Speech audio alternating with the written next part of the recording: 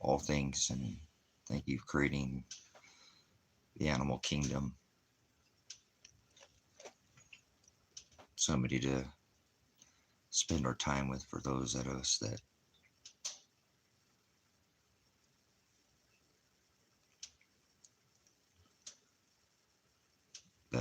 live alone. These animals are our friends, and they treat us better than most people do. So thank you for creating Tango.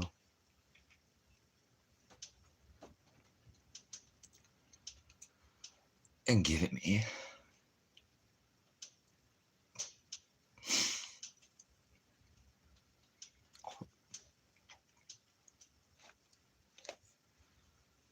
All the time I had to spend with them.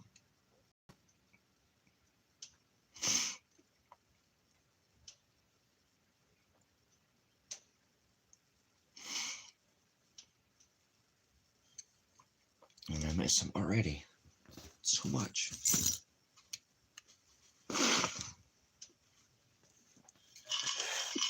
was so different.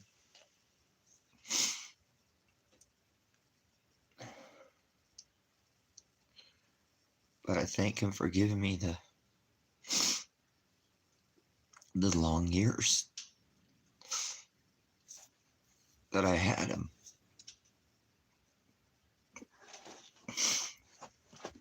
And I have all the streams to go back and look at him.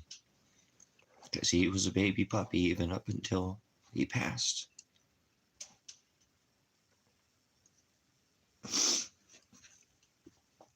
I just, like, maybe I stressed him out. But I know I didn't. It just happened. He was an old dog. He wasn't a puppy. And he lived a good life.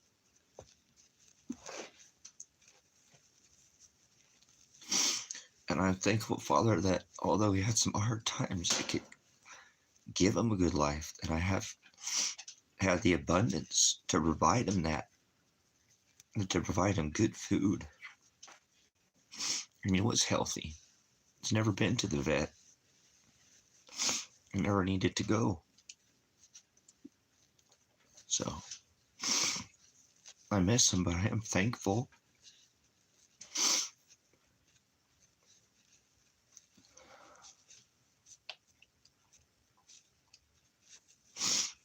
So, it's just different out here without him. When Marshall had him, I knew I might be able to get him back. But Vance is different now, too. So I need to get over this so I don't stress him out.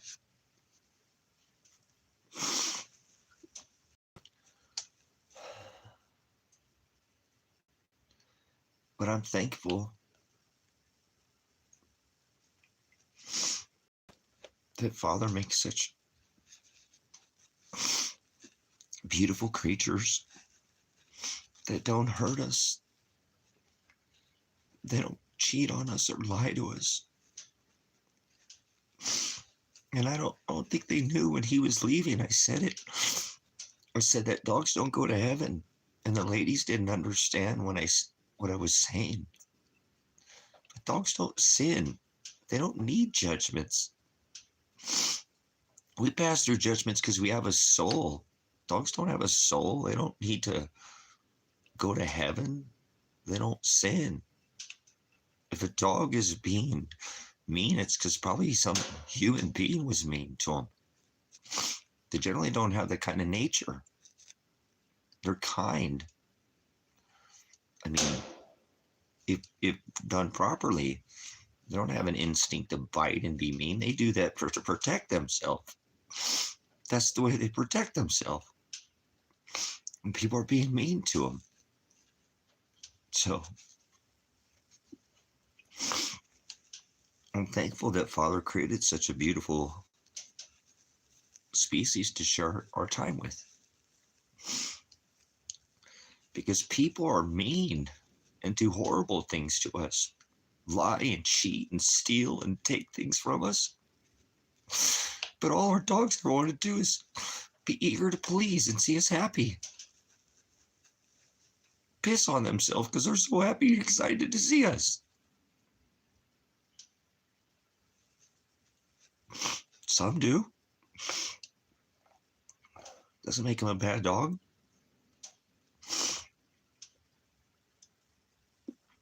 So I'm thankful, Father, for creating such a beautiful creation to share our time with.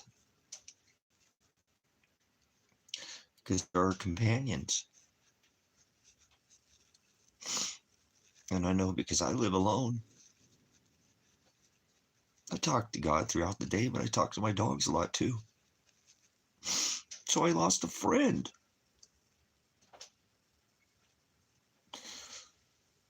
I don't really have anybody in this world like that.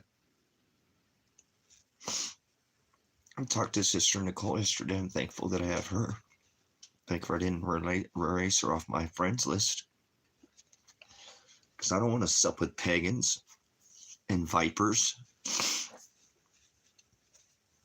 But she's where I got Tango from. And I'm thankful that Father can rebirth a dog into Bone. I don't know how it's possible Bone is now Pants, but he is. He has the same markings.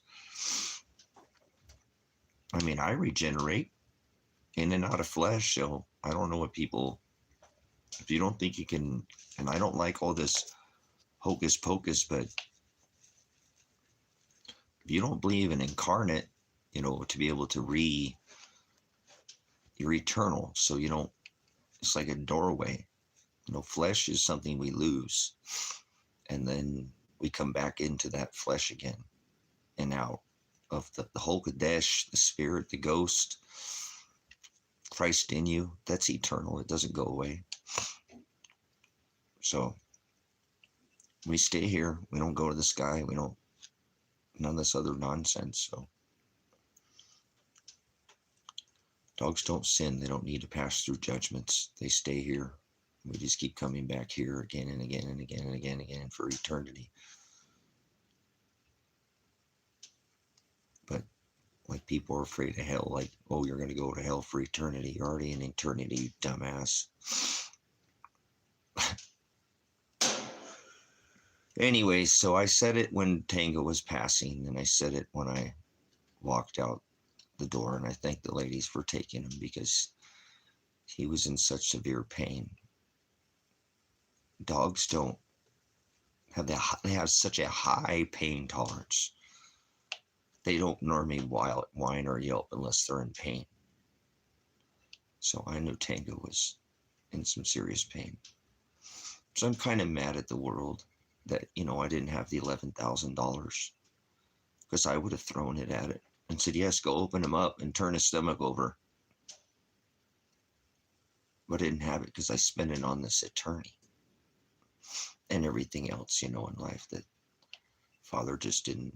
And part of it's my doing. I didn't get up and do it because I don't want to sit there and do the world. I don't want to do all this physical. The physical bores me. I'm over the physical. I'm only about Hokadesh and the gospel and the wedding. I don't care about anything else here other than that. That's it. The gospel. Taking up my cross, bearing that cross. There's nothing left here for me. I'm not here for me. I'm here for this ministry.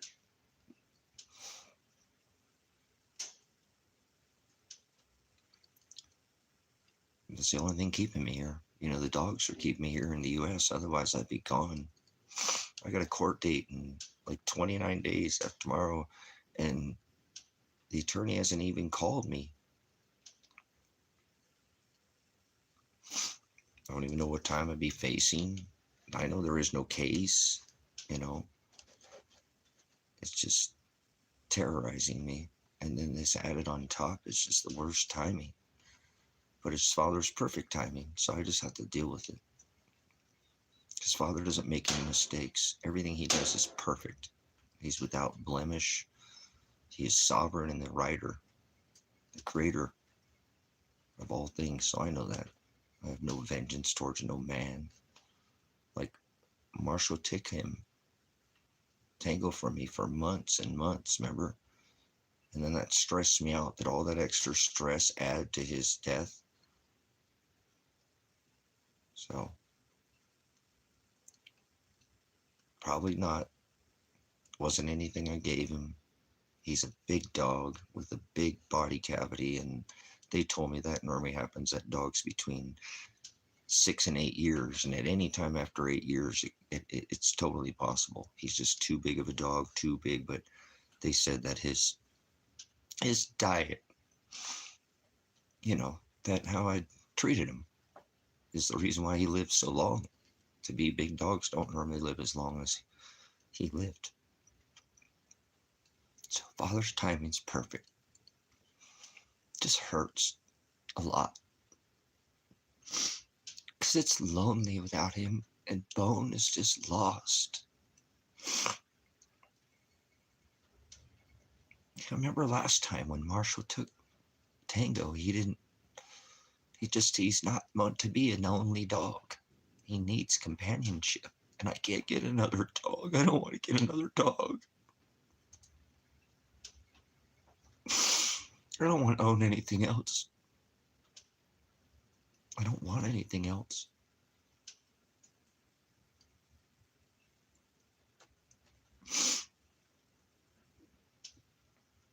So I got to get it together so I don't stress him out.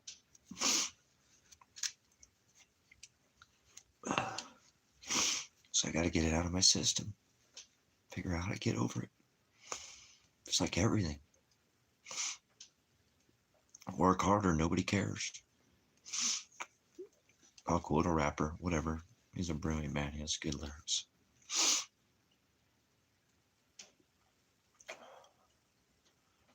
So I need to decide what Father's, gonna do whatever there is a possibility that I could get thrown in jail. They hate me so much. You've been a witness to that judge just trying to throw me in jail when they don't even have a case. They threw Adriana's case out. My case and her case are the same case. We have the same charges. We did the same thing. She told him not to stop the car. It's the same case. And she's not even going to be there. Or my son at my trial. What do I do? What do I go in there and say? Where's my son at? Don't I get a chance to call witness in my favor? You're violating my 6th Amendment.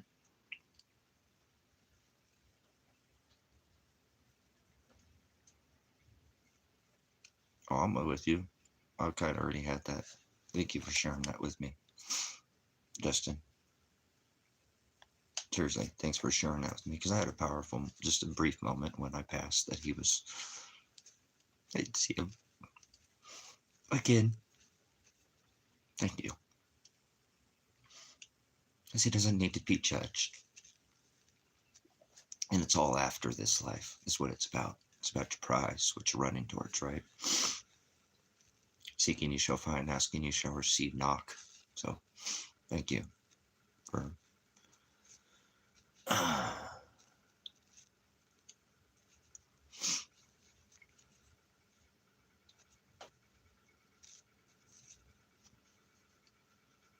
he's a good boy. Got a lot of live streams in being right there next to me. You know what I'm saying? He was always right there.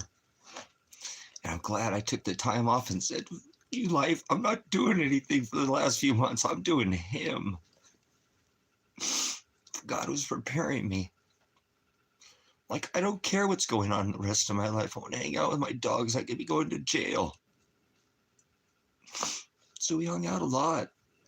Got to be with him a lot. Did a lot of live streaming. With him sitting right here. I mean, we did things working out here, but I tried, man. I'm just a little stressed out because maybe, again, if I would have just taken off on the road, that he'd still be with me.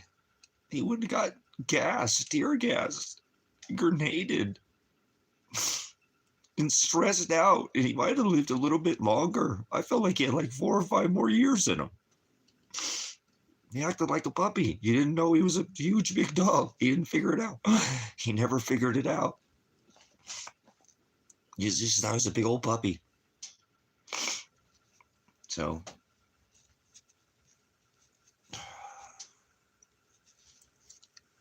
I am thankful for all the years that Father gave me with him. And he was a wonderful dog.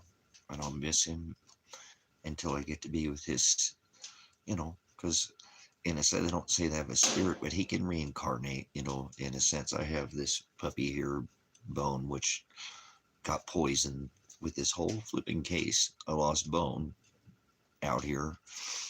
And then this dog has reincarnated, which is impossible. But I've shown you pictures of the old dog. And I never had a dog. I've had lots of dogs. Normally I have 3 or 4 or 5 dogs. I'm not used to having one dog. This is killing him right now. He's not used to. Even the cats know something's wrong, because Tango goes out every day and Panner Boy, Yasher goes out and hangs out. They all think they're dogs and cats out here because it's a farm. They and figure out if they're a dog or a cat. They think they're both. So Tango was such a kitty lover. Gosh, he loved cats so much. Tango loved cats. God, that dog loved cats. Dang, he loved cats so much. And Yasher loved him so much. Every day, Yash should be waiting out the door. Yasher's all messed up right now too, guys. My kitty is like, what's going on? Where's my big puppy at? Because I let him out, and then Tango run. He runs down the thing. They run as fast as the dogs do. These cats haul, what out here. They're hunters. They keep the farm mice free. So bird free when Juniper's in the area. So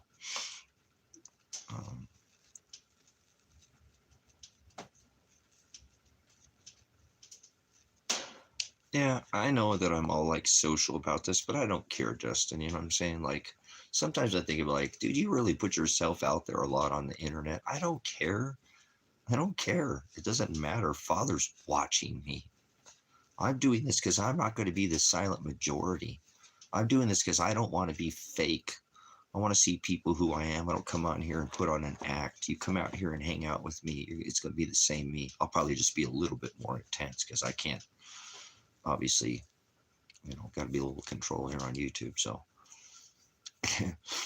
but I'm just, in some sense, I don't do too many things for me, but now I'll have streams where I can go back and look at them, and I'm not going to sit there and terrorize myself. Like, I wanted to clip off a little bit of Tango's hair, just because I could have it, and I know their scent lasts for a long time. Dogs have very strong scent, and I miss his smell. But I'm like, no, you need to just put him in the ground and let him rest and get over it. It's just a life, It's okay. It's not the end of the world. So, but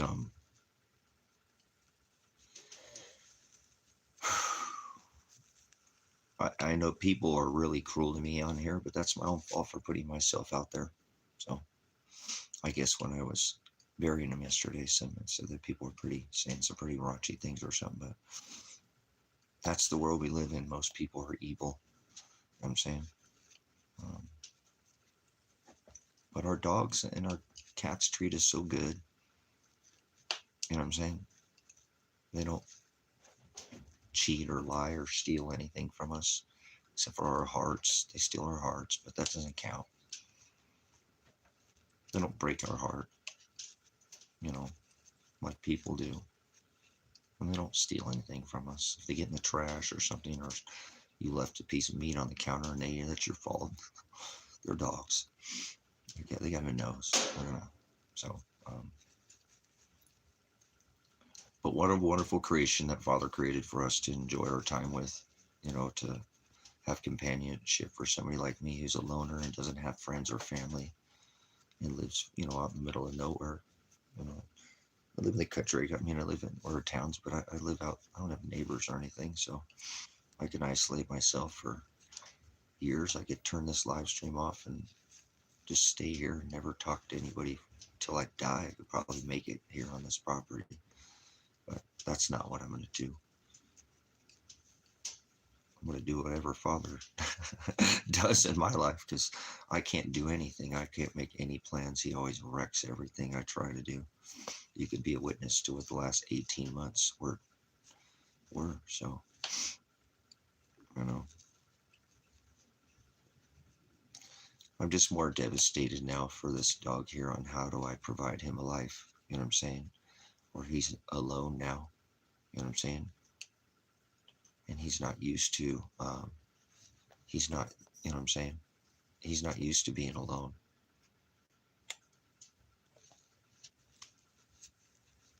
So I got to figure something else. I got to figure something out about that. I don't like want to give him away, but he needs more companionship. And he'll make it, but he's just not, he just never been alone. That was so hard what was being alone with him last time when Marshall took Tango from me and wouldn't give him back to me.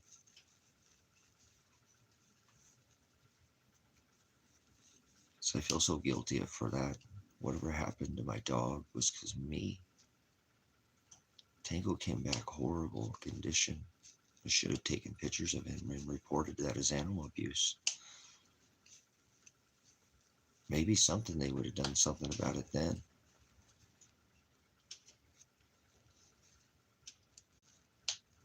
But I can't do anything. I seek no vengeance towards no man. This is all between me and Father. And I'm just a little upset that he didn't provide me the life to have the $11,000. I just spent it on an attorney, and he hasn't even called me in 29 days. I don't even know what's happening. Just like with Elijah, I get nothing.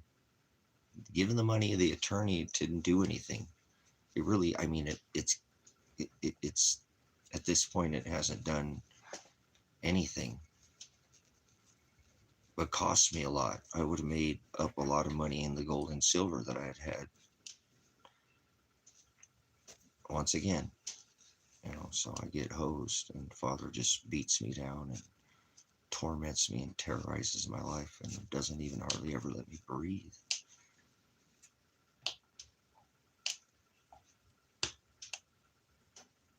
So there will be resolution, but it may come in the form of me going to jail. Is this what Father's doing? Is he's preparing me for jail? I talked with a neighbor who was there, and he's been in front of this judge. He's like, Tracy, I'm worried you go there, you're just going to get thrown in jail. It doesn't matter. They're going to throw you in jail, dude. I've been in that court. I know. I've been in front of that judge. I was there that day. He had a stroke after he left the courtroom. Kevin was there. I was there. The other neighbor was there, and he says there's no case. It shouldn't even gone this far. So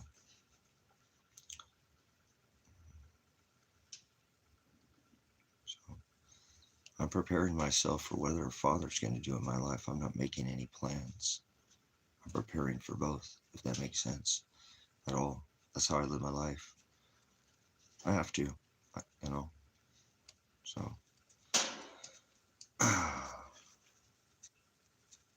It's so crazy that they dropped Adriana's charges, and the same charges they're charging me with should have been dropped back in September. And yet they're putting me through all of this when they don't even have the, me telling my son not to stop the car doesn't warrant hindering that, the prosecution. My son could have put his foot on the brakes and said, Dad, shut up, and pulled over. There was no physical contact between me and Elijah. So they should have dropped these charges, but they're not. So I have to prepare for jail. And I don't even know what time I'm facing. Like, I can't even report Elijah or Adriana murder missing before I go to jail. What the hell? If that's what Father does, because remember, they shouldn't even be pressing the case right now. John should have already called down there and said, what the hell? You dropped her charges. You got the same charges against my client. Dismiss these charges. That's what I said to him last time. What are we doing here, John? I gave you the money to look for my son. I'm not so much concerned what's going to happen to me. This was to get some kind of money. You have an investigator. You get out and start looking for my son. And then he won't talk about Elijah. It's like I'm dead, like there's nothing actually makes any real impact.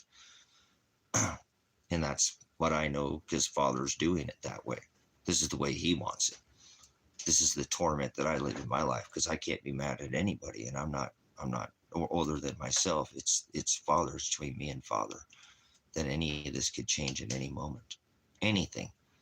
He can do anything, anywhere, anytime, any place, any whatever dimension you think you're in. So through all things, through Christ, all things are possible. Through the Hamashiach, through Father. So I know that. So I don't really. That's why I don't lose my mind and start being stupid, and I'm just hard on myself because I want better for, not. I just want I don't want this torment. I want the torment to go away, but I know it probably won't go away. It's probably going to get a lot worse because that's what the scripture says. Sorrows. I've been trying to prepare you guys for that here at the ministry. Sorrows is the days we're living in. We're in the time of sorrows, not the end, but the beginning of sorrows. So I'm so tired of this end of the world. You know what I'm saying? End of the world, end of the world, end of the world. So it's not the end of the world, and that's not how we're supposed to live our life. And I used to kind of not like that because I was preparedness mindset, but more just end of the world as we know it.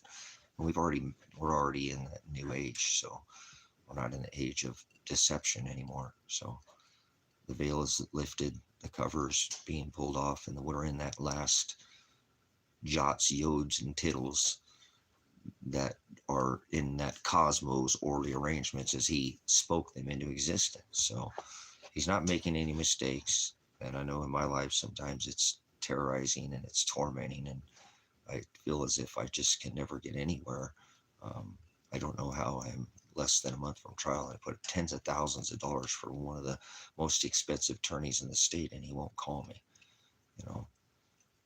Like, how did I get blasted in the face with a grenade and still be able to have a conversation? Because Father is controlling all things. So he's not making any mistakes. Try to remember that. Paul said that in his writing. We have an inner man, and he is blameless. He is spotless. He is without blemish. He's perfect. He does everything right. He can't make a mistake. So that's why he creates evil in our life to test us. Test your faith. You have to stay anchored in faith. Faith without works is dead. You have to bear your cross, your burden. You're to be crucified and suffer for his agape because of what he did. So he's not making any mistakes. He creates evil. So get ready. You're about to see a lot worse is to come. Oh, you're being so pessimistic. No, I'm not. Not at all. On quite the contrary. Failing to prepare is preparing to fail. I didn't say make plans. Father wrote all this. All you could do is prepare for the worst and stay anchored in faith and know that he's the provider of your abundance when you have it. He wrote it, and you give glory to him for all things, the good and the evil in our lives, because that's what the word tells us to do. Edify, glorify his Shem, his words, his orderly arrangements, his cosmos of the jots, the tittles that he asked for not to be rearranged or anything be taken away or left out, right? No, it is perfect. The word is exactly like it's supposed to be. That's why he said, do not. If you add, I will blot you out of my book of that wedding feast of the lambs. And this is all about a wedding. So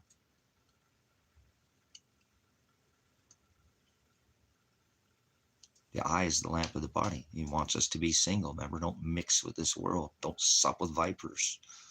People don't get it and they come in here, think it's some kind of religious channel. I'm not a demon nation. no, I'm not a denomination. No, I am Hokadesh, the Word. I have a relationship with His Word. He spoke all this into existence. So that's what I love. It's the only thing that's keeping me anchored in this world. Otherwise, I wouldn't untie the knot. I just cut the line. But I'm not going to do that, because Father's the one who keeps me anchored in faith. And the eye is the lamp of the body. It's the vessel. If it's filled with darkness, then the whole vessel is filled with darkness, right? If it's filled with light, it's where it can't mix with this. This is what Peter struggled with so much, the phileo, this world that we're not supposed to be. That's why Christ said in Peter, I'm not asking you if you phileo me.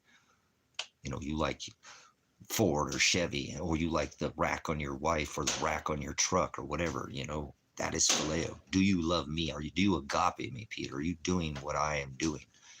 Are they crucifying you? For my Father's sake, for my Shem, I come in the Shem, my Father's Shem, His agape, His authority. Not Jesus, not God, not Yeshua, not yet. It's not what name is. So if it makes sense, you know, to you, then that's probably why, because the Word is what defines. Otherwise, it doesn't make any sense at all. It doesn't mix. It's called leaven, and that makes us drunk, because we become careless in the wonder of the flesh. He said, wrestle not against flesh. Remember in Paul's writings. So Father's writings are the gospel through Paul, Peter, Matthew, Luke. You know what I'm saying? No, we're not doing that anymore, Connection. Don't worry about that. We quit doing that. Okay? Unless somebody's just being loud and all they do is type in capital letters. You know what I'm saying? For a while, Connection. You know what I'm saying? And they're just doing that today. Then you can say that as a mod. So I just, whatever, just let it go. You know, like I said, it was up for you. I put it up to all you guys. But it's one more thing you guys don't have to worry about. You have enough task lists with this channel that just moderates. I wish we could see the list of how many people we've had, how many we've moderated out of this channel. Don't sup with vipers. So you're fine. Appreciate it. I really do, Scott. Thank you for, you know, attention to detail. So, you know, like I said, it's Father's will be done. We're supposed to be edifying those yods, those jots, the words, and not change. He said, don't add a thought, and that is pornea. That's why he divorced his bride. So, you know, what is golden? Golden is refined as fire. Remember, he said, be like gold and silver. So, what do you mean by golden? Silence. Silence of the lambs puts lotion on the skin. What do you mean? All right, I'm trying to, whatever you think. If he's messing with you, you have the wrench. Just get him out of here. Remember, we don't sub with vipers. We don't cast our pearls before swine, right? So that's why you were given the wrench. So I don't have to worry about it. You know what I'm saying? You just keep the channel, you know, lean and mean. So if I give you the wrench, I trust. Remember, we told you, if you get like Martello or Lady in Red who gaslighted me, I'll even take the oldest moderator from the channel and remove the wrench from you, number 10 socket, and you'll get lost. Oh, just kidding. No, it happened. So, but we won't. I think we're doing good. I appreciate, again, just the attention to detail in here. It helps streamline. This is a very evil world where most people are evil. Remember, Father created most people as vessels of wrath, fitted for destruction, for the foundation of the world. So if you get up every morning and tell yourself everybody's evil, and start using the word against yourself, because a man's enemies be the one of his own household, or one believes and another does not. So, that's you going wishy-washy like Esau, like Peter again. Get behind me, Peter, right? Satan. Yeah, so there you go. A couple times, and then there you go. You already know. See, you're using the discernment that the word tells us. 2 times. There's no 3 strikes in here, right? No, that's just dangling the carrot, and I shouldn't do that in front of people like that. You know, make them, chase the carrot. But it's an example. Imagine what the ministry would be like. We didn't make comments off the comment section, you know. Um, but that's what we're supposed to do in life. You're here to share the gospel. Most people are in the broad way. So just be unbiased. The net not knows what it catches. It just does the job of the net. He harvests the first fruits. He's the one who separates the wheat from the chaff. We're out here to just be fishers of men. Not in a sense, you're not bringing anybody to God. I wasted a decade of my life thinking I was stacking chips in heaven. That's not how it works. Remember, he said, if I didn't call out to their hearts to seek after me, not one of them would. So you're not coming to God because you want to. He's making you do it. So you'll never get anybody to go to God. That's not how it works. Oh, but we're supposed to go short. Yeah, that the light does it itself. The word moves them. Remember? The difference between a teacher and a preacher is the words moving them. He says, call no man teacher, but that's fellowship. We're supposed to share the light. Do not hide that light in a basket. Put it at the top of your house and let it shine. Not pride above others. You don't use your will. You do his word. You put the broad way. Oh, wow, look at that's what I see in scripture. That's what the broad way. It says we don't celebrate. We're not supposed to. The only way by faith are we anchored in faith. You're not going to get there by salvation. We have to endure to the end to be saved. So it's faith without works is dead. See, it's not some sit down. We have to bear our daily crucifixion. Like a crucible, we have to be put through fire, is refined as gold and silver, and suffer like he suffered in his Shem for his Shem's sake. His name was not the 4 or 5 or 3 letters. It's the covenant he made with his bride, because he suffered, because they perverted. That is the word froward in Hebrew, to twist, add, change, warp his father's word. That's why he sent his son, the only begotten son. David declared him the Lamb of God that makes father the ram. He said before Abraham was, I am. So we know he is father. He is the word in flesh.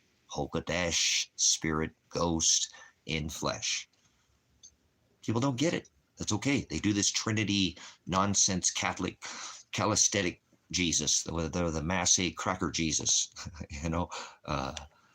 whatever, the marathon Jesus, stand up, sit down, whatever. I did that nonsense for a little bit. I went through the whole religious. I was blessed because I was a veteran that I could go to all the denominations. So just did on purpose. But anyways, you see what the ministry does for me, brothers and sisters. It even heals the pain of my dog and things like that. So I'm so blessed to be in here, so blessed to have this. And I'm trying not to say that abundant, because I don't want to be less. I want to be overstand and not understand. Stop saying some of these words again that I even let out my mouth, and I should know. I just, too many other things in my brain, going in my brain to correct myself before I'm glad my dad taught me that at a young age.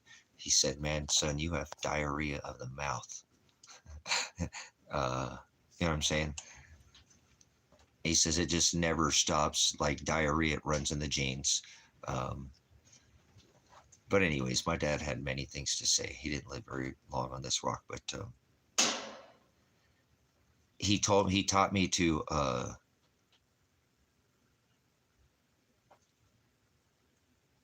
think about what I say before I say it, because he knew I could do that. He knew I had so many things going on in my head that I just wasn't, like, he knew I heard him, I just wasn't listening. He could see right through my, whatever. But he was a good dad. He really was. He was a good dad. So I'm thankful that even though he wasn't perfect and I wasn't a perfect dad, and I've still made mistakes, I'm sure, today. I don't know whatever. It is what it is. I can't go back and change anything with Elijah, but I'm also thankful too for that. The last thing my son said to me was that he loved me. Whether he hates me now or not, he did say he loved me. And he went in faith because we spoke about the word. And that's the last interaction I had with my son, and I got to spend 25 years with him. I only got to spend, I say the 8, but I didn't really get to spend 8 years with my dad. I only got to spend about 7 or 6 maybe just a little over 6 years with my dad. Is the only relationship I had with my dad, because when I was young, I didn't, just too much violence and too much things going on. Um, but and my parents were separated from a very young age. You know, my dad broke his back, and so that changed the whole dynamics of everything. He had to go in for major reconstructive back surgery, and laid in a hospital bed for, well, till he got up and walked out, which he wasn't. But that's how I know a father. Some people, like, I've seen miracles. My dad was a little walking miracle. He should never walk, but he did. Um, but I do remember him telling me, that to teach me to slow down in my head, because the wheels were spinning in Los Angeles speed, at 1,000,000 miles an hour. People used to tell me when I would leave and go to other states, even come up to Oregon where I'm at, like, dude, slow down. You talk way too fast. I can't hardly talk to you. You talk about too many things at the same time. I can't concentrate like that. Can you just talk about one thing? I'll talk to you, but you just talk about like 3 to 5 things at one time. How do you do that? Well, I was born in the concrete jungle, and this is the way my mind works. I've been around all that.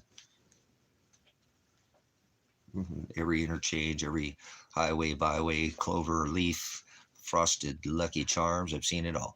No. My dad used to take us to Hollywood, just some of the craziest things that we would get to do. But I am thankful, again, blessed, that I got to be with my son for 25 years. I only got to be with my dad for about 7 years. And so, father's timing is perfect. I always never did like that my dad died when he was young. And when I was young, I was 16 and he was 37. So this is mounting up to be a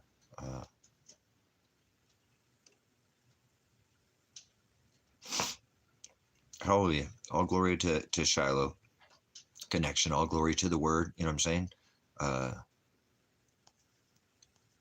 You know what I'm saying? All glory to the ministry for fellowship. Like we're saying, iron sharpens iron. And we come back here and we need to don't sup with those that are in the broad way. Show them to the narrow way. You know what I'm saying?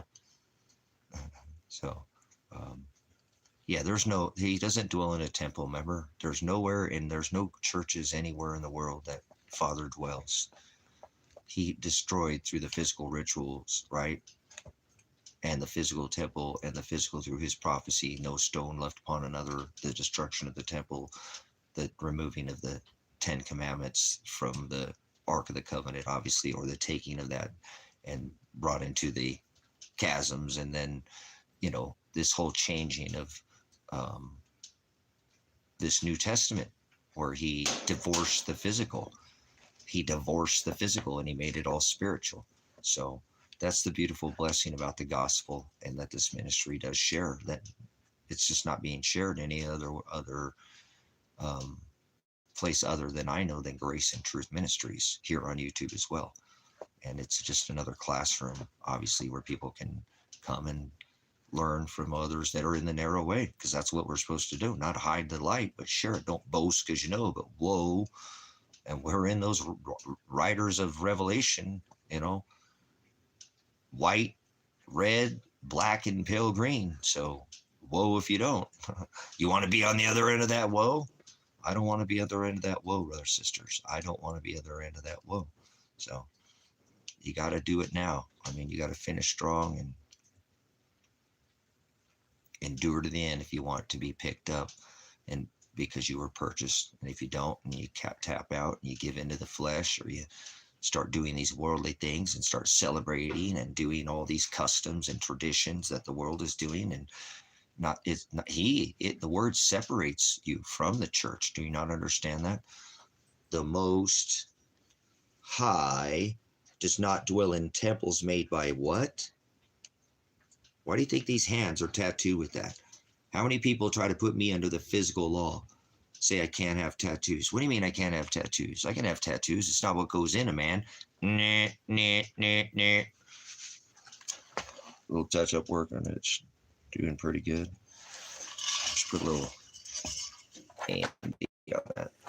It's what comes out of a man woman under this covenant, it's man and woman, Jew and Gentile, the people, him or her, correct? So the church is evil. The church has put money in the basket. The gospel is a threat to the church, brothers and sisters. Don't you understand? That's why the gospel is such, Christ was such a threat. Christ in you.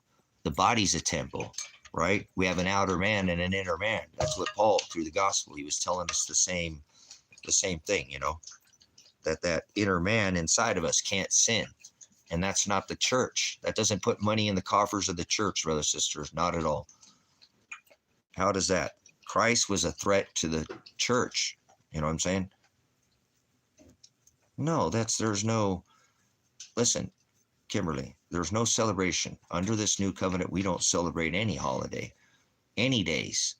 We glorify and we bear, take up our cross daily through suffering and separation.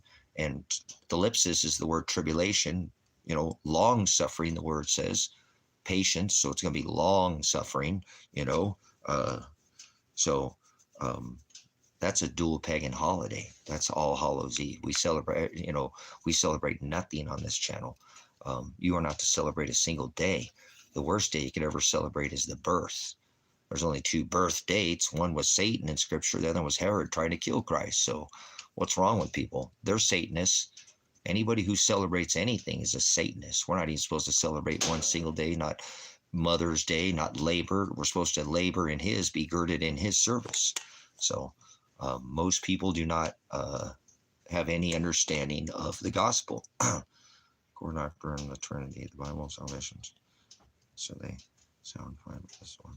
This one they stray. Yeah, no, that's I know I live right next to a Presbyterian church. My mom is married to a Presbyterian.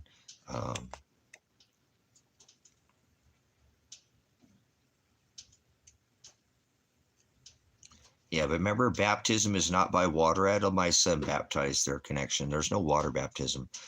The baptism that we go through is by trial, by spiritual, by suffering, by fire, fiery trial. See, Kimberly, in the book of Colossians 2:14, Father used to require fee, fine, war, sacrifice. Remember, take your son Abraham up onto the, you know, altar and sacrifice. You had to have your doorway, the headdress. You know, if you ever go to the post office, you have an address where you live. The address, your post to your doorway, the headdress or the address, your postmarked. Remember, a sacrifice with lamb, and he would pass over. You had to have 2 turtle doves at the altar. This was the old father. He required eye for an eye, tooth for a tooth. You could pass judgments right there. Somebody, you know, killed your brother. You could sneak in his house at night and kill his brother. Remember, that's Old Testament. That was all blotted out through Paul's writings in the book of Colossians 2:14. This says, once written on stone tablets, the scrolls, the law, Genesis, Exodus, Leviticus, Numbers, and Deuteronomy were the Old Testament. Those were the law. 613 statutes, commandments, which makes up the first 5 books in scripture, which is the law. Okay. And under those, that covers all these things, which I'm talking about, all the different meritor, you know, all the Levitical law, the Savitical law, the Sabbath, you know, the dietary laws, you know, choose the cud, split hoof, you know, no swine, it covers all of that. That's all Old Testament. In Colossians and Paul's writings, that's why Paul's writings are the gospel. You can't take that out. They're the gospel. The 66 books that were canonized by Constantine in the 12th century are the scriptures that are studied here. And we rebuke every other scripture because it's not accepted to begin with. There's only one accepted text. Everything else has been watered down. It wasn't canonized. I don't care if it comes before. It was not canonized. So the canonization is where they took out and used a lexicon and defined all the words. That's what we study here.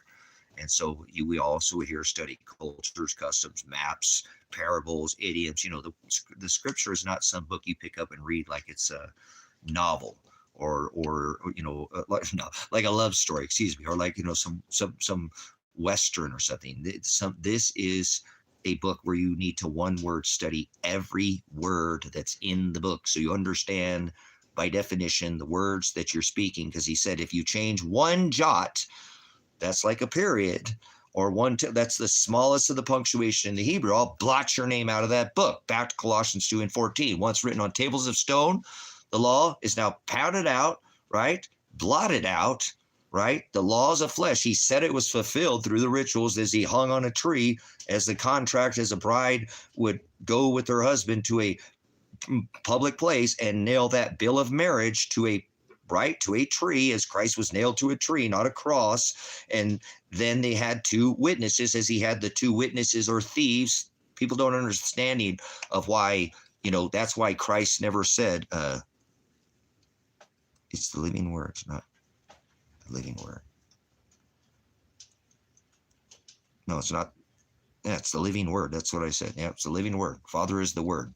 Okay. He's all of the words in that book. When he says, hallowed be my name, he doesn't mean Jesus or Satan or, well, those are Apollyon, those are sun gods, but like, the Most High Shiloh, the Hamashiach, the one who hung from a tree, so we're going to cover another thing here in a minute too, because I don't think people understand when he spoke those words that he spoke, who said, for the sins of the world.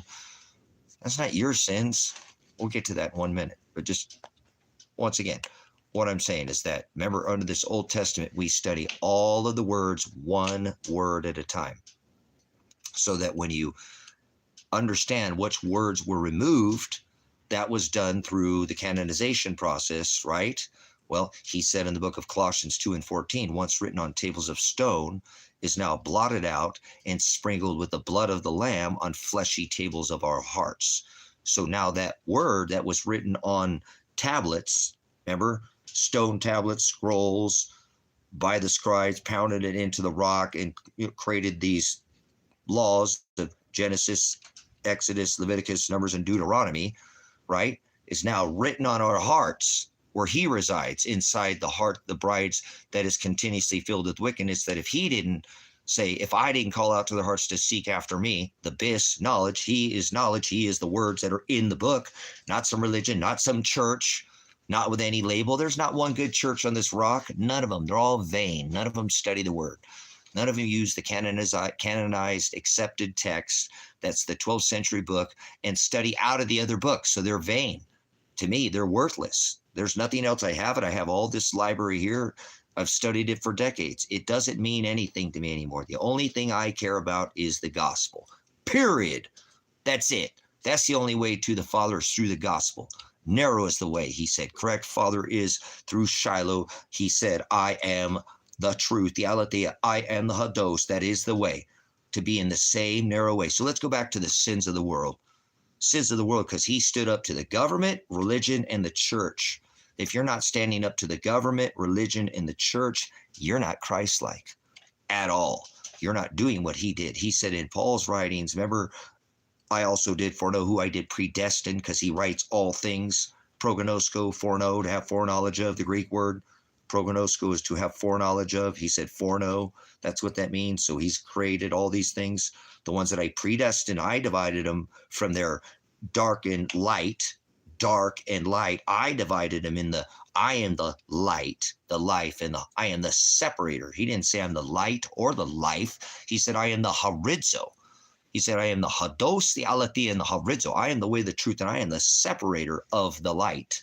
Because that's what they called the horizon. They call that the light, where every morning when people die and wake up, why are you mourning? Somebody die? Oh, wake up. Oh, now they're having a wake. The sun would come up at the horizon, and that's what they called the light. You call it a light, but that's what they called the light, the horizo. So that's what he said. I am the horizo. I separate the dark from the light. I am the light, but I am the separator. Do not think that I came to bring peace.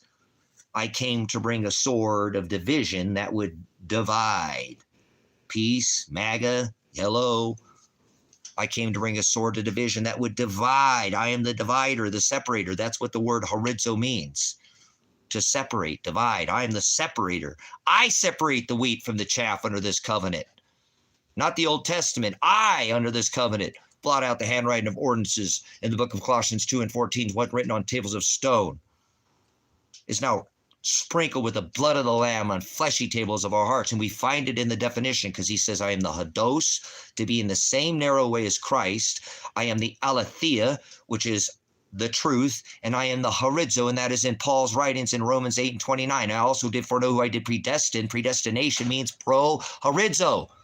Pro-horizo, predetermined. I predetermined the dark from the light. I separated the wheat, right, for the chaff. I created the evil. I created goats, and I created my bride, my sheep. That's right. You're not to try to turn a goat into a sheep. It's not possible. They were already chosen from the foundation of the world. Predestination says that exactly. Pro-horizo. Horizo. I separate. See, it's beautiful. It's in the definition. You have to define. That's why he said in the aletheia. That's why I only study out of this 12th century book that was canonized in the 12th century, where I can define every word that has the Hebrew and the Greek, and I can one word study every word at a time. So it says, no weapon formed against you shall prosper. No fiery darts will penetrate your armor. Your enemy will come against you one way, and I will make them flee 7 ways. But if you don't love me, just like Israel, remember they went after gods in the sky, started making up their own agape, right? Yep, gods in the sky, Kronos, right? Apollyon, the sun god. Jesus Christ is the sun god, Apollyon, birthed on December 25th. The Hamashiach was born when the shepherds were in the field with the sheep. That's not Christ. That is Satan, the sun god Mithra. 99% of people who worship religion worship Satan. Jesus Christ, December 25th, that's Moloch. Moloch is the tree god.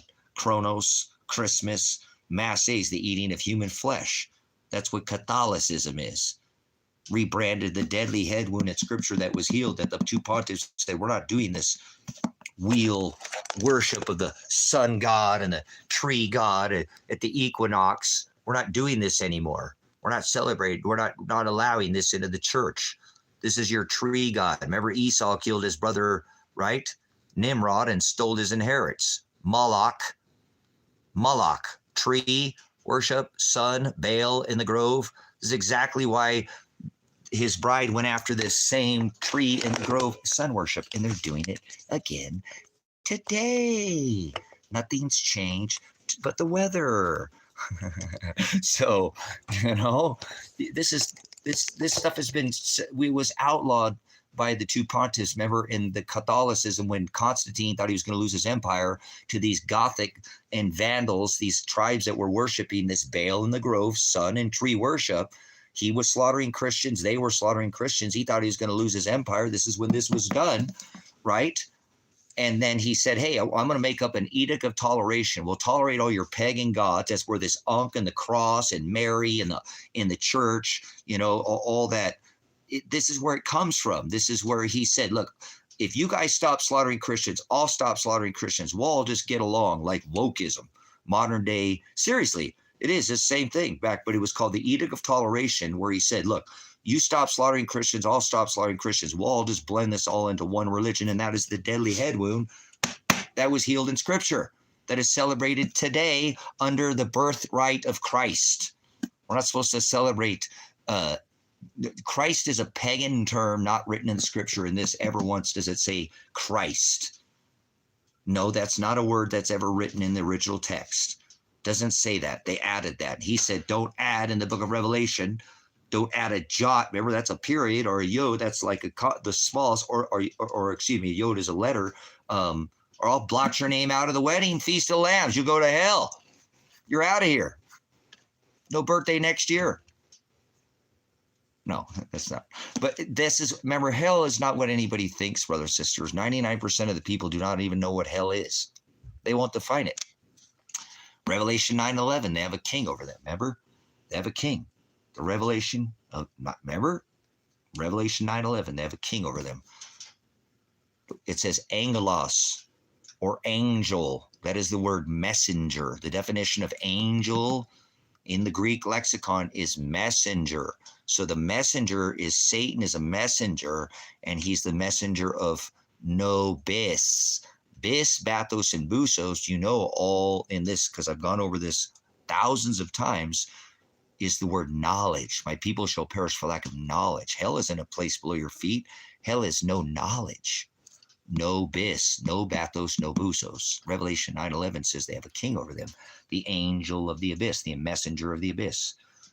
Apollyon, the one that Donald Trump has his house decorated with. Satan, Mithra, Jesus Christ, the sun god, birthed on December 25th in the middle of the winter on the swastika, the equinox, equal day, equal night. The New Year's does not start in the middle of the winter. The shepherds were in the field with the sheep when the Hamashiach was birthed. So we know in Israel, the rains come in October, November, and December. There's no way in hell that Christ was born on December 25th. That is Satan, Jesus Christ, the sun god, Moloch, the Masseh god. Masseh is the eating of human flesh. This is what they were doing. These Gothic tribes and Vandals, that's that they thought the sun was dying. Remember, they thought the sun was dying at the equinox. They thought the sun was dying. Remember? So they prayed to Saturn. They prayed to Saturn to try to slow the sun. Everybody sees the swastika. They don't understand. That is the, that's the galactic. I don't like saying that, but they like saying that word. Cross. That shows all the yuga cycles. You're just childish when it comes to the celestial firmament on how any of this works. You know what I'm saying? That there's a clock above your head. It's not some numbers or some hand pointed at some circle with numbers on it at the wall or some digits on. That's not the clock. It's not 2025. Remember? Oh man, they're dumping the stream. Good. The heck with you, YouTube. YouTube, you two hollow needle spitting snake oil at the peoples with your fake snake oil venom. Donald and Alex. Man, I didn't know your name was Alex. Alexander Emmerich Jones, lock her up, Hillary for prison. So I know they just do that. It's a shadow ban channel. So they don't want the gospel on this channel, not on this tube. They don't want it. So, yep. Yeah, that's what it says. So they've fallen from the word. You got a connection. It's on your heart. It says their hearts will be waxed cold from the word. They'll fall away. Their agape will be pornea. They'll be lovers of self. They'll love their own word, their own agape. They speak American now. They don't even speak English anymore. The word's been psychobabbled. It's new mystery Babylonian psychobabble is what I call it. These people speak some strange things. They just not of the word. It's just been perverted. They don't sit down and define any words at all. He is the word Hokodesh, spirit, ghost. There's no such thing as ghost, meaning in what they say is ghost. So yeah, hello. There you go. See where they get it? Okay, you're getting it, Kim? Are you understanding it? See, this is why I don't want to be a denomination, because the denominations are evil. Demonion is the word that they replace with the word devil. This scripture, there's no such thing as a devil. Devils don't exist. That's just some fairy tale hocus pocus nonsense. That seriously, there's no devils. There's no dragons. There's no snakes that are people and heads of beast. Here we go again. This is Egypt. Egyptian lava. So are the Native Americans. They were pagans. They were Satanists. They weren't natives. They came from the south and wandered over the ice bridge. They were worshiping pole gods, totem gods, gods with heads. Here we go. Same thing again. See? Same thing. Cracker Jesus, a god of three genders. That is Satan, Moloch, who's both man, beast, and woman. That is Baphomet, you dumbasses, asses, somebody who can't learn. Dumb. There's no free will. There's no freedom. It's called self-will. It's pornea. I just said the word agape. Father created all things. There is no free will. There is no luck. The Greek word is pornea, idolatria. You're serving your eyes. It's going to steal your crown. Revelation 3:11. I come quickly. Let no one take your crown. Remember, 2 kings, 2 crowns. So this is not done here. This piece is still at work, but I'm working on another piece here. I'm doing some changes here. So hopefully we'll get some more work done here in a little bit. But we got to teach with what we've got.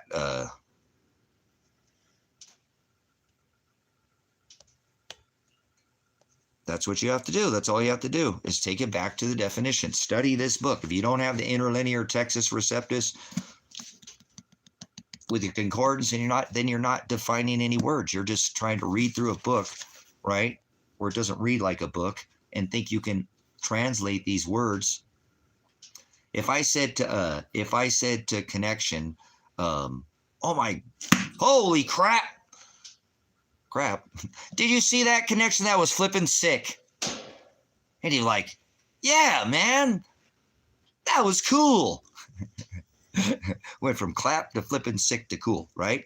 So hang with me for just 1 minute. If I said if I said 1,000 years, it's been over 26,000 years ago at the time of Christ, which is a pagan term meaning anointed and oil. We'll use some of these pagan terms here so you know what we're talking about. That holy crap, did you see that? Connection, that was flipping sick. That just sounds weird, doesn't it? Is this how we speak now? Okay.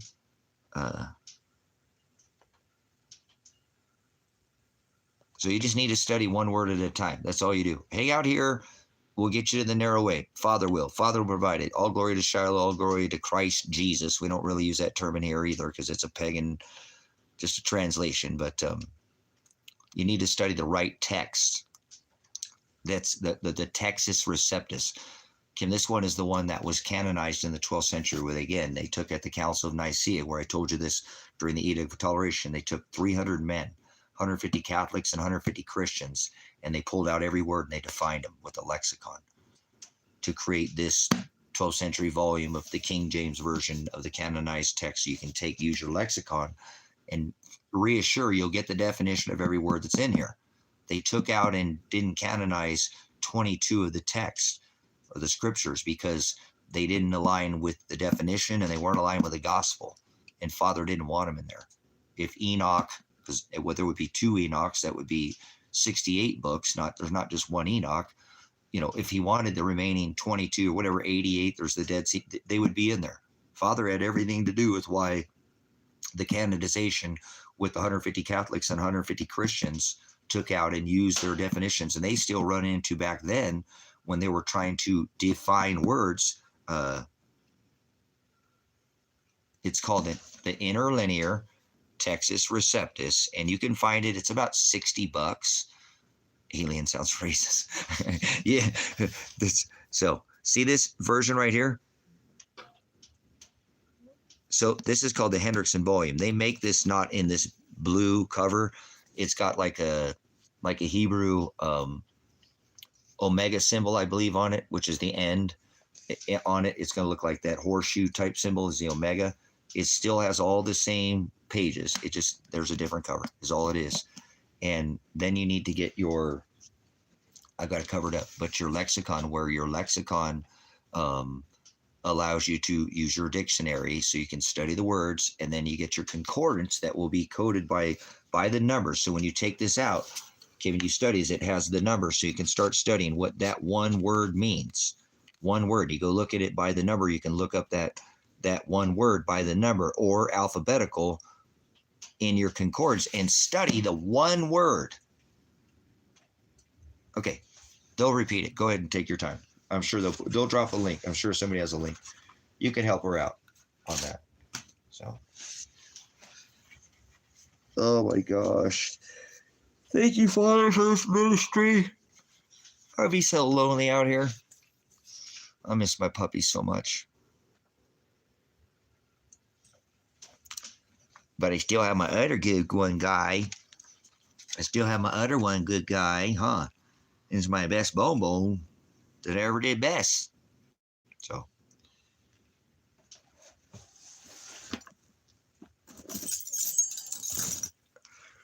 I got to go in on Monday and take the Forerunner. So yeah, it's called in the interlinear Textus Receptus. The other thing I want you to write down, Kimberly, is somebody who helped teach you a lot more than I know. He's got 4. I've got 3 decades. He's got 7 decades of studying. Yeah, look at it. So Grace and Truth. You're at Faith and Truth Ministries. This is this is, I mirror Brother Jim's teaching of what I was teaching about pro horizo and how we define all these words, and you'll get so much more from Brother Jim than you will here. You can literally learn so much more from Brother Jim. Some people do prefer it over here. They bounce over there and use both. This is a little more raw. Brother Jim doesn't talk to the chat. You can call him on the phone, Sister Mary, at any time. They have a chat live stream there at Wednesdays and Sundays at Grace and Truth Ministries, and it's alive, and you can participate in the chat, and anybody will help you with any questions that you have over there. It's the best channel on YouTube. It truly is. Grace and Truth Ministries is the best channel on YouTube. There's not a better channel on YouTube. Not for learning. There isn't anything close to Grace and Truth. This ministry over here is not what Grace and Truth is. But Brother Jim doesn't have anything I have with the celestial gospel. Brother Jim doesn't know anything about what I know. And that's pretty crazy that a man that could have, I got hair on my hat, 4 decades of study on me, he doesn't have the understanding of the celestial gospel that I have. But that's okay. Father didn't create him he's my brother in Christ, and he's not a magi. He doesn't understand the celestial firmament markers and how they work. Then again, his whole body, he doesn't have his body tattooed with, star markers from times past and things that haven't happened yet, and things that I'm the only person that actually has these star markers tattooed on my body. The only one on the whole world, just one man. And I'm okay with that, because it's that important to me that, Father made it important to me that I'd be able to understand this, so I can give you this celestial bliss that Brother Jim can't.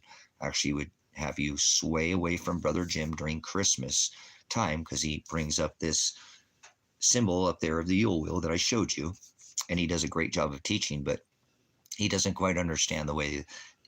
He's kind of got the ball camp theory, and I don't like flat or round, and I don't talk about that in here, but take this down. Grace and Truth Ministries here on YouTube. Jim Brown will teach you more than you can learn from me in the gospel than any other. Thank you so much, connection.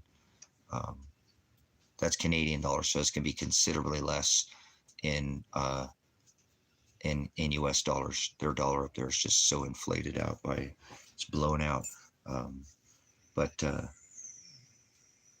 Yeah. Anyways, go see Brother Jim at Grace and Truth Ministries, and he'll get you lined out on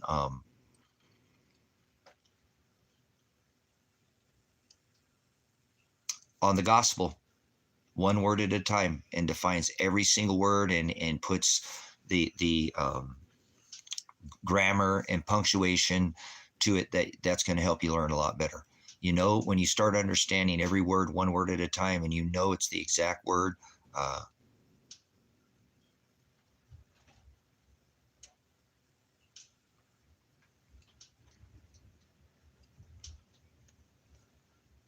dude, we're getting crushed with some wind here. You guys, I made some pasta yesterday, and I'm gonna go throw it to the chickens. I don't want to eat it because I don't want to eat pasta again like that. I actually have to make some soup. It's there's more wood on the fire. It's a little chilly out here today. Windy. Oh my goodness, my back. My back kind of hurts from digging that hole. Come on, old man. Ain't that old yet? Ain't that old yet, are you? You be lucky if you got to tote you the hole, because then where the friends get low when it's cold. Dig for Mama said they was coming, and lo and behold, I made a little money. Sometimes I wish God would just take it from me. Actually, let's take you guys out and show you the chicken coop. We'll show you the chicken coop that I built. I'm not done building it, but it's gonna be a little windy. We're gonna have to excuse the windiness here, but I'm gonna go toss these ladies these rest of these noodles that I made. Come on, Mr. Pants, go outside with me, buddy boy, and that I love, the best pants that I ever did, boy. Oh, you're such a good boy, Mr. Pants. My best pants that I ever did. You're my best boy that I ever did best. I love you, best pants. Okay. What's going on with your throat, man? All right, my bad. Okay, let's go over here. We'll throw this to the chicken over here. Help munch this down. Oh, they didn't eat that cabbage that I gave them earlier. Boy, they're spoiled girls. Spoiled girls. All right, hold on there. 1 second here. We'll set this down over here.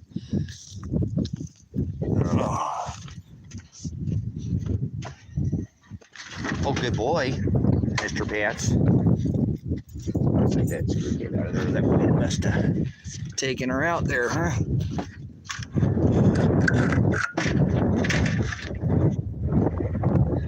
We'll have to get that. Where was that screw at? Oh, that was there. I see where that was at. Okay, hold on, guys. I'm about to set you down for a minute. Here's the backside of what I did here. But I'll go take you and show you the front of it. Hold on, Mr. Pants. So, gotta take a look at the cabin here real quick. What's going on with you, buddy? What'd you swallow?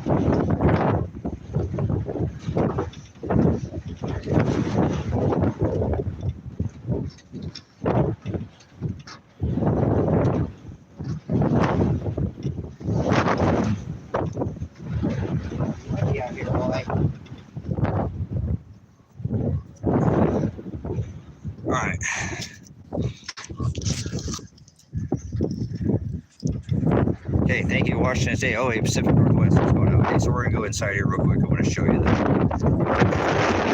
building here. Let's go in here. I know it's pretty windy. Stay out there real quick. I'm not done with the inside yet because I'm going to insulate all these walls. But I built, framed it in, and I'm going to go ahead and insulate and then do all the inside as well. I have a back wall to build here still, but let's go to the front and I'll show you. I'm going to build this into this as well, and build a door and make this all, change this up. I have some plans. I built this the other day for the ladies to come. What you doing, girl? You over here eating cabbage? Are you over here eating cabbage, huh? You over here eating cabbage? So I made a little stand for the birds to get up there and crawl up on. They haven't really used it much. But anyways, here's the Rancho Pollo. Apologize for the wind. But, oh my God, I just stepped in that hole. There's the building that I built for them.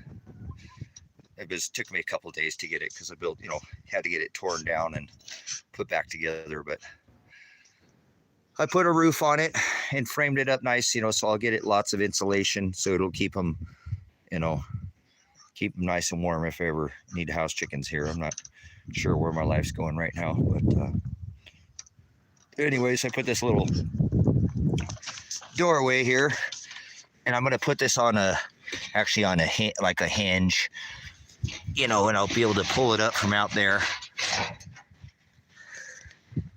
It was just some old, I don't know, it was like some door to like a refrigerator, I think, or something like that. So I just built a frame around it, and I'm saying this doorway, and I'll put a wire through here, through the roof, and that way I'll run a wire through here, you know, or like a metal braided wire with coating, and I'll be able to pull that up from outside there and let the chickens out. You know what I'm saying? I'm going to attach through here, come up through the roof. I'll go up there, and from out there, I'll be able to go out there and pull on the little hinge, and this door will, and then, you know, I can open it back up. So it's functionable, but using the log siding. So got one more, yeah, a little pulley system. You got it. Yeah, put a little pulley on there. That'll work good. What are you ladies doing? And they're laying some eggs for me. Good job, ladies. We got 5 eggs yesterday. We got one bird. She's acting a little weird. I don't know. All of a sudden, she just, look at her over here. She's fine. She eats. What are you doing, girl? What are you doing, pretty girl? You just roasting. Oh, you just warming up in the sun. You warming up in the sun. You warming up in the sun, pretty girl. Does that feel good? Oh, that sun feels nice, huh? Oh, that sun feels nice. Oh, she's such a pretty bird. She's a pretty girl. She's a pretty girl, huh? You liking the sun? You like the sun so warm? You're such a pretty girl. Such a pretty girl. All right. Their ladies are over there living away. Hey, you need to go over there and eat some of that. Come here, girl. Come over here. Come here. Dad will pick you up. Come over here and eat some noodles. Eat some noodles. Go eat some noodles. There we go. Silly girl. Yeah, she's over there warming up in the sun. But anyways, I'm going to go back inside. But I wanted to show that to you guys, what I had built. So, hold on, my puppy dog that I love. So, yeah, she's eating and drinking. There's some food out there, girl. There's some food out there. Did you lay me an egg? Oh, you're trying to get in there. So, anyways, I've got one more side to build here. But the roof went up. This is that stuff that was on it. I just repurposed it again. So, but it should keep them warm. I'm going to insulate the lid as well. You know, probably put some screws through here. I'll put some caulking on there, make sure nothing leaks. But it was nice and dry in here, and it actually rained. So this all gets siding in it here too. I'll make the inside of this look like the outside. But for now, I'm just getting it all, see what I'm saying, where I can get everything insulated. And now it's all paper, and I'll put more paper and insulation. So this will keep them nice and cozy. Kind of a good addition to the ministry here.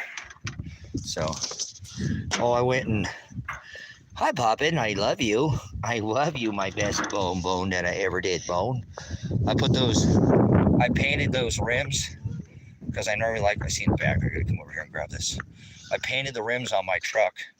I went and bought those other rims. Oh my goodness. So, I'm a black rims guy, but I like the way they turned out. They look pretty nice. Those were the Tacoma rims, and I painted them the beige, and I actually clear coated them with a coat. The guy's like, man, those are pretty nice. Those are nice. Decent amount if you get your outside to look that, I said, well, I haven't clear coated it, but again, I normally like black rims, but I went ahead and painted that beige or whatever Tacoma. I call it ISIS beige, but anyways, didn't turn out too bad. My camera's kind of weird. I don't know why it's doing that, but looks okay. Looks different. Definitely looks different than what it did, But yeah. Wind's blowing some trash around here. Oh my gosh. My back hurts from digging that hole yesterday. Just sore. It's all right. So let's go back inside. It's windy out here today. Coming with Dad inside the puppy that I love. Coming inside with the dad. Okay, good boy. I'm such a good boy. He's the best puppy dog I ever did best. You're the best one I ever did bestest dog. You know that? You're the bestest puppy I ever had. I love you, Mr. Bonbon. Your dad's favorite puppy. Your dad's favorite puppy dog. I love you. I'm sure glad Dad has the puppy dog. You're my bestest bone ever did have. Alright, let me I think I'm gonna eat sounds silly, but I think I want some chicken noodle soup. It's kind of chilly today. I don't really eat that very often. Too much stuff out of a can, but might as well eat it up. We've got plenty. Oh. Wait, that's not the drawer.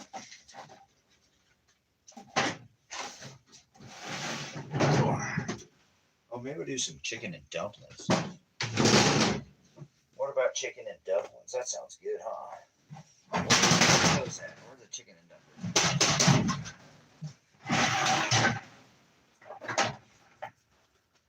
Oh, not that one.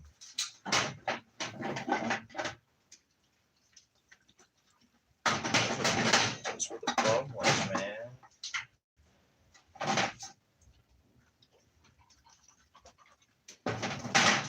That was a bad batch. Should have checked those far as those, huh?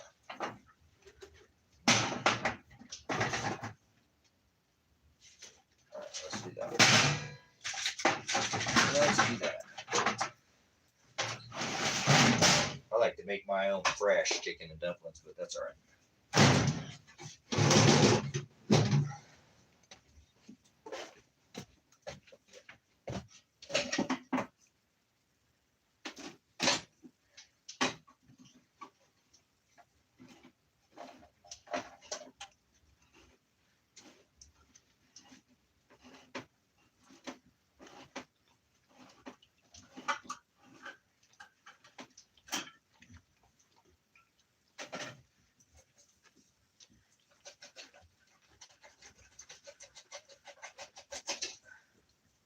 Go.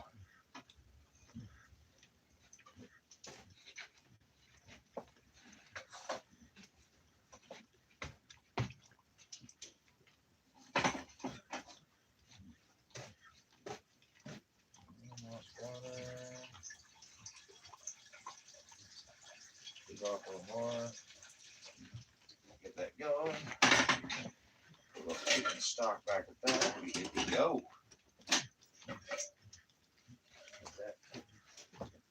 For a little while.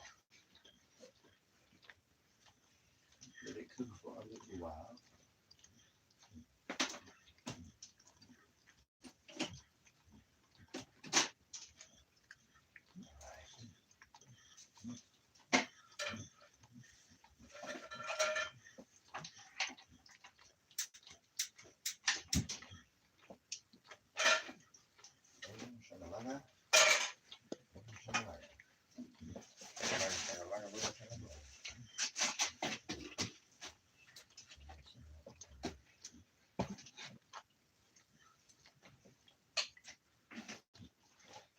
Yeah, peas. That'd be good with some peas, huh?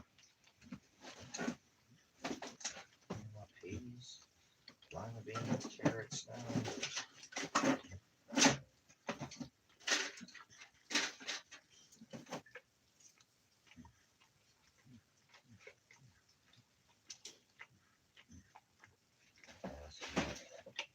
Let's do that.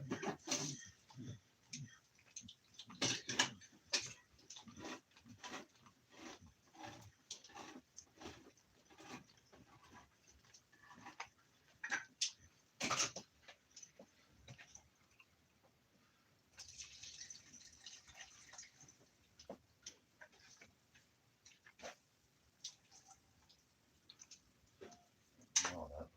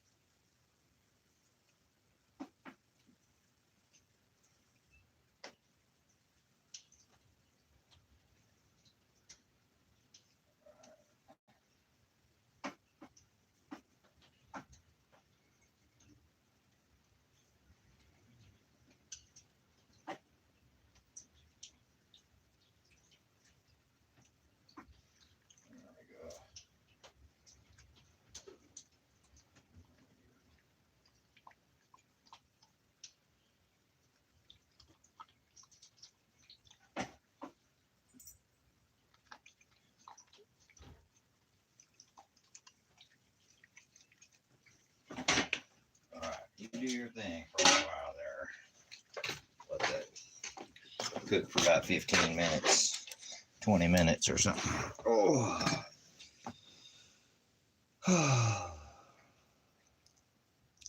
Well, I sure miss my puppy. He's so lonely out here without him. There's my other best puppy I ever did. Best, huh? Because we love our other puppy and so single much. Oh my goodness. What a day, what a day. Feels so weird, kind of lonely out here without his presence being here. Feels so good to have my Bobo. Come over here, Bobo. Come here with the dad. Come here with the dad.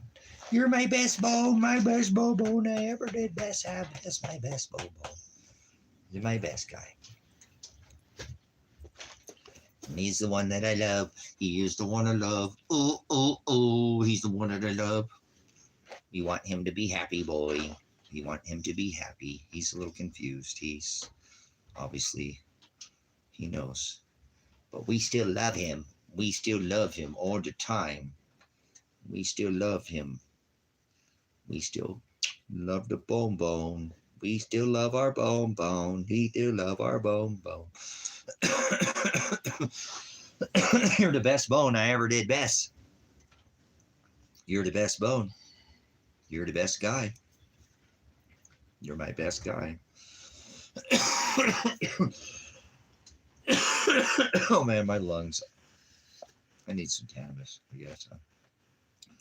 I need some cannabis in the lungs. I love you, Bobo. You're my good boy. You're just hanging out with the dad. Hanging out with the dad. We love the bone. He's our best bone here at the pants, at the ranch. Ranch pants. At the pants ranch. Oh, he's my guy. Thank you, Father, for this puppy. What a wonderful dog he is. What a wonderful boy he is. What a lovely, lovely puppy I have here. I have a lovely boy who likes to see his dad happy. He wants dad to be happy. He wants dad to be happy. Do you love the dad? We're just trying to figure out how to pick up the pieces out here, huh?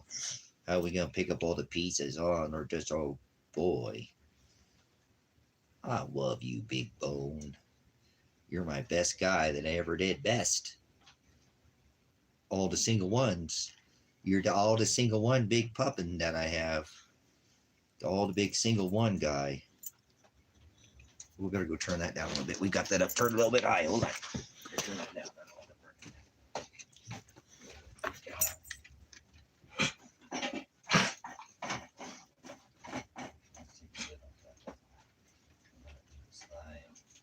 It's the fizzle.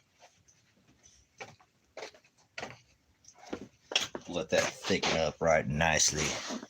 So, oh my goodness, I'm so beside myself. The farm seems very different without Tango here. He's my farm boy, so, but we still love our bone, huh? We still love our bone. We still love our bone all the time. We never ever stop loving the bone. He's our best bone ever had out here. He's the only single one bone that we have. He's the only single one bone.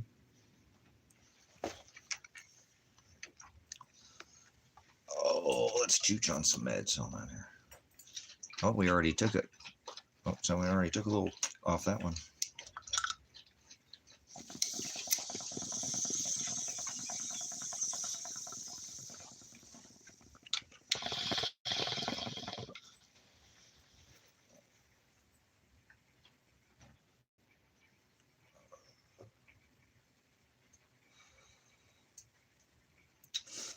I don't know what Father's preparing me for. I don't know why he took Tango. I wish he would have just, you know, I don't know. I don't know. It was his timing. Father's perfect. I shouldn't shouldn't question his timing at all. He didn't make any mistakes. So Tango like 13 years old, man. That's a long time to live for a big dog. So the ladies at the hospital said he was in such a beautiful shape. You know, they understood he was suffering, but he was a good dog. He's just really good. Looks really good for his age. It's like, wow, he really is, you know, so. It just feels different. His presence is so strong. He's such a strong presence in the room. I love it when I just love that dog so much. He just was such a lover. Remember, he just come over and give me love all the time when I'm streaming, being laying next to me. The couch is empty, man. He takes up the whole couch, and now I got nobody to take up the couch. I have Vance, but he's not that big of a boy, huh? He's a big boy, but he's not that big of a puppy. He's not that big of a boy, is he? He's a big bone. He's the biggest bone I ever did, his biggest. Yeah, he's a little lost. He's a little lost, too. We'll figure it out, though.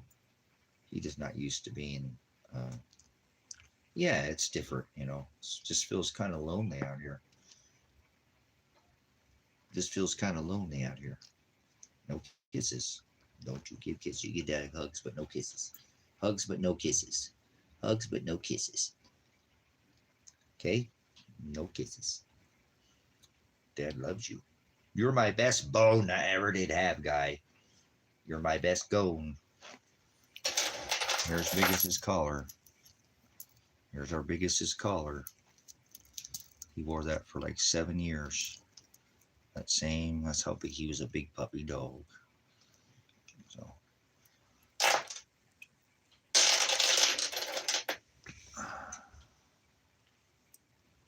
I love you, Bubbo. I love you, Bubbo. Oh, you're a good guy. You're the best guy. You're doing such a good job today. You're being the best puppy dog that I ever did have in the best wide world.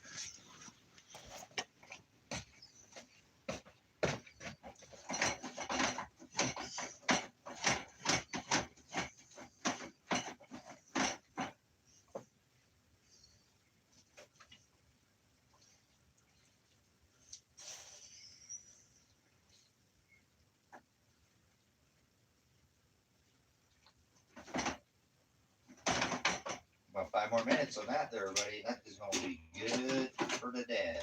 It's going to be hot, but it'll be good. It's going to be hot, but it'll be good.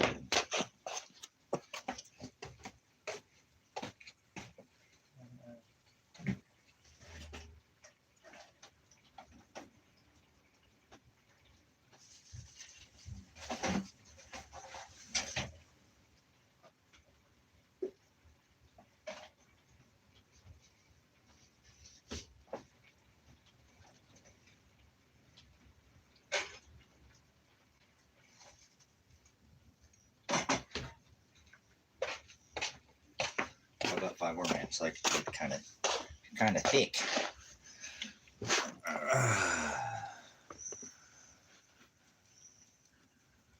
So I guess I'm just gonna kind of do the same thing here. Just spend the rest of my time here, my days with my boy. with pants and see what happens. I don't know. We'll see what happens. It's not. I hope to hear from the attorney this week. I don't know how long he has to, summons.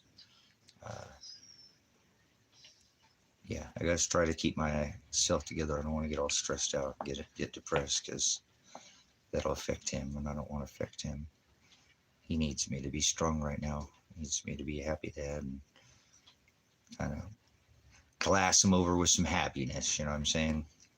I normally don't like to be that. Put on the damn clown suit, the big old nose and the floppy shoes for the wig for anybody, but I'll do it for my Bobo. Dad. Being a good boy. So, thank you, Father, for Yadderbo.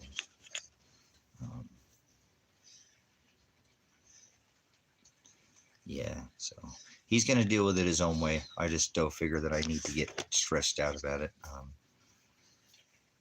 Make it harder on him.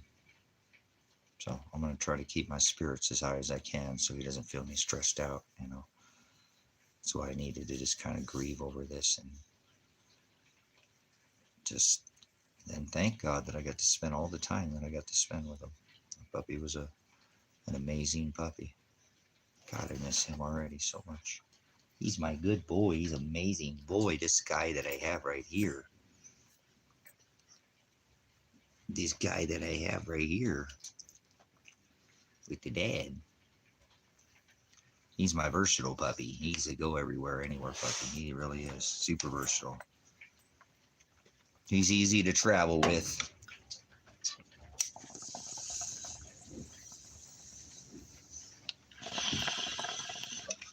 Well, that wind is cranking today out there a little bit.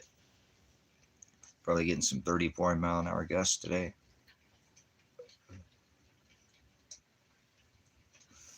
All right, I'm going to go take that off because that'll be hot for a minute. Let it cool off.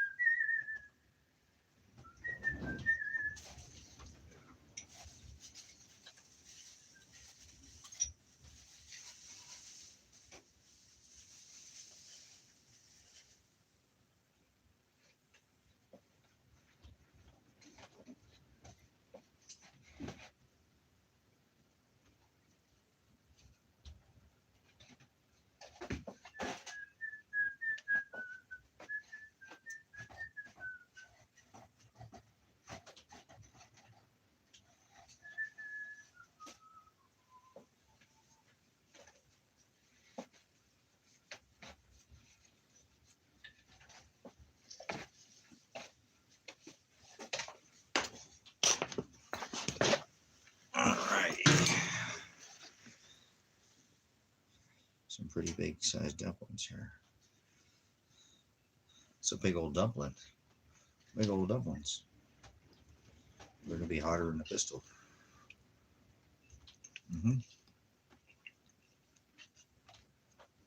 Why is it not?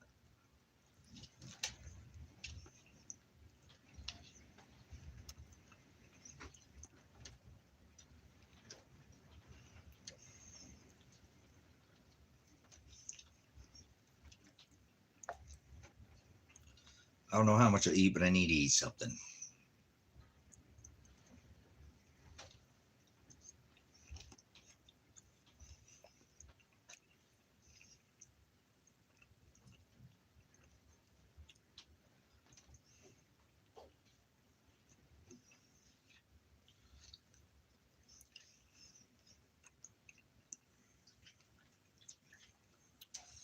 I added some peas to the chicken and dumplings.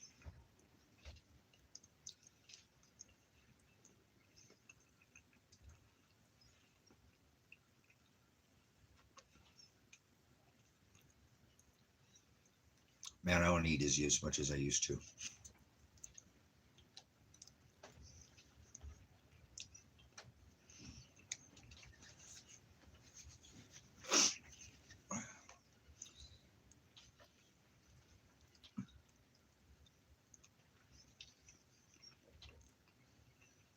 Those are hot. Hot. Drop it like it's hot.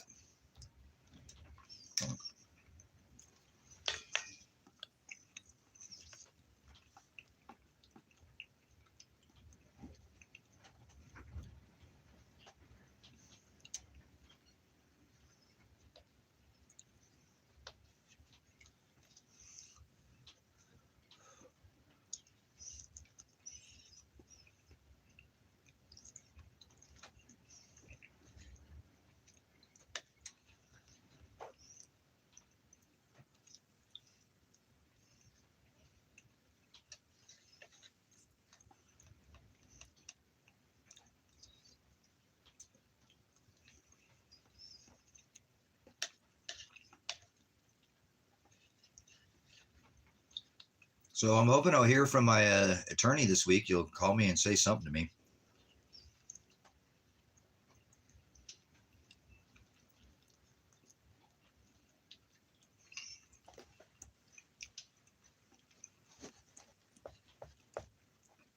Because the end of this week, it's like 3 weeks into a pretrial, man. You know what I'm saying? 3 weeks into a pretrial.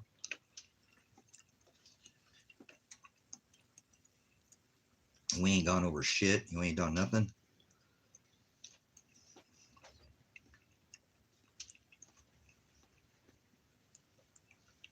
Oops. Oh well.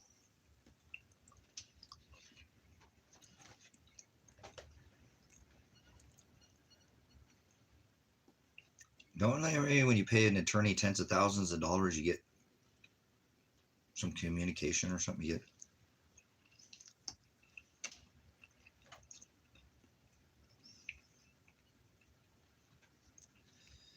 And my only thing is he just must plan on dropping it, you know.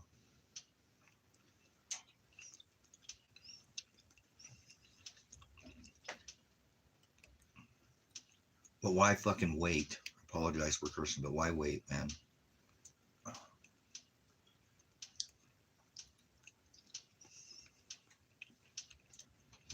Put me through the ringer even more. Remember, the same charges against me are the same charges they dropped against Adriana for telling her not to stop the car. It's the same charges they have against me.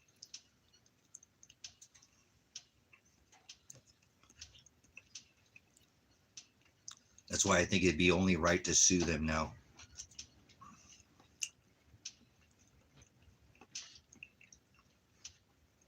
It's the only logical thing to do is sue them. Really is for what they've done, hold them accountable. You know what I'm saying?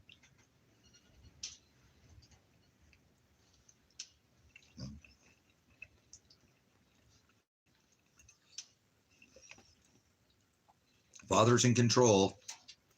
Father's doing it. Father's not letting John call me. It's not John, it's Father doing it, so you know. That's what gives me the patience not to call. You know what I'm saying?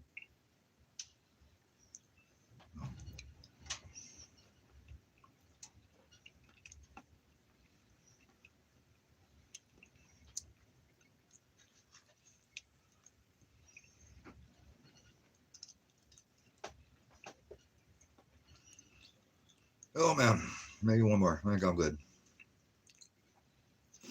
I could have eaten all that before, no problem.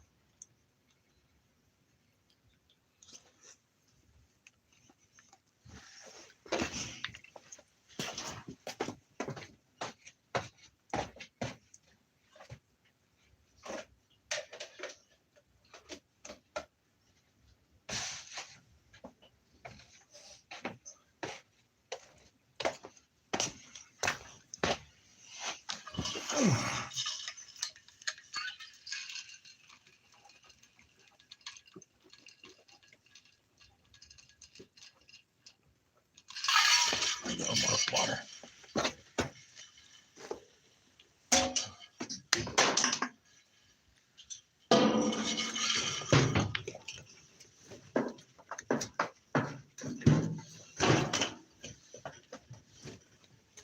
Oh my goodness.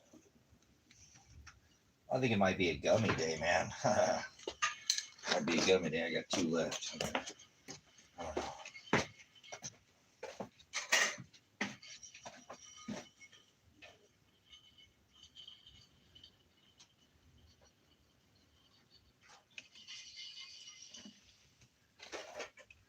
Gotta make some more ice today too, huh?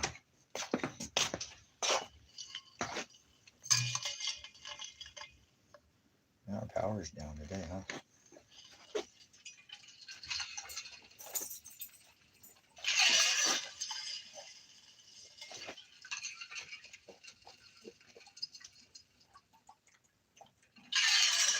Oh my goodness. Oh man, that water's good. That water's good. Yeah, I forced myself to eat. I used to have, when I was younger, I had some issues with my gut and stuff, hard to eat at all, but I would make myself, otherwise I just get too damn thin. I don't like being thin, so. I already don't have any body fat, so getting thin makes me, you know, makes my cheekbones start to really get, you know, like that look there. I already don't like when I get that. Whatever. That's why I grow a beard. Seriously. You know, a lot of times I can hide my jawline, hide my face. I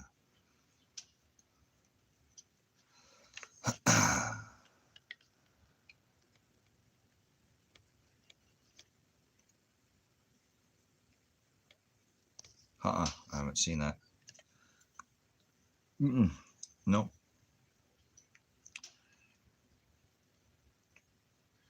Is it? It's a dead hidden, like dead rig, but dead hidden. I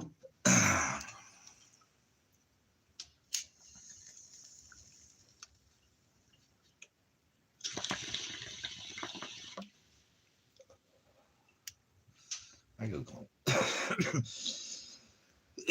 I gotta clean the stem out.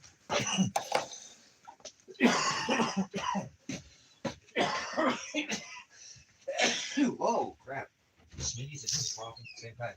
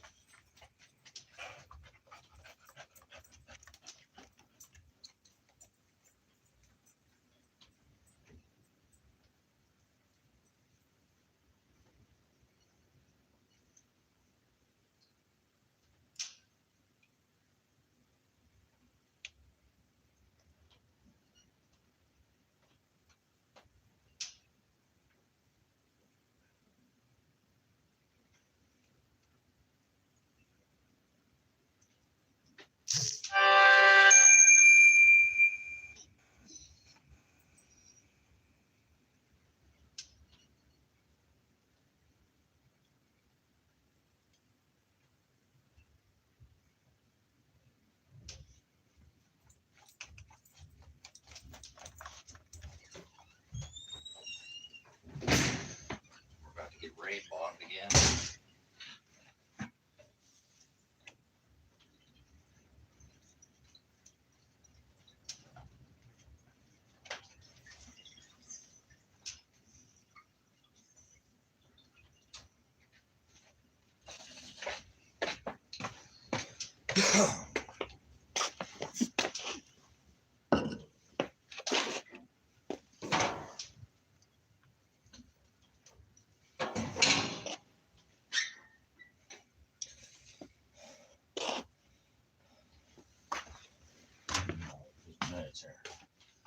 Oh man.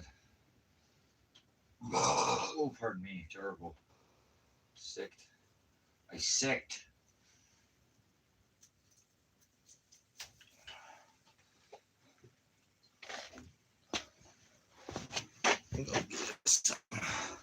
Something to chooch on here.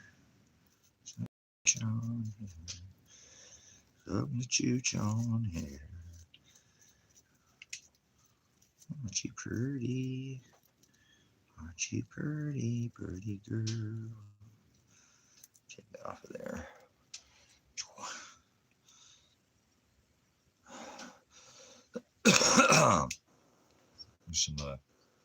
Some of the little orbits here off the other one there. I didn't trim this one up here a little bit. But, oh man, that one smells yummy. That one smells yummy, yummy. Oh.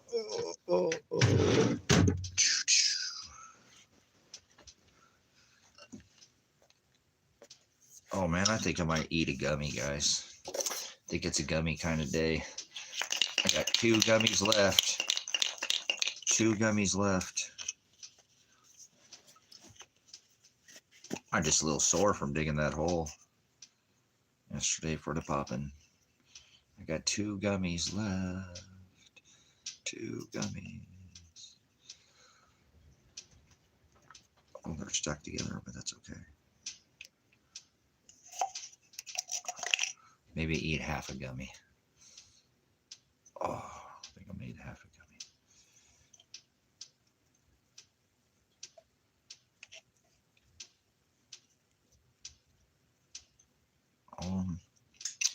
Yummy, yummy gummy, get in my tummy, tummy, tummy.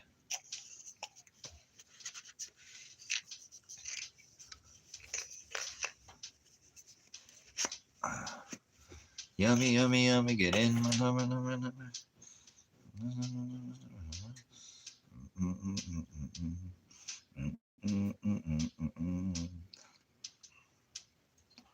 Oh man.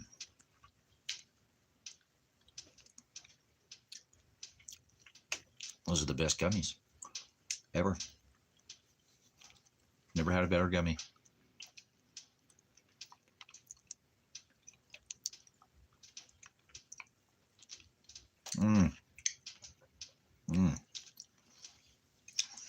So fabulous.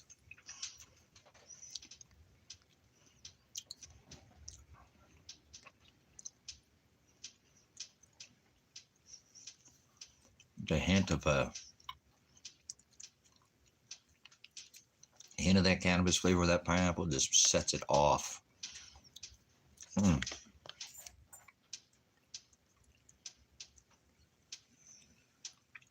Yes, Lord means master.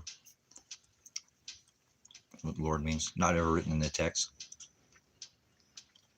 That was added to the text later. Oh.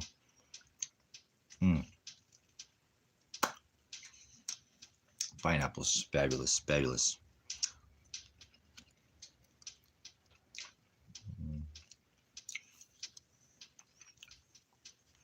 And he says you can't serve 2 masters, right?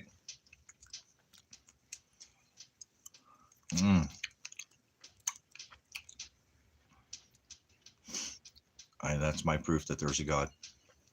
Pineapple and cannabis. Oh man.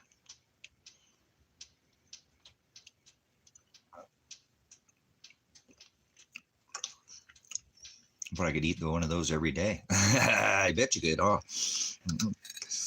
No, they probably wouldn't, have that mass effect like they just do right there. That's freaking pretty awesome.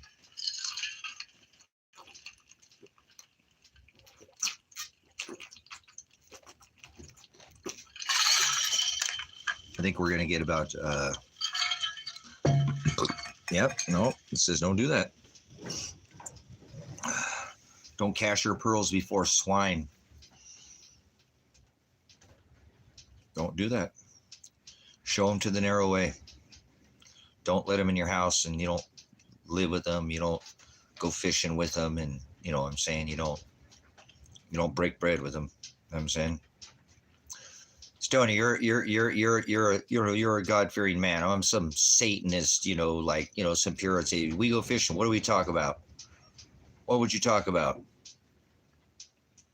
I like it, Brother Jim. He said, what do you talk about when you go fishing with a Satanist and you're a God-fearing man? I think I might have asked you said that already once,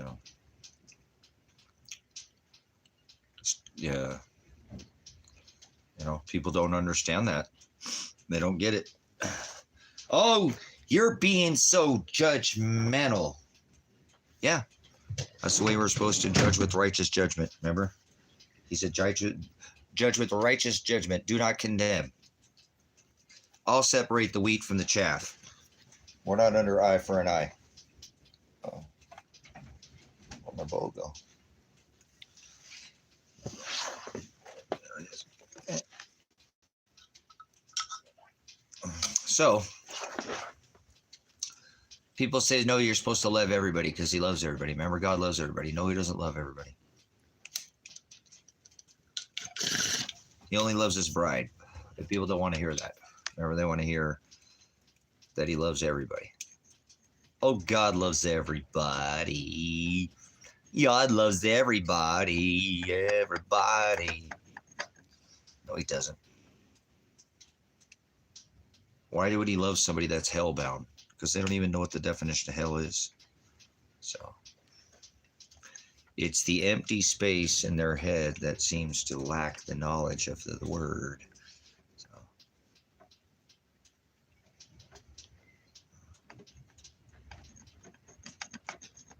No, you don't have to, Sabrina. You don't. Actually, he tells us not to. Isn't that a beautiful thing? Sabrina, you have to. If they're in the broad way, you show them in the narrow way and you leave them alone. That's it.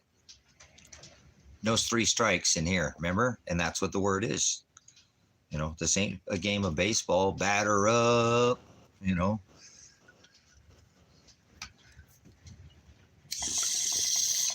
you going to have no 7th inning stretch here, Yeah, if they're in the broad way, show them to the narrow way and leave them alone. You're not going to turn, especially where we're at in Scripture, you're not going to turn a goat into a sheep. If they don't want these truths, they're not going to want it. You'll notice that when you talk to people that love these truths, they want the truth. They don't reject it.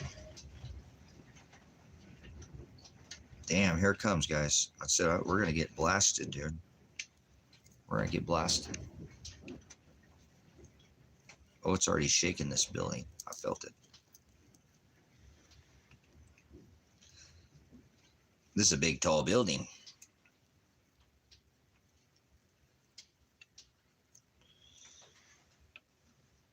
Almost 2 stories high to the top. So,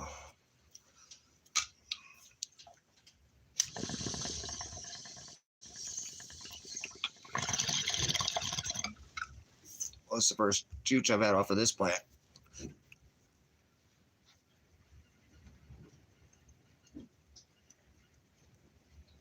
Yeah. You're not going to turn a goat into a sheep, Sabrina. It's not possible. You know what I'm saying? I thought I used to when I was young in the spirit, and it was years ago, decades ago. I was out there thinking I was bringing people to God. You're not bringing anybody to God, for Christ's sake. He says, if I didn't call after the hearts to seek after me, not one of them would. So we're not here to be loved by the world and sit there and, try to make everybody a sheep. As a matter of fact, you're not going to shove all those sheep through that straight gate, or you're not going to fit in there. They won't fit in there. He only has room for his bride. You know what I'm saying?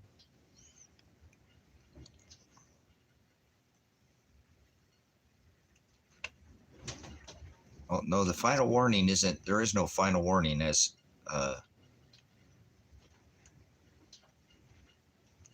no, that's not what that's 100% incorrect connection. That's not what the 7th shofar is. So that's a false teaching. You just got a false teaching. The final shofar is the great and dreadful day of the Lord. There is no warning. At that trump, he puts 1 foot on the land, 1 foot on the sea. He says time would be changed in the twinkling of an eye. At the last trump, you'll be changed, right? You'll be changed in the twinkling of an eye. That's it. So there's no warning at that point, just so you know. So that's 100% false teaching. You had 6 horns to be ready for the final trump, to get ready. So he should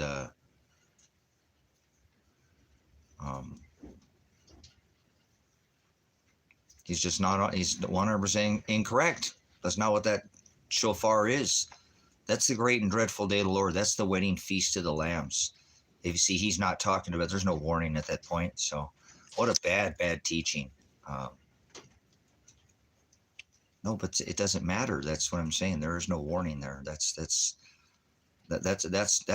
it. That's when when the dead raise from the ashes and the dust. So he's got it all wrong, connection, just so you know. He doesn't even understand how the shofars work and what the warnings of Revelation mean.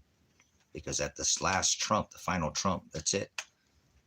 We go to be with the Lord, you know. So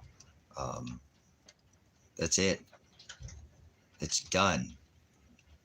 This place is finished.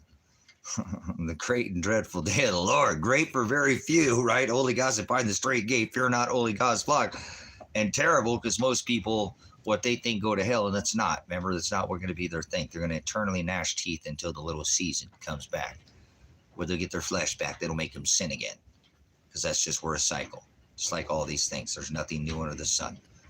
You don't die and go to the sky. You don't die and go to the ground and go to hell. Remember, that's not what. That's all a false teaching. So, kind of you know, it's weird that people take and mess that last shofar up, because it's, people think that's pre-trib, and no, that's it. That's when he burns this place with fire. Do you understand? That's the promise of the rainbow. You know, no sodomy. I've seen enough of this hokey pokey. Okay, well, cool. I'm just saying, I can already tell it's not. He doesn't have any understanding what the final trump is. The final trump is the great and dreadful day of the Lord. The last trumpet. That's why Donald Trump is representing this in his tower. The last trump. That's why he names himself Trump Pence, Trump, Drumpf, but it's actually Trump, you know, like they change their names so that he can line himself with the last trump. He knows exactly what I'm telling you. He knows exactly what that means. He knows you ain't going to get your body ain't going to come back to flesh. That's why they're trying to build armored robot bodies to upload their conscience, what they say, like Jiminy Cricket, to the cloud, so they can make it through this next time before they get the flesh back in the little season. So they don't want to go and sit in gnash teeth. They think they can beat the system, but they're not. I know what the word says. They're going to go gnash teeth into the little season. So that's why they're not afraid to lose the flesh, because they know you don't get flesh. They know what I'm telling you. There's probably, I know of no other ministry that covers this in any length that I do, if at all. Remember, Father is perfect. Father is blameless. They used to, remember, Father is pure light. So Father is not flesh. So if you're going to go be with Father, I'm going to prepare a place where my Father's house is at. That's without flesh. That's inside of us. Remember, Spirit, Hokadesh, Ghost. It's easy. I don't understand how people don't see it, but that's okay. They're not understanding that we're all eternal. When you go to hell for eternity, that doesn't mean you're already in eternity. Once again, I say it again. So kind of like look at that. They just take us back to zero. Thank you, YouTube. YouTube. Well, it's healing in nicely. Healing in nicely. Put a little bit more.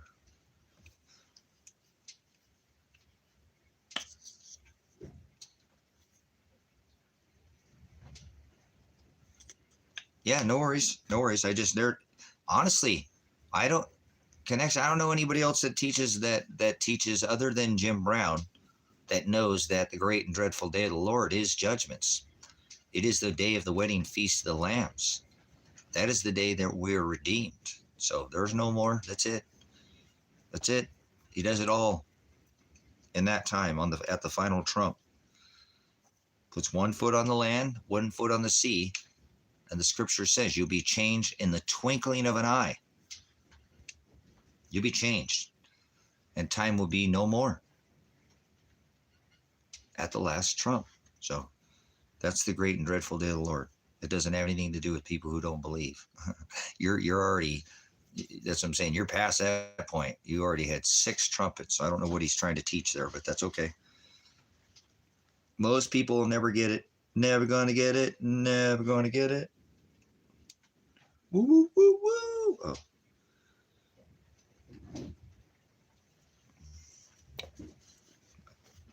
That's good, though, that most people are very deceived by the whole Starball God. All their star balls, their ball stars, are their round gods, their circle gods, their halo gods, you know, the crown. The crown. They'll never get it. Let no one take your crown. They're not going to, yeah, it's already taken. The skies will roll back like a scroll, right? At the seventh seal.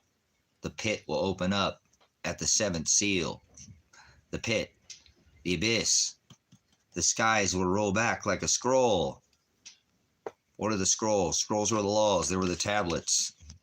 They were the stone tablets.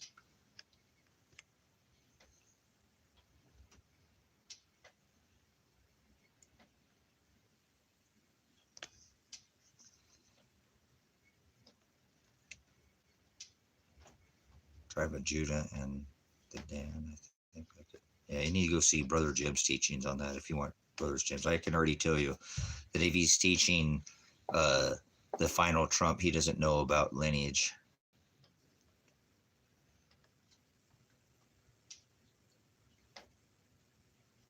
So, sounds like he's mixing some truth with some lie there to me. So, sounds like he's been studying, but sounds like he's got some of it mixed up. And that's what they do. People just mix it up. That's why I stay to the gospel. Stay away from that. I truly try not to talk about it too much. I mean, it is part of what we have to go through. There were giants in the land. I didn't say there was no giants, but I ain't telling you about no fallen angels and Marvin the Martian and Ghostbusters and Big Feets and remember all this other. It's just sensationalism is all it is. They do this every time. Dragons and snake gods and it's just sensationalism. People want to fantasize about going up into the stars and getting out here when we ain't even got this one right. So they'll do it again. You know, I see a lot of people, you know, like I said, deceived by this. So I know how they're going to make this work. They're going to use this Project Blue Book, man. This deception's not for no reason. There's a reason why Trump is moving all throughout the, you know, North and South America now. They're getting ready for what they're about ready to do. They're getting ready to pull their all their tech and and change the monetary system.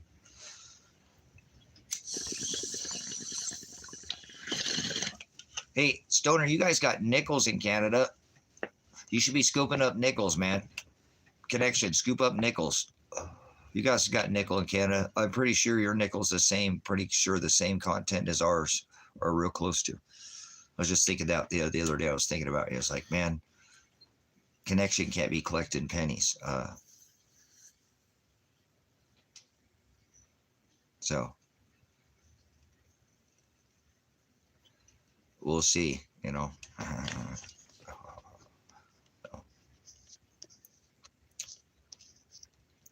But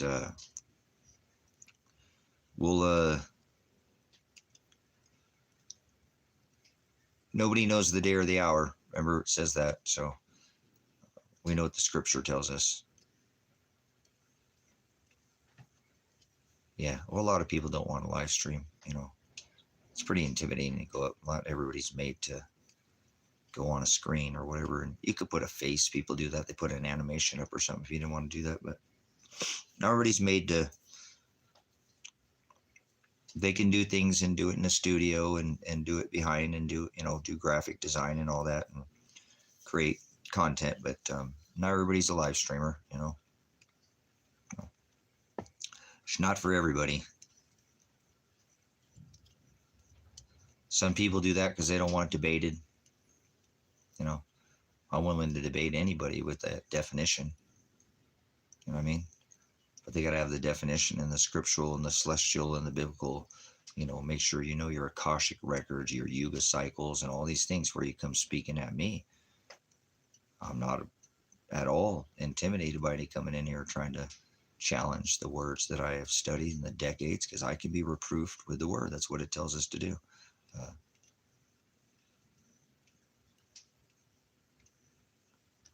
yeah, streamers, yeah, these you get harassed a lot by the public, man. People come in and dox the living piss out of you, you know, and say some of the most horrible things, but whatever.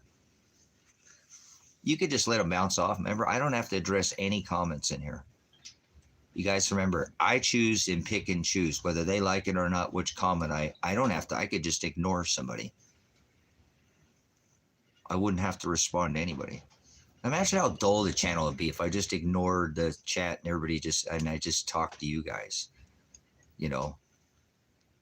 So, especially when it's unbanned and there's 20 or 30 or, you know, I mean, this channel should have a lot more, but I'm glad I don't want to come in here to be with anybody else. I told you, I'm so done with this world.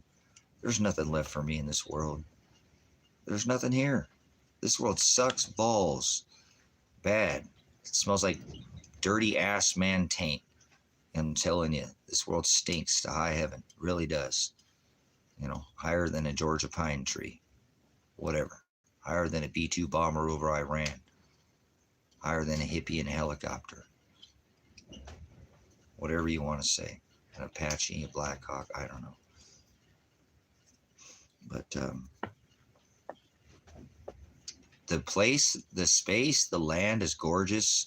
The animals are wonderful. The food, without being messed with, is amazing. And it's just the people suck. You know, I like people until they open up their mouth. No, I took that from somebody who said that. I'm like, that's pretty funny. I'm going to have to use that. I like people until they open up their mouth. Then I don't like them anymore. So, kind of the old school. Children are not meant to be seen or heard. Now go outside and play. No. But it's okay. Like I said, I'm not here to, yeah, that's what I'm saying. That's right. Can't get in the cup of wrath. You know what I'm saying? If you go with the beast, you have to suffer for just standing against the beast. How many ministries, how many other channels show you that Christ stood up to the beast system of the day, which was the Halakha Haggadah, which was perverted? Why he sent his son. That was so bad that he sent his son to fulfill their beast system that they had created. The beast was the Halakha. Whether you understand it at all, that was the beast system of the day. That was the perversion of the old Torah Testament turned into their Targum or their Mishnah or their Talmud, whatever you want to call it. Nobody will study this. So it's okay. That's why we get zeros in this chat. You know, we get nobody's in here. It says nobody's in here, and yet you guys are still here. A couple of few of you. So that's the YouTube. That's the YouTube. That's how they do it here. You know. So, but I don't, like I said, I don't want to be on any other platform. I've had so many people try to get me to go over to some other alternative platforms through the years. I just never. TikTok, I only listened to my son when I did TikTok, and now they banned me on TikTok. I'll never be able to go. I've been banned on TikTok for over a year or a couple years. It's been a while now. I don't know how long since I've been banned on TikTok. No, they won't let me do no gospel over there. They don't want anybody teaching the gospel on the dragon. So, oh boy, oh boy, oh boy. These are going to be some long 29 days now. I really wish I had my puppy to hang out with here, and I love my other puppy, but it just made this that much more agonizing. So, it makes me want to do even less. You know what I'm saying? Yeah, no worries, Brino. I'm just trying to figure out how to get through this day so I get through tomorrow and then get through the next whatever. I didn't do it at the end, but this a wee bit grueling. You know what I'm saying? wee bit grueling. So.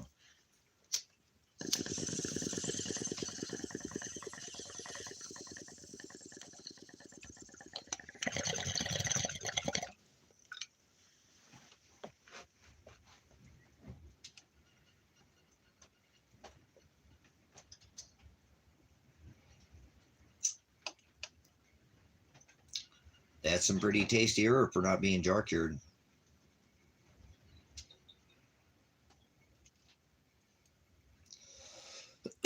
Oh man.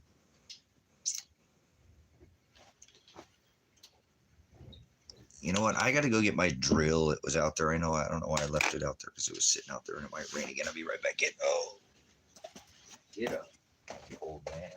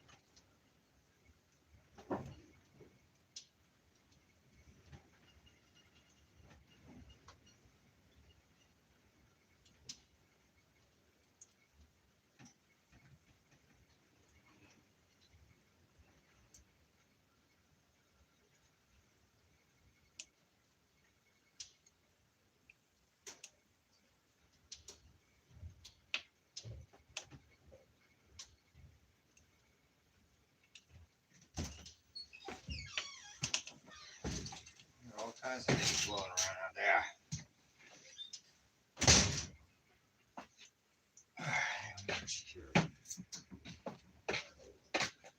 That wind's about to come up and blow everything away. It's gonna blow it all away. Oh. Oh.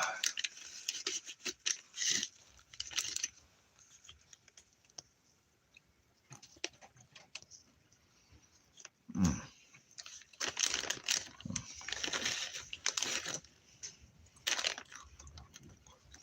Look at this. We're on this fire.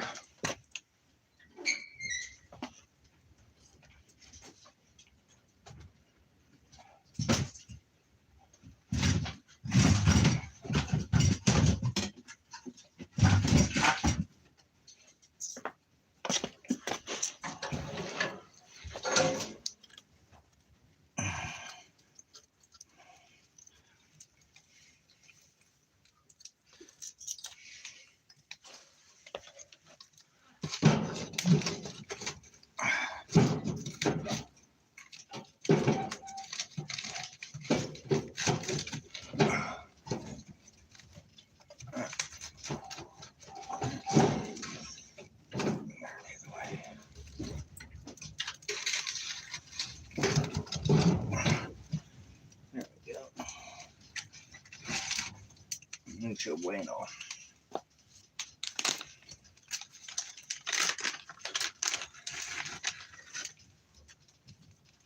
All right, I'm getting a fire going in here.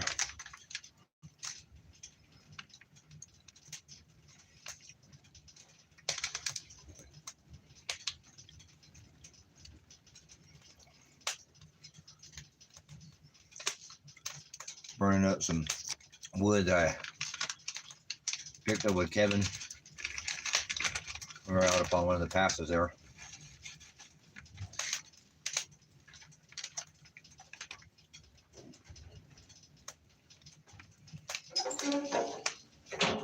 There we go.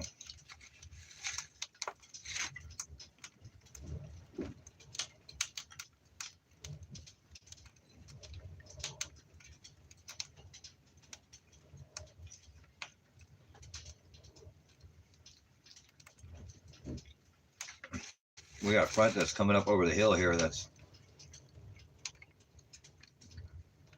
looking a little nasty.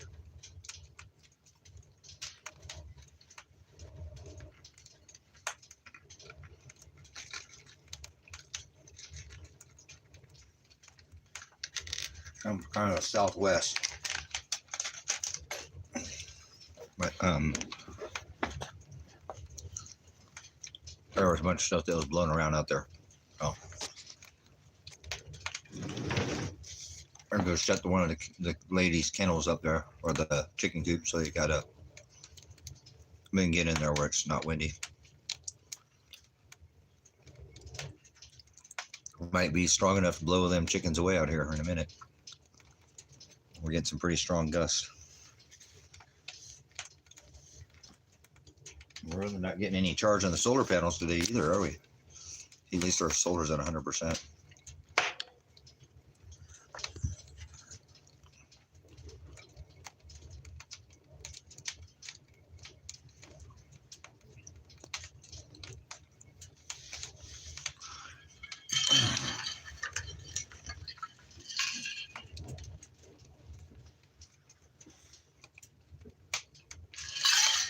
Oh man.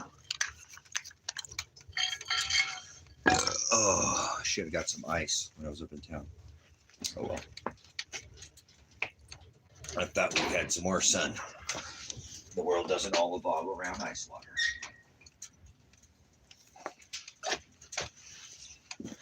Oh.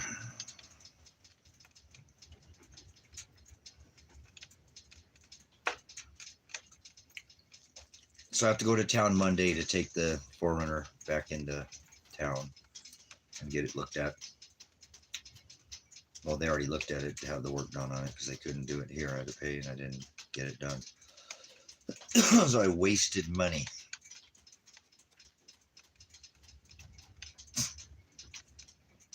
Not surprising the way that things work out in my life here, but Oh well, what are you gonna do? So I made the appointment when I was at the shop there when they just couldn't fix it. I'm like, dude, I'm paying for this. They just would have kept working on it and not get it fixed. And I'd just have to keep paying the hourly rate. You know what I'm saying? So I made the appointment to Toyota right in front of them to get them to stop working on it, put it back, put it back together. So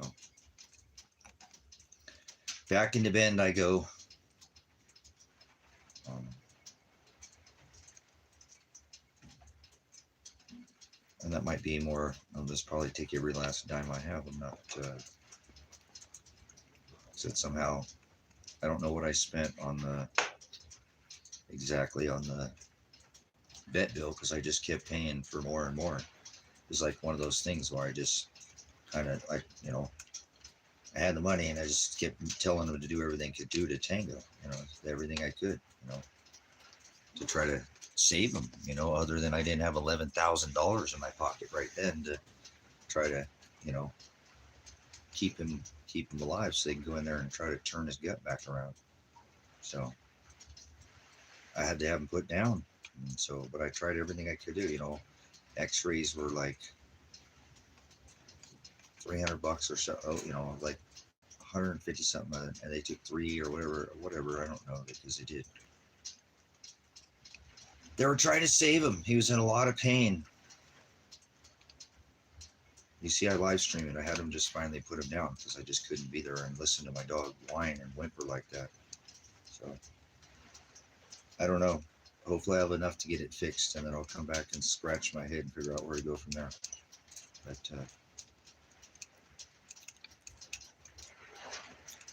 I got to go back into town, but now Ben, because I brought it out here to try to not have to drive all the way back in to save myself money. Now it's ended up costing me more money. They had the shop right here, the hourly, and then I still have to go Ben. I just should have had it fixed there to begin with. But oh well, live and learn, right? That's why I had them look at it, though. I just couldn't get them to fix it. They were pretty booked up for about that week or week and a half. How those people got me in like 5 days or something. So I just wanted it fixed. Their shop, they're a reputable shop here. Just so hopefully you can get that taken care of on Monday because I put the new tires on it. So I don't want it to eat those tires up. And maybe if there's something even more wrong with it, that they'll get in there a little deeper this time and figure it out. So, and I don't think they need to get it deep into because there wasn't anything, on that like way deep. All this stuff was outer, and so some kind of coil, something in with the alignment or something they were trying to get. They were having some issues and stuff too. So here it comes.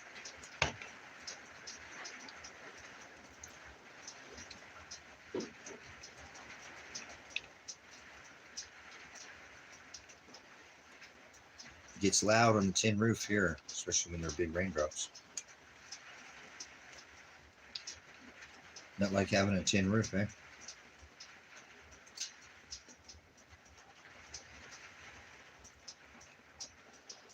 Nothing like raindrops on a metal roof.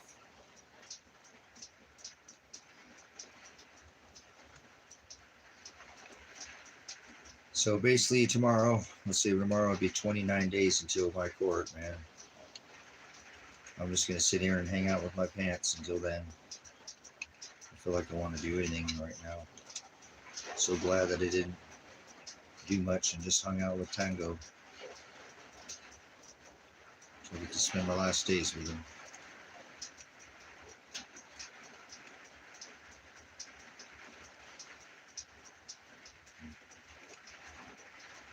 I sure miss him. Feels lonely out here. Not the same without him. He's a big part of this ministry. Such a loving guy. A loving puppy. So.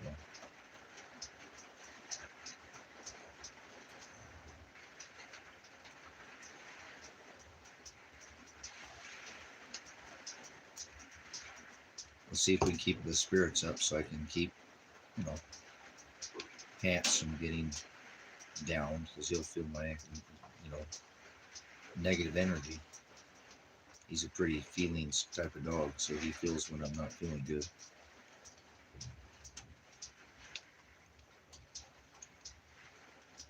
A little thunder there. A little thunder.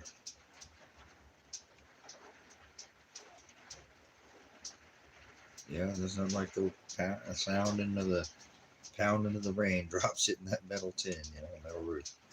So, oh my goodness gracious! I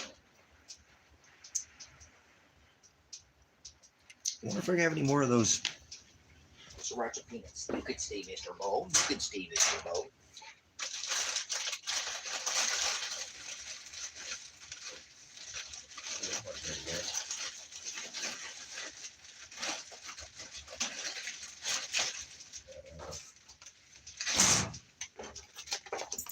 What do you do, Mr. Bobo? My best puppy dog that I ever did best. Never did best. He's hanging out with my puppy. It's just gonna be you and me, puppy, hanging out for the next month, puppy, okay? You'll hang out with the dad for a month. Just in case dad goes to jail. You want one peanut? This one.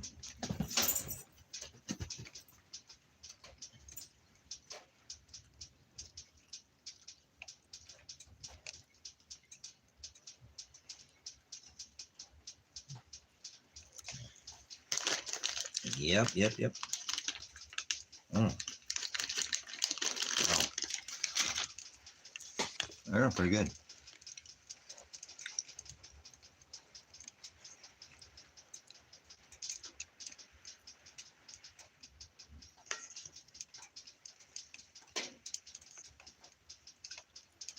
It looks like the West Coast over here is getting pounded with this big rain. Right, they came in off the Pacific. So I'm quite a ways away from the coastline, so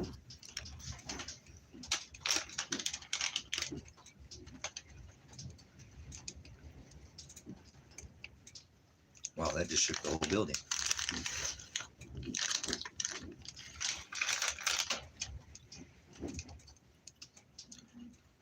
You guys hear that? Some pretty serious movement there.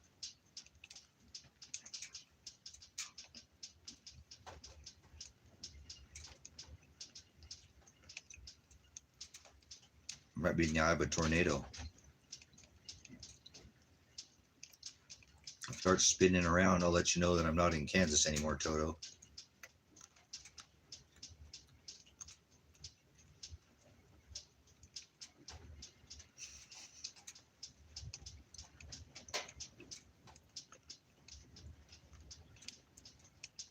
Oh, I miss my Tango.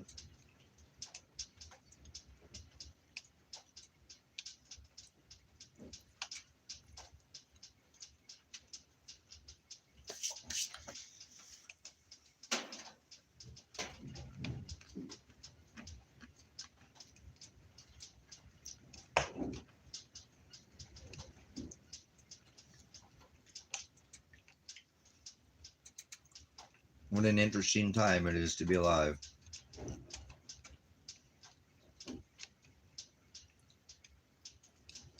So I'm just sitting here kind of missing my puppy. My big.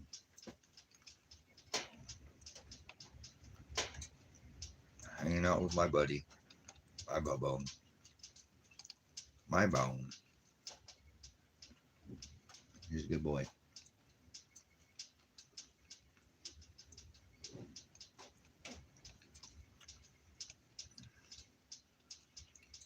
There's probably things I should be doing, but you know what? I'm just going to hang out with my dog.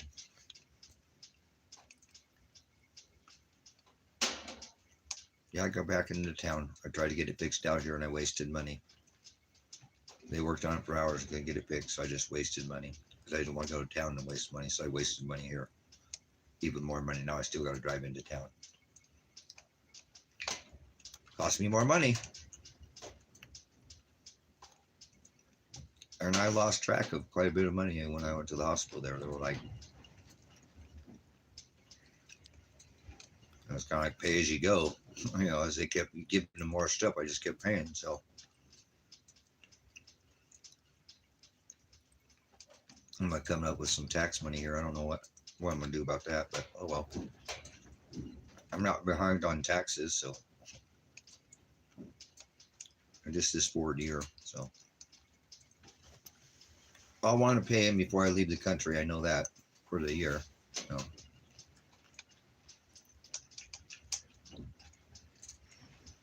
They're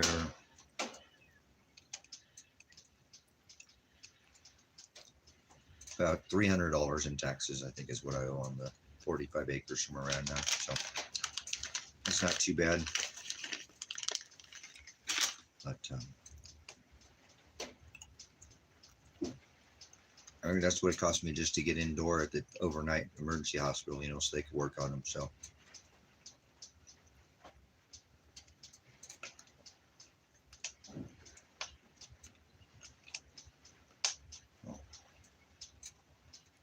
And I just want to hang out with my puppy because I'm glad I didn't, you know, try to do too much out here. Tango was all right hanging out here with me. When I'm working outside, he'll hang out with me too. But he'd rather be in here next to me. When he's next to me, he sits there and love on me and rub on me and, you know, just give me headbutts and be his big old puppy self. So I took the last few months off. I looked back at my time and said, I really just didn't do a lot around here this summer, you know. In fall, I still got a lot done. I just don't get, I get a lot done. A lot done by my, you know, when I work. But no, we hung out here with you guys at the ministry, so I'm thankful. I got all those hours. I can go back and look at him coming up and loving on me. I haven't yet. I'm not ready to do that, but when I will, you know, I'll be able to go back through the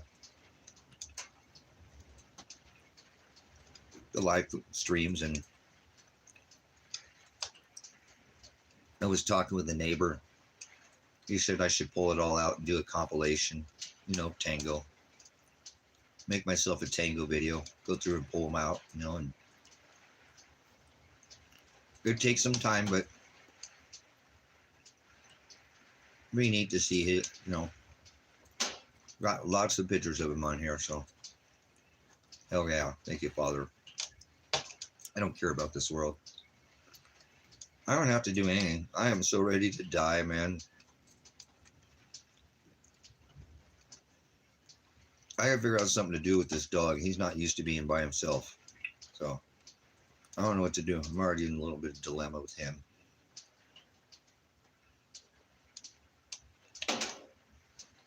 He's been around multiple dogs all his life, kind of like Tango has, so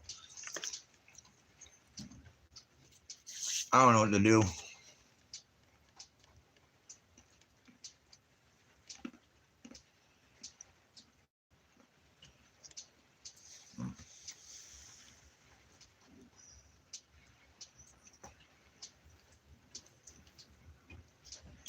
Those are pretty good. Sriracha ranch. Never really eaten sriracha before.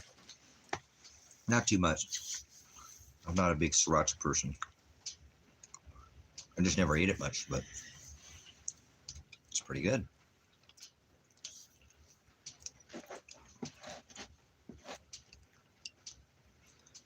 But yeah, I got to do something, you know, like I said, I don't want to not do nothing, but Pants will follow me around too. He's a worker dog. He likes to work because he's a working dog, so he'll stay close to me.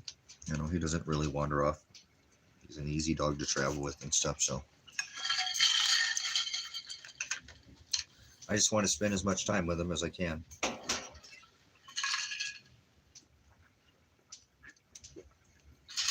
Oh, the last of my cold water.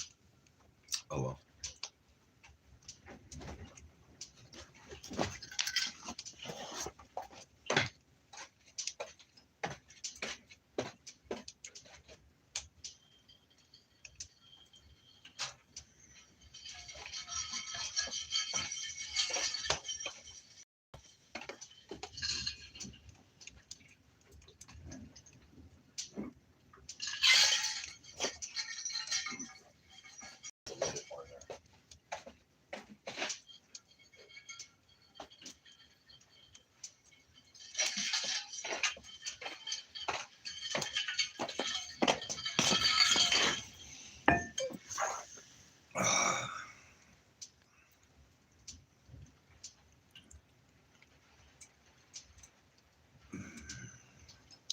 Evidently, if I prepare for what is coming, I should probably prepare for worse. If I know my life with what is coming, I should probably prepare for things to get worse. So, don't make plans, just get prepared. That's what I do. So, I have to be on a swivel like that.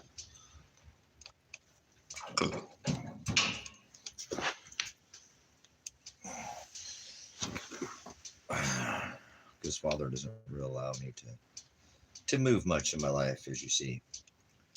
I don't get to make much change. I can make some physical changes and build stuff, but not in my life. I can't make the changes in my life that... Come here, you big old guy. Come here, you big old guy. Come here, you big old puppy dog. You're my bestest Bobo. You're my bestest Bobo. You're my bestest Bobo. You're the one that I got. You're the one that I got. You're the one that I got. You are the best. You're the best puppy dog I ever did best. All the best one bones that I ever did best, guy. Are you hanging out with the dad? Yeah, I'm hanging out with the dad. You're my bestest bone that I ever did, bone.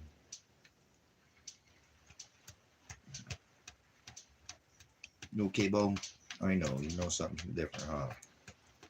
You don't feel, he knows. It's just so different, feels so different without a long time. You know, he's known him his whole life, you know. He knows, huh? He knows. He knows, he knows, he knows.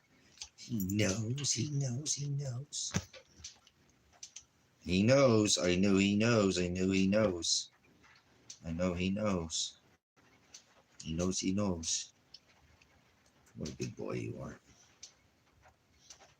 You're just the dad's boy. You're just the dad's guy. You're my only single boy that I ever did single have.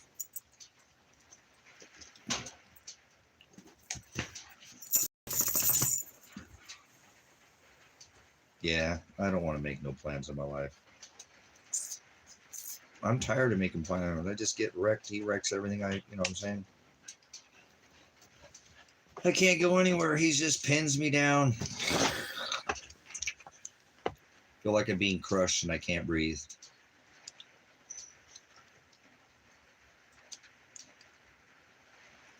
And I was starting to get a little hope, like this case was getting closer, you know, and I could maybe have something to, but I don't know, man. I don't know why Father would do that right now. It's actually not a very good prognosco sign of what I think is much it might come in my life. So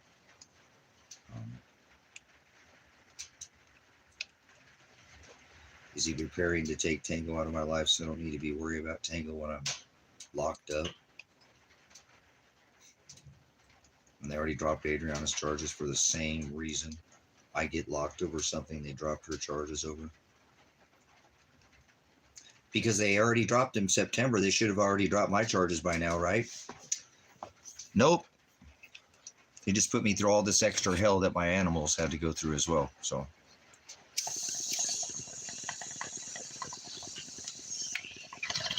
as soon as I get off my ass and dude, I'm going to sue this state, and I'm not going to feel bad. And I'm going to sue the county. So it's not going to bring my son or daughter back.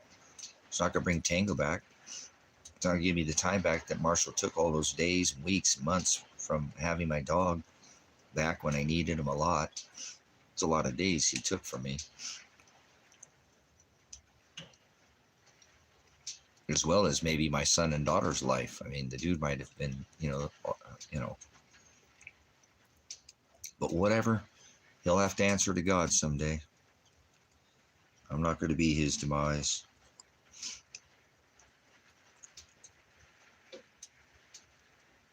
There's been nobody that's done something to me so bad in this life that I'm like mad at them. I'm more have it. There goes our power. Hold on. There goes our power.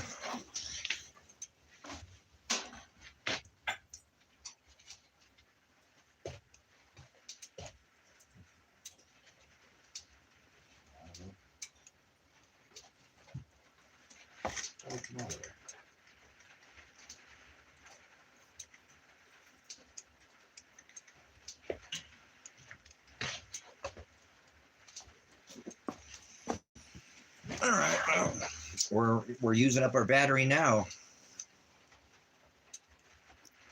That's all right. We'll have. We'll stop streaming a little bit. Just wanted to come in here and not just sit here and be miserable. Because I am. I'm a little. Just the energy's gone. His energy's not here, like that. And he had such a strong energy for a dog, but he's an old dog, so he was real set in his ways, and he demanded a lot of attention. He needed a lot of love. he needed a lot of love.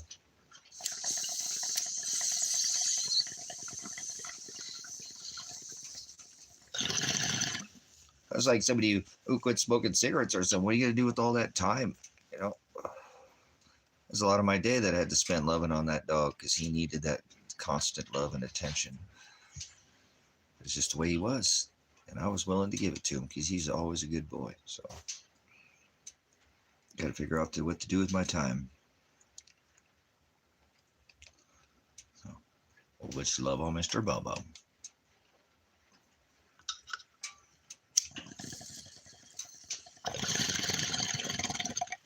We'll just give more love to the bone.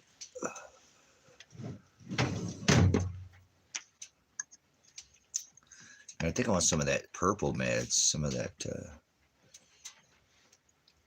That was the peanut butter cookie. Peanut butter cookie. Pardon me, I'm going to go get some peanut butter cookie. Peanut butter cookie.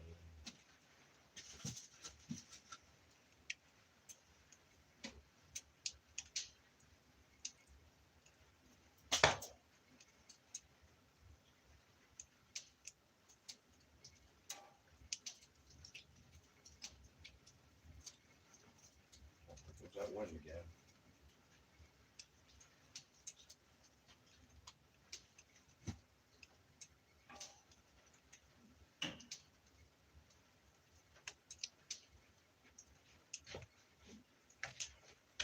Oh man, that's fiery. Oh, that's a peanut butter cookie. It's pretty yummy. Got them purple leaves all over the out of the side. Oh man. Let's just take just for you there, Sabrina, just the tip. Because Sabrina wants just the tip. There you go. Just for you. See all those purple, nurple, pretty little. Oh, Sabrina's like, I'll take that. Okay. Thank you, Sabrina. She's a purpley tip. There you go. Look at that. That's the best part, huh? All right. You know, Sabrina, she ended up smoking the whole shaft. Oh, no. Oh. Wow, that sure is pretty, though. This can make a very pretty bowl. Very pretty bowls.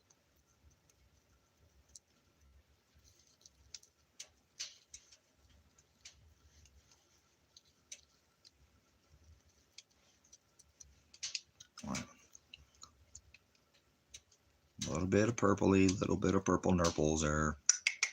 Look at that. Yeah, good times. All good times. Just in the vernacular. A little stimulated adult conversation. Oh.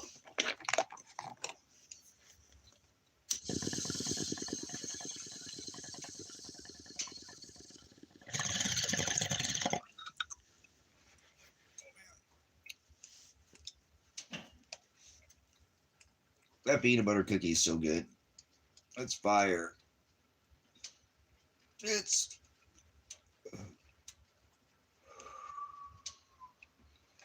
I get to smoke that all day long. That feels so good on my lungs.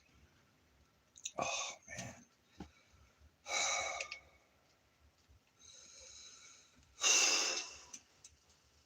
Yep, that works better than all the other three. Oh, you know, that's the best meds I have right there. It's the smallest plant. It's the smallest plant. It's that little one off to the, the front one on the right. That little, man. Oh, that changes my lungs almost immediately. This last couple of days I've been having some hard times. Just my lungs have been feeling a little bit. I don't know. But a little bit more of that respiratory issue from the tear gas, I think, is what's going on. Could be a number of things. Who knows? I should be thankful that I'm still here. And like Biggie, Tango, he didn't have to go to the doctor until his last day that he was alive.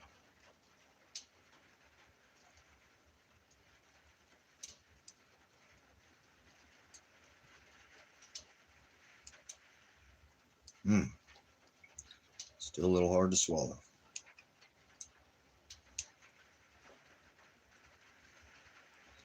Yeah, this particular meds, it really, as soon as I can feel it hit it really kind of relieves that. I just get a lot of fluid, a lot of fluid buildup from that tear gas. So 5 tear gas canisters is a little excessive. So they did that to my animals too.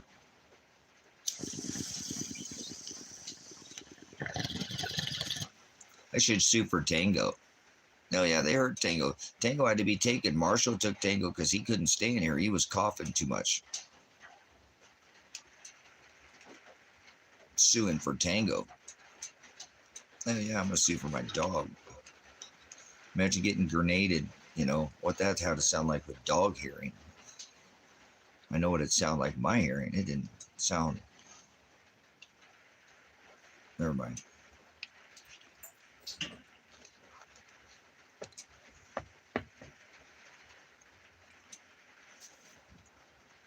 I still figure out whether I'm going to. No, Ziggy, the only thing that's helping me right now is if I don't use this cannabis and I have edibles, that doesn't clear my lung out. The edibles don't clear my lung like the actual. That's what I'm saying. It's like mullein. You're supposed to smoke mullein when you have respiratory issues. It's like this is doing the same, and I have access to mullein. It just didn't work for me, so I'm blessed to have it. And I appreciate it because I did. I would, what I'm saying. It's not. I normally don't get a cough from cannabis like that. I had a little bit from cigarettes when I smoked for years, a little bit of a cougher's cough, but it was normally just in the morning. I could clear it. This is a multiple wave throughout the day. It's normally the first and the end of the day, and sometimes I get it. It's just my lungs fill up with fluid. The cannabis helps it to clear it, so it, without trying to cough it up. See, I have no rasp in my lung. This morning, this AM, I was having issues, but this already, I can tell it's helped me a little bit. It helps it. Whatever. I know it's from the tear gas. It's just too much tear gas breathing it in, for weeks, over a year in this cabin. I mean, it's still there are spots that's still leaching out from. So I showed on the live stream, it's still behind these walls and stuff. I can't get behind the walls, so I have to need to deconstruct this cabin to get it all 100% out of this cabin. So still have to breathe it to this day.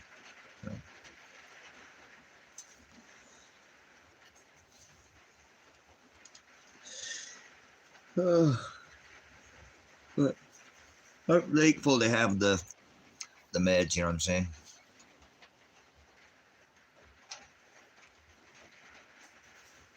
Yeah, I don't get that, you know what I'm saying? Actually, I remember during the COVID, my favorite thing to do in public was to whistle.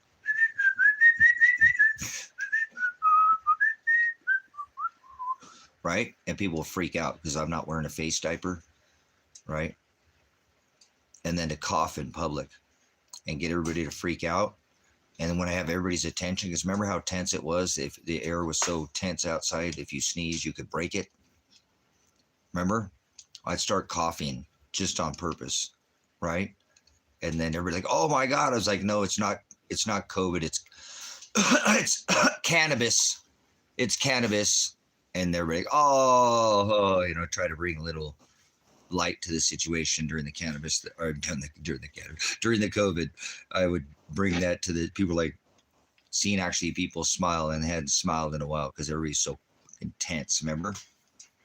So that's what I used to tell people. It's not COVID, it's cannabis. And cough, you make some fake coughs in public. I used to like to cough in public and fake cough too, or sneeze, fake sneeze in public. People freak out during the COVID.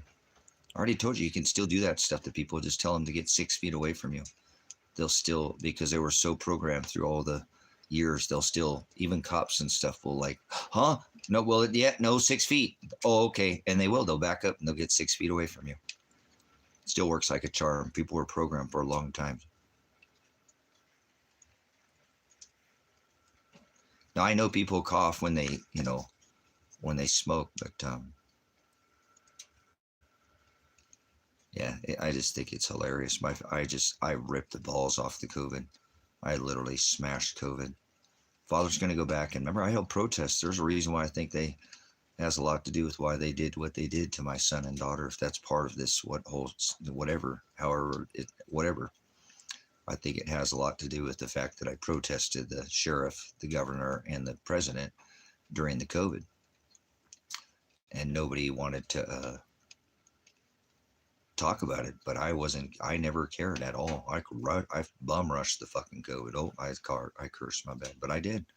I crushed COVID. So I've been told everybody COVID was coming before it did. I did. When I saw China locked down with 11 people dead, I was like, you guys, I already did my research. They did this event 201. They're about ready to release another scamdemic. H1N1, bird flu, slime flu, Ebola. Oh, we're all going to get Ebola. My Ebola. Dun, dun, dun, dun, dun, dun. My Ebola. Remember all that? Dude, people are so lame. I could see that one coming from a million miles away. So, hold on. Right. So, but yeah, I did that a lot. I gave everybody hell in public. I whistled a lot. Made people very uncomfortable. I would say that. It's not I'd cough and then get everybody's attention because they'd be all freaked out. Say, no, it's not COVID, it's cannabis. Oh, a couple of people would laugh. So it was fun to do. I'm so glad I did. There were very few people who stood up during COVID. You know what I'm saying?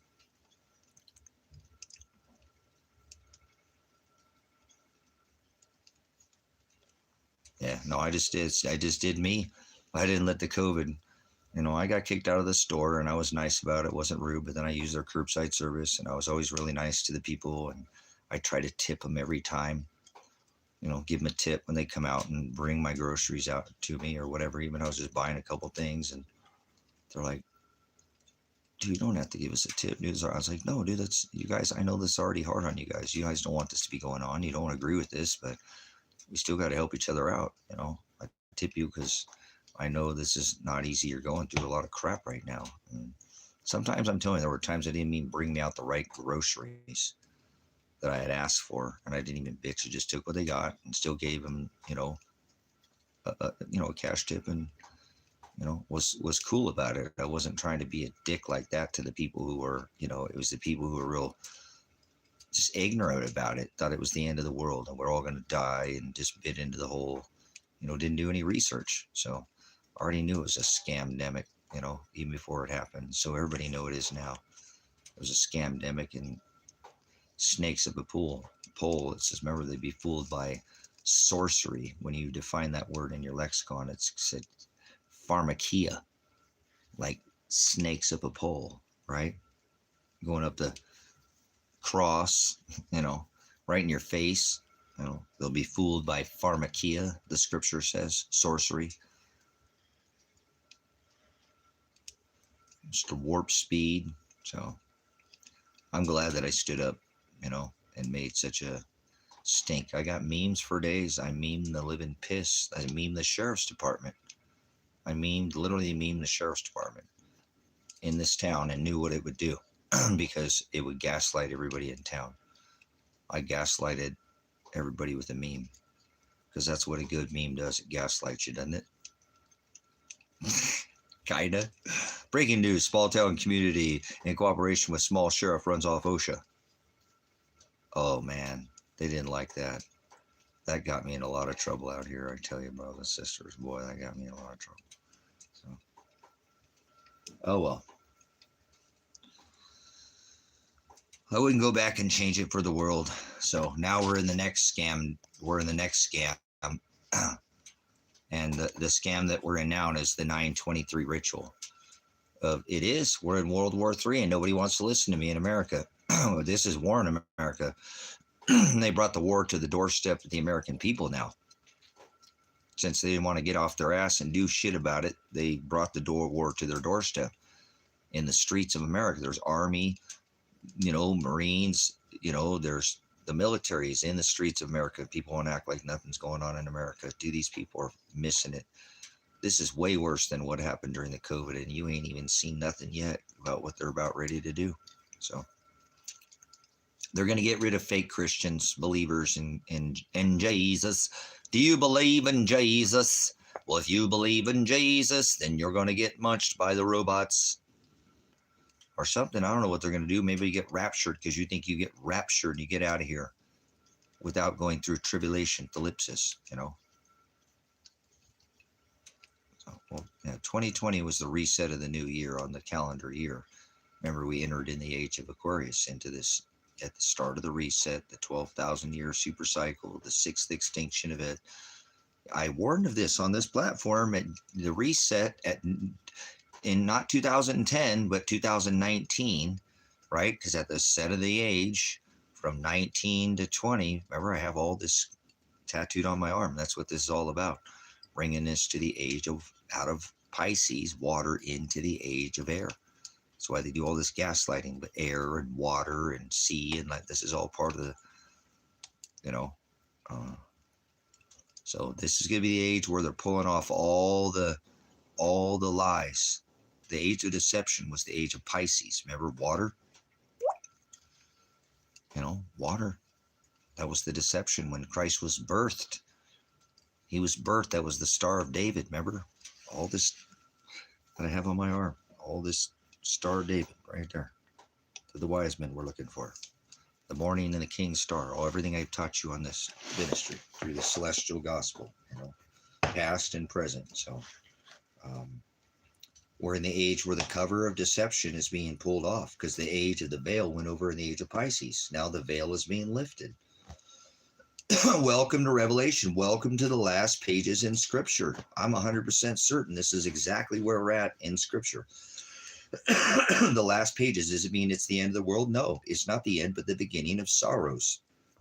because that's what it says in Revelation. So things are about to get a lot worse. See? I have the playbook. They're going by the script. Every jot and every tittle will come to pass for the great and dreadful day of the Lord, the final trump. That was kind of like my introduction there. So, right? Father is bringing back, remember, judgments to all flesh. Everybody that's ever walked this rock. I don't care how old you think it is. There's one judgment, one final trump. So, get ready. We've got waves to go until that time gets here. Waves. Like a woman in labor, like the Revelation 12 sign, birthing the Hamashiach in the celestial firmament.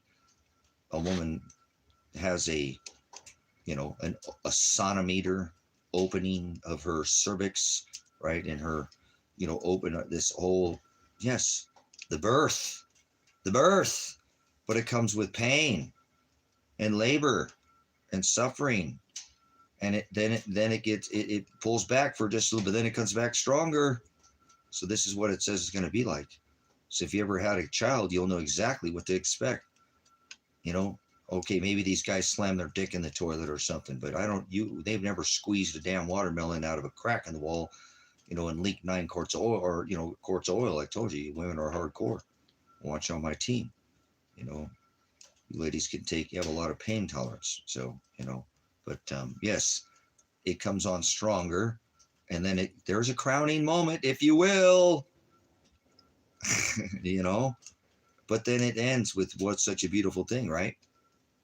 That's the wedding. So after we labor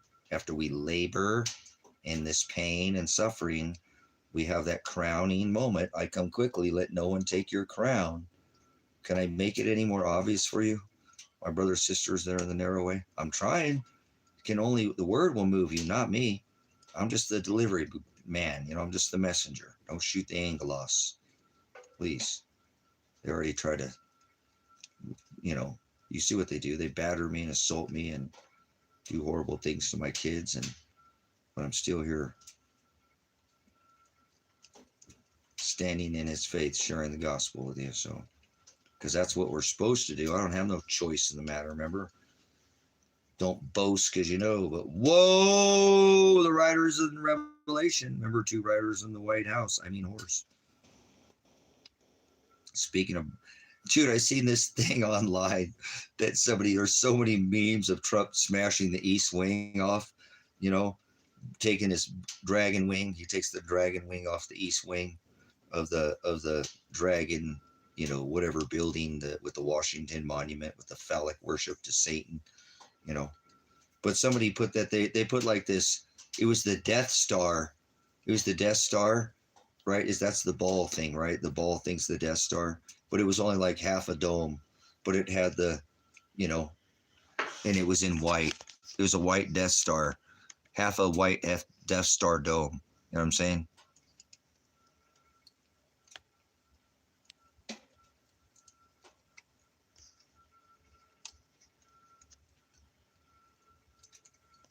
Oh, nice. You had no epidural.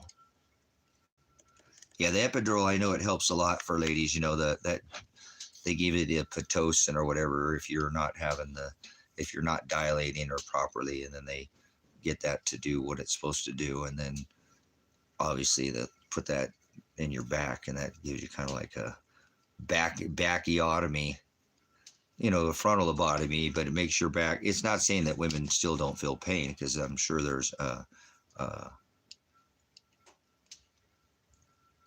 labels are dipping in the same dream ball. There you go, Dustin. Good stuff.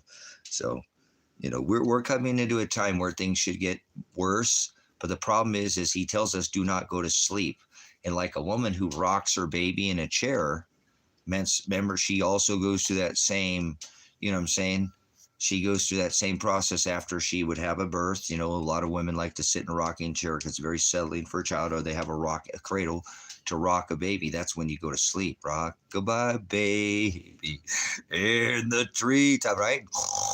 there's that. There goes the whole world sleeping. And he told us, man, enemy came and sowed seeds while you were sleeping. Remember, because you're watching the black broadcast, the darkness of fruit.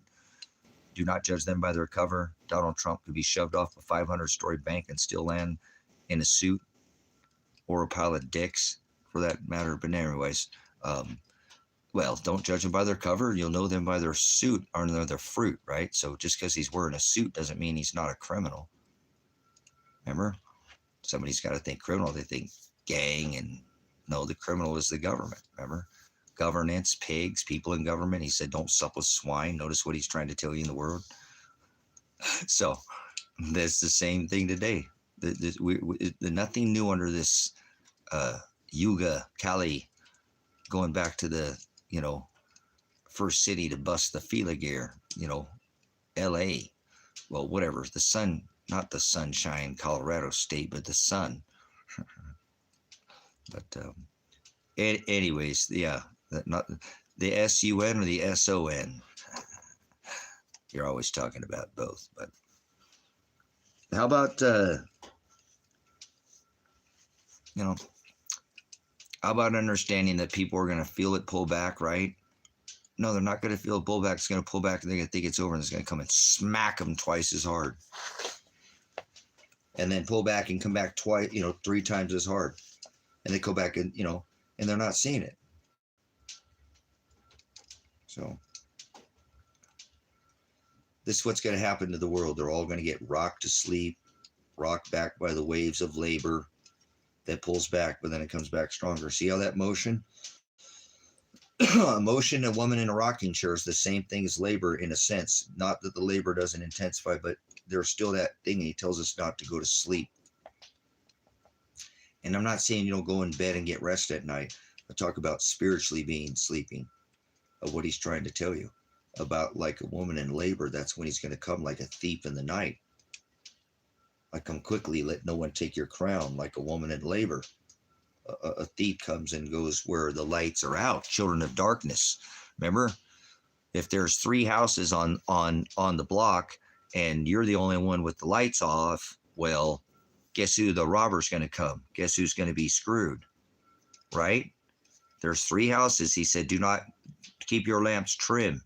Trim your lamps. Nobody knows the day or the hour. Have extra oil and be burning bright. The enemy comes. These 2 houses have their lights on. You don't. Who's going to be screwed? Where's the enemy going to come?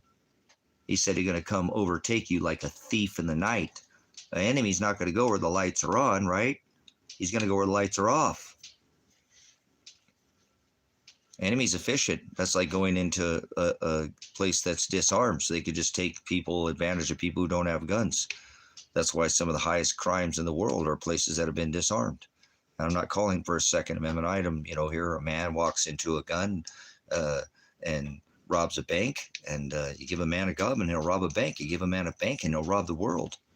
You give a man a gun or 2 guns, he walks into a bank and everybody's standing in the teller, all the tellers, everybody's standing in the line to get their money out of the bank, even including the bank manager. They all have sidearms, as well as the loan officer. How successful are you going to be at robbing that bank? Like a thief, huh? Arm yourself with the word of God, brothers and sisters, and you will not be overtaken like a thief. The elect will not be fooled. It's not possible to fool the elect. Father chose them. Remember, they won't be sleeping. The enemy came and sowed seeds while you're sleeping. That word is to broadcast. Broadcast means to sow seeds. Sow seeds. The enemy came and sowed seeds while you were sleeping. Are you watching? Which broadcast are you watching? I don't know. Are you declaring the 2 witnesses? Which ones? The 2 that'll take your crown? Hanging on that cross right there?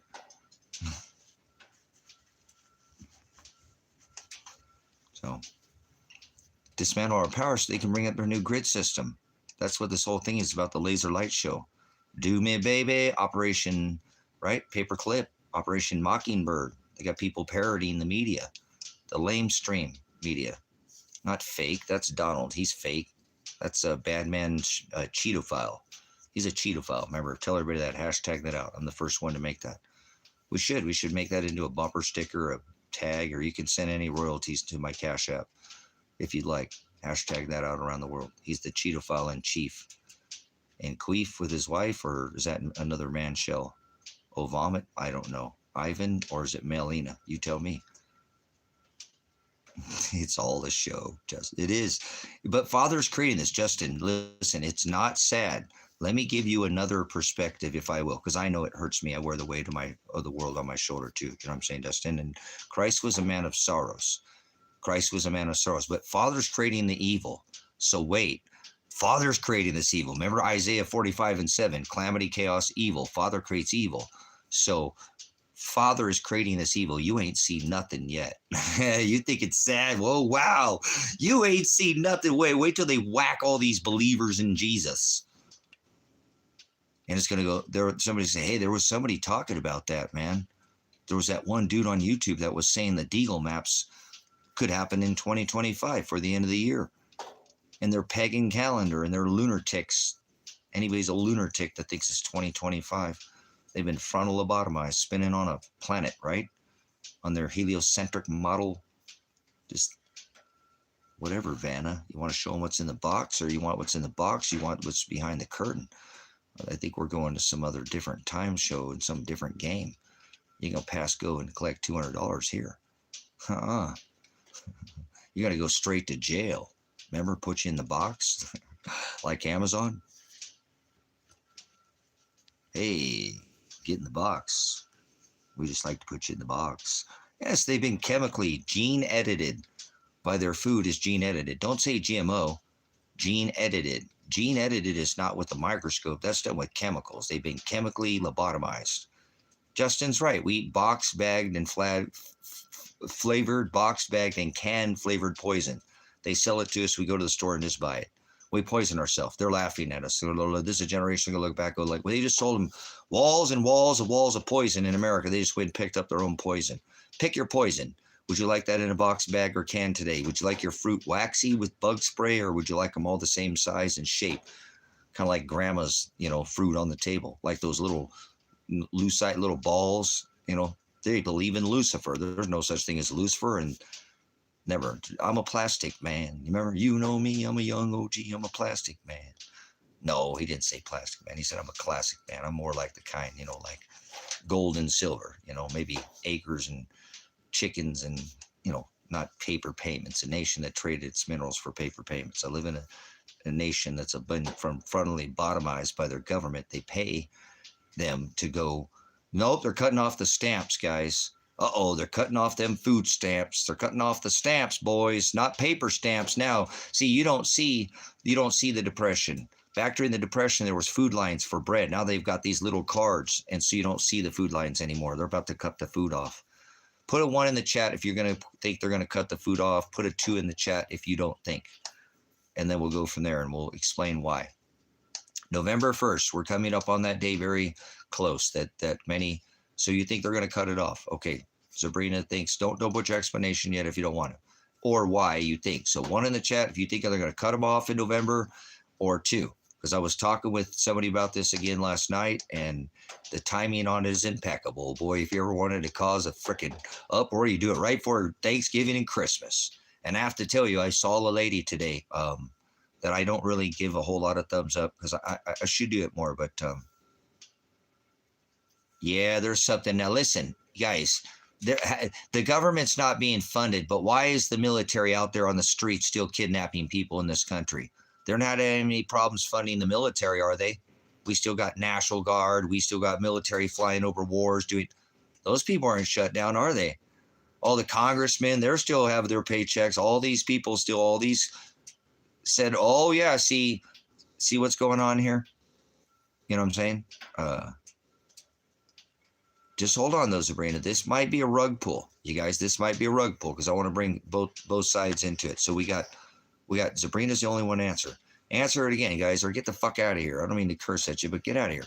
Participate in the chat for a minute. You could put 1 or a 2, 1 if you think they're going to cut these, benefits off. Some states for 2 months at a time. So they're looking at losing 2 months worth of benefits, and they'll make it up after the government gets reopened. They even got this debt clock, or like a debt clock. They've got this government shutdown clock. So, what's your thoughts? 1 in the chat if you think they're going to cut off this benefit, or 2, if you think they're not going to, and they're going to refund the government in November. I think it's the latter. I think they're not going to cut people's benefits. Still, people might get a little bit, but they'll turn it on before November, because that would take out Thanksgiving and Christmas, and that's their major pagan holidays. I mean, they wouldn't want to starve the people of their sugar poisoned food, filling up baskets full of stockings full of poison and coal or whatever. Better off with coal than what we put in our stockings, right? But the hung would by the chimney with care. Yeah, sure. So, but anyways, I don't want to hear a sugar-coated peep out of you, okay? During your Easter, it's still the celebration of all these sugar holidays. So if they cut off everybody's sugar, that would be a game changer, wouldn't it? Everybody's already diabetic in America because they eat so much sugar, box, bagged, and flat, canned flavored corn syrup. Another sugar, starch, sugar, right? Well, no, it's not starch, but right, carbs. Oh, carbs. Oh, carbs turn to what? Oh, pastas and breads. So people are super sugar-fied nation. So it's a corporation that survives on sugar, corn syrup. Most corn syrup is almost in everything. And that's why if you notice that people have been frontal lobotomized, they don't think straight, because that syrup and that sugar makes you acidic and lethargic. You're like an ogre. You're like a battery running on just no charge. How you even stay going, we don't know. It's got a little spark in him. Listen here, Sparky.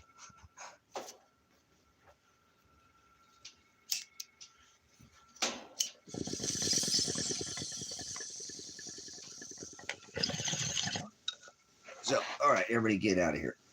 Nobody wants to talk about it. Get out of here. You don't even want to talk about it.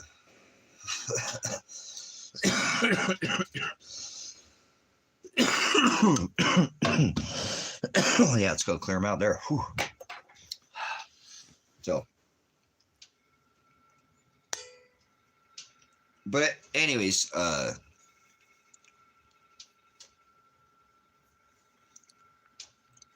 okay, so right, there you go. Good job, Sabrina. It's already here for some of us, I'm saying, as far as very expensive. So,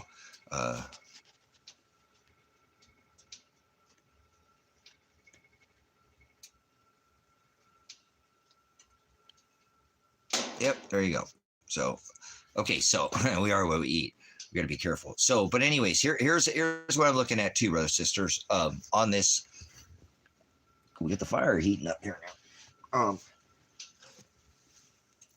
Here, if you listen to Dabu77, he was talking about this. I tuned into his thing the other night, and he brings up a real valid point too, which I've talked about. You can't go in if these people go in and loot their stores.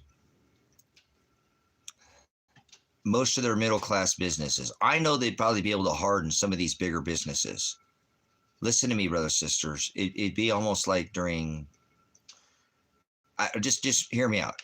If they could keep their big businesses armed, that they've got this military on the streets right now to protect their businesses, because if you notice, in most places, it's protecting the government is being protected, not the people. The military is not being there to protect the people; it's to protect the government buildings.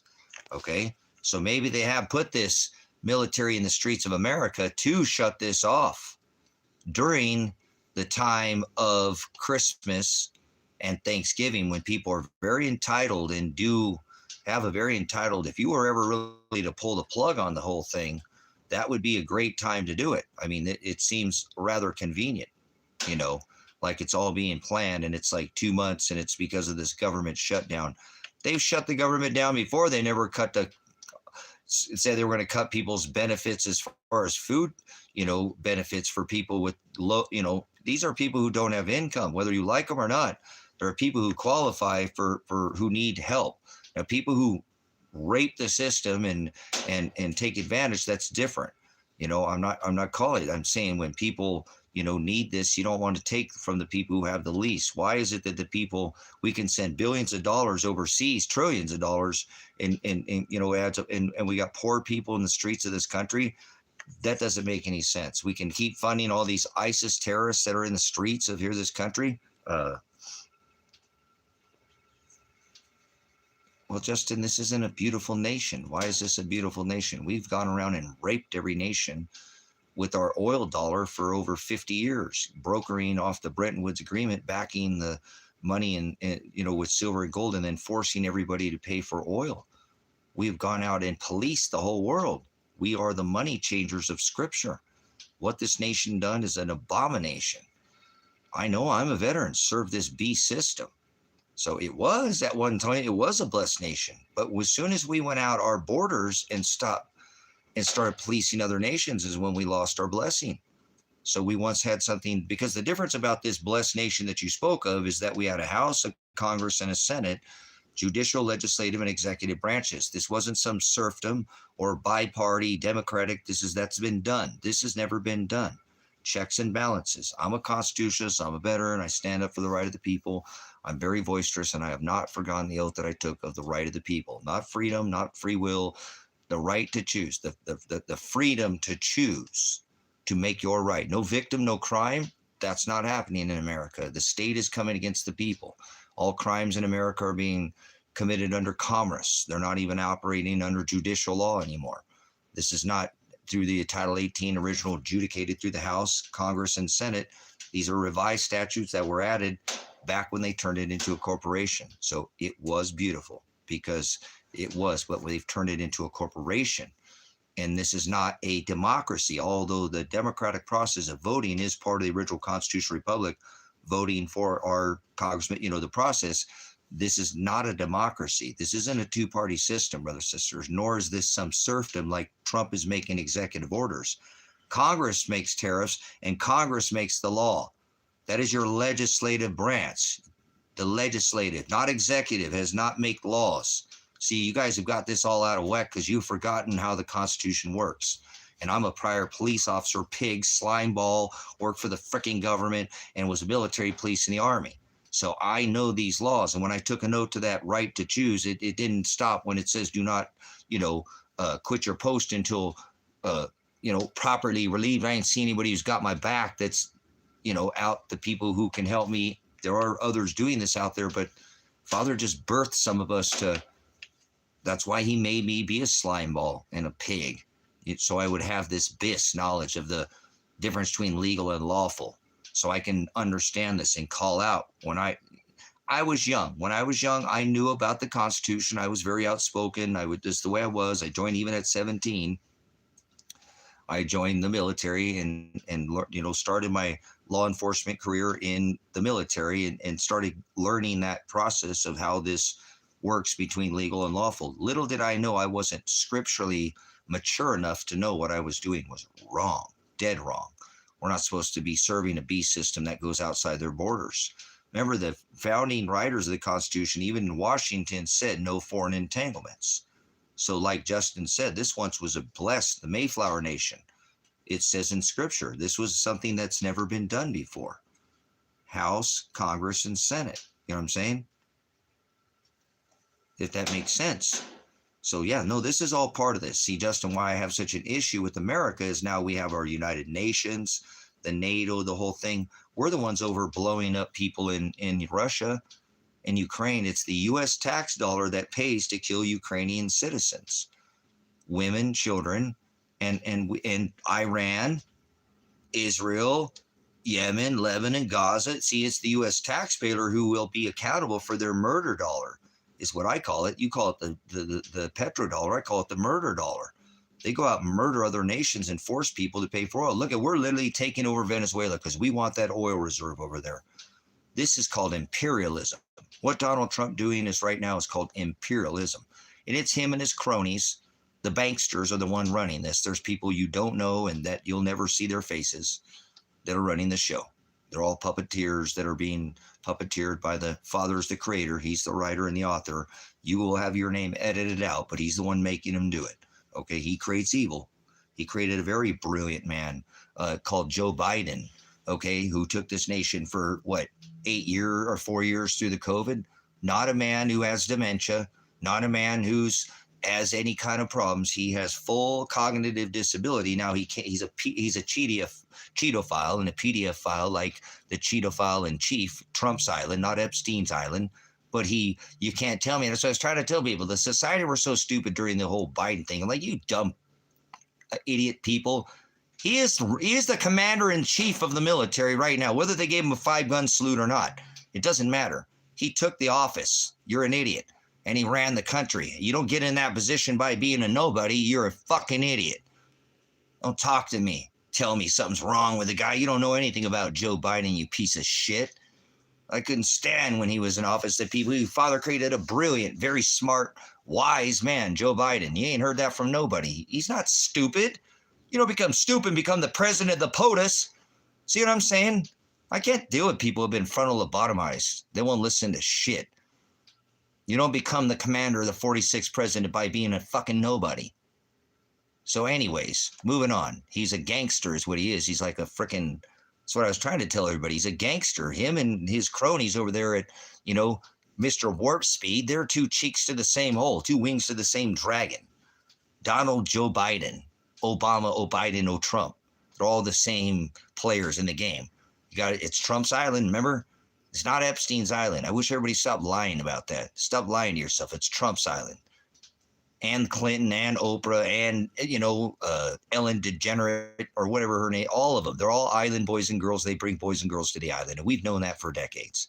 Pizzagate, remember? The Wide Gate, the Kill Bill Wide Pizza Gates. We've known of this for decades on the dark web. Why are people hiding this? Remember, he ran off of Pizzagate. Oh, I'm going to lock her up. I'm going to put Hillary in prison. She sat at his inaugural dinner. He praised the Clintons. The most ignorant generation ever will be these thump supporters.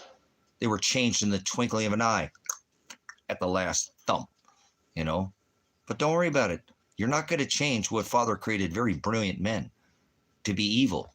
So Joe Biden is brilliant. Stop being an idiot. And he's not sleepy, nor is he crook. They're all crooks, right? Crooked Joe Biden. Donald's crooked. Donald crooked Trump. The dude just whacked off the White House.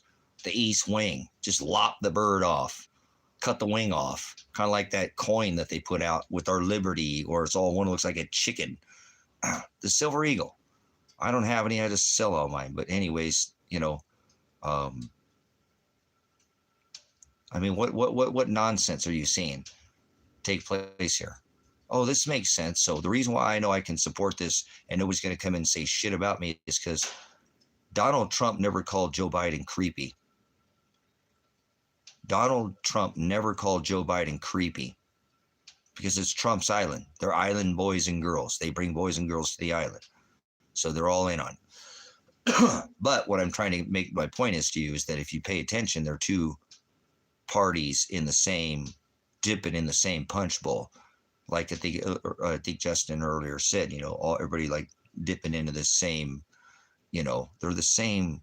It doesn't matter, Democrat or Republican. You mix red and blue, you get purple people eaters. Can't keep it in the pants, keep it in the family kind of people.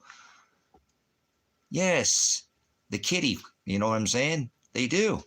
Island boys and girls, family, royalty, purple. 2 kings, 2 crowns.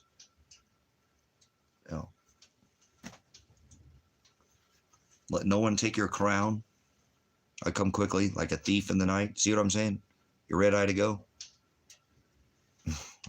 So, but it like I said, it just pay attention. Like I said, it's like, who want to actually listen to this. We're gonna pull the rug off Pence. Okay.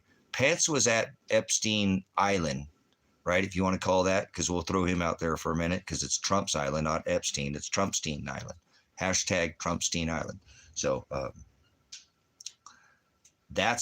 this is where Pence comes from. So, he was one of, I believe, if I'm trying to do more research on this guy, because I already warned about Vance, Trump Vance, JD. This dude is probably going to take the helm. You know what I'm saying? No snow yet, but we are getting some. They got that West Coast got in the Pacific, got hit with that kind of wall of water. So we're getting the kind of tail end off the Cascades over here. But I think this weekend, they're calling for snow. This weekend.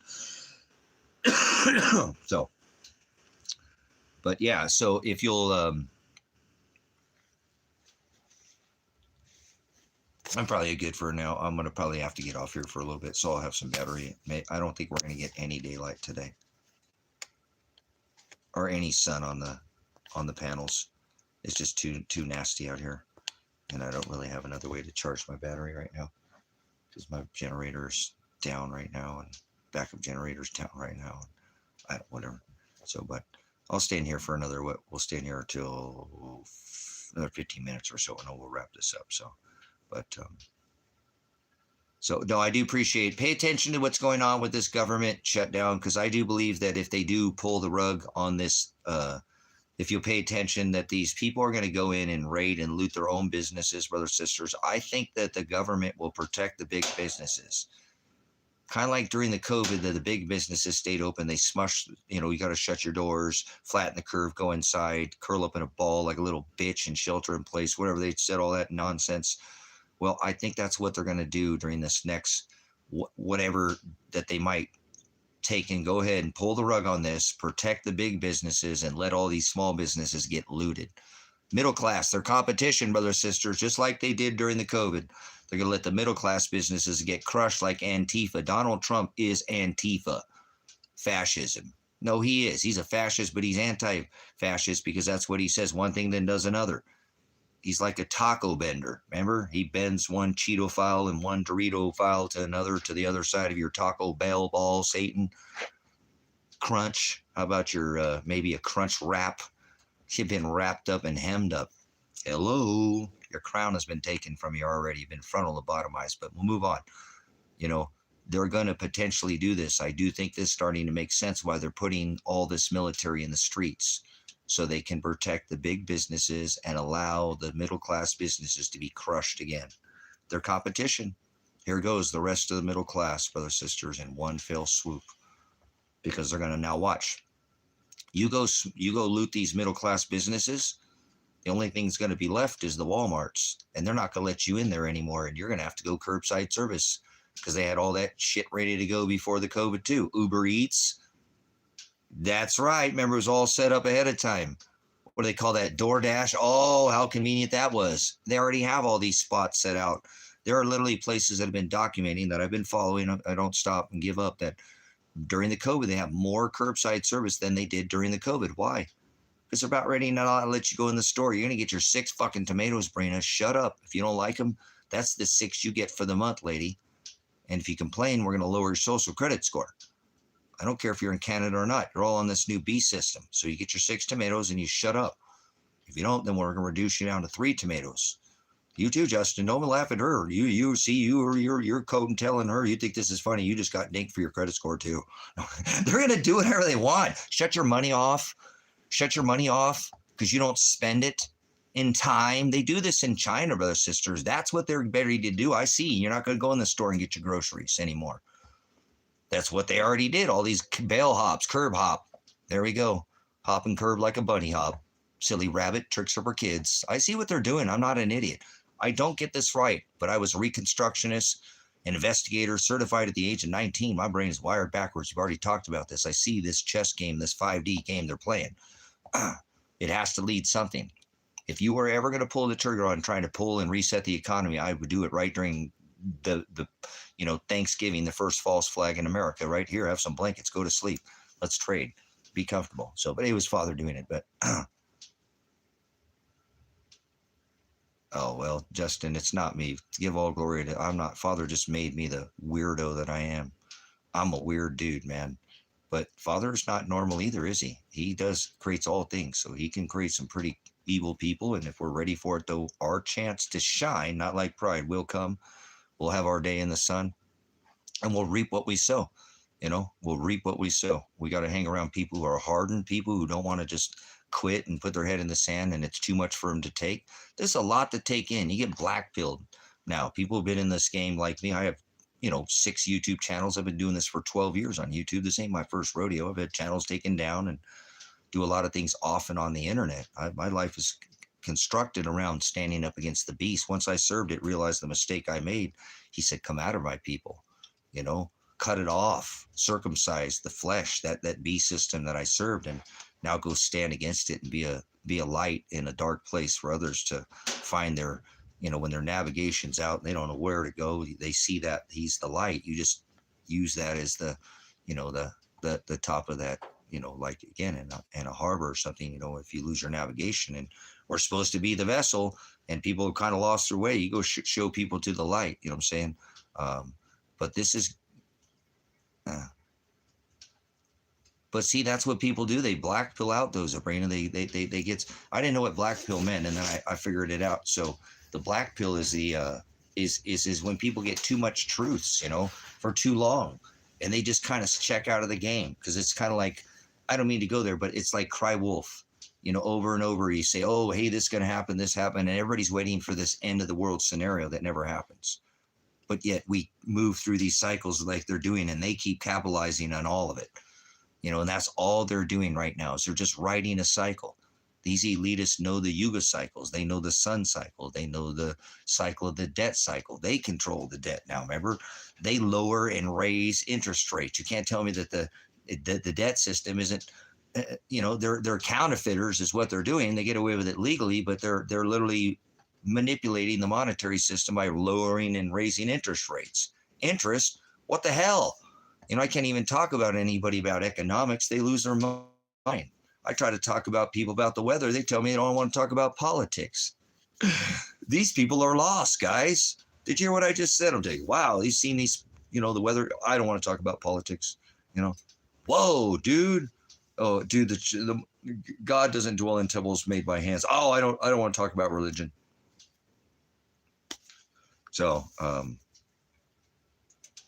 so people have just become so, the COVID did that to people. 6 feet. I told you really want to mess with people, don't do it too much. But God's not going to throw you into the lake of fire, strip you if you do it every once in a while to somebody just to be funny, and it's almost enjoyable, And yes, and they voted for the pedophile in chief, the cheetophile. So, and his, whole clan of banksters that are with him, J.P. Chase, remember? The Rockefellers, the Rothschilds, the DuPonts, the Gates, all of them, the Bill Kill Bill Whitegate, Pizza Gates, the Clintons. Yep, all of them. The Fauci, he's number one paid government official in this nation. All these people create all of these, yep, eat your kids. Did. A lot of that's coming out right now too, brothers, sisters. They're having to cover for their ass why there's not enough meat at McDonald's. And now Trump's saying he's bringing in meat from like Argentina and Brazil and other countries. This is getting lively, guys. Seriously, like Moloch style, like throw your kids in the fire, eat your sizzle kids. I mean, eat your kids. They just smash them into metal plates. Oh, kind of like those presses in Star Wars. Remember in the trash compactor? Oh, remember Chewbacca? He was all stuck trying to get out of there. That was a horrible. That wasn't a good Chewbacca, dude. That was a horrible Chewbacca. That's not like a whale, like a seal. Sorry, Sabrina, like a seal being harpooned. Dude, what the hell was that? Oh my gosh! Save a whale, harpoon a fat chick. No, just kidding. Oh, I'm going to the fire for that one. Oh, well, no. Remember, in fact, it's cold as hell. Oh my gosh, all the polar bears are gonna die. You're never gonna see snow again, and yeah, the greenhouse effect is gonna take it. My bad. Oh my gosh. At least I'm laughing a little bit. What the hell? Oh my goodness! No, what an interesting time, man. Like I said, the president's a cheetophile, and everybody knows it. We know he let Joe Biden. I mean, Joe Biden got let in. I mean, he said, I was a snake before you let me, and then he let Joe Biden, so he can skip 46, so he can be president 9/11. 4 + 5 is 9. 4 + 7 is 11. President 9/11, the king of the abyss. He decorates his house with Satan, the sun god. You couldn't be any more in people's face right now, just smacking people, kind of like phallic, smacking them with a phallic. Ladies know what I'm talking about. I apologize, I didn't mean to go there, but in whatever ways. So just that's what they're doing to the people. Like I said, they're just like laughing and stomping on them. And if I was an elitist right now, I would just be like, these people do whatever we tell them to do, man. This is better than it's ever been in history. We just doing whatever. They just buy their own poison, you know. Yeah, whatever. Just laugh, you know. Like I said, it's adult conversation. We're not trying to be too lewd and crude. I'm already pretty crude and lewd, but not lewd and crude, right? Oh shit. You can't be lewd and crude in here, okay? You got to be crude and lewd. There's a difference. No, there's not. I'm just kidding. Peas in the chicken dumplings, pretty good.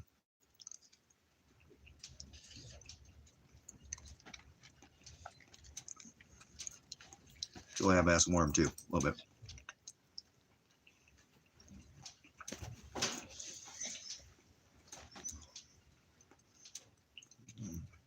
Me too. You've been here long enough, Sabrina. You see how my humor is. I don't have normal humor. I really don't.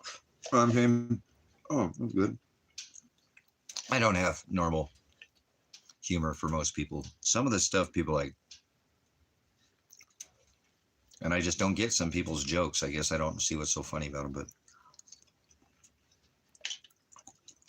I think joking is awesome.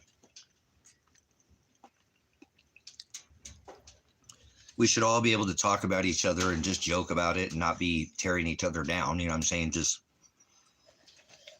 culturally, we're just, you know, we're tribal. So we're going to have that nature to be a little bit tribal. You know what I'm saying?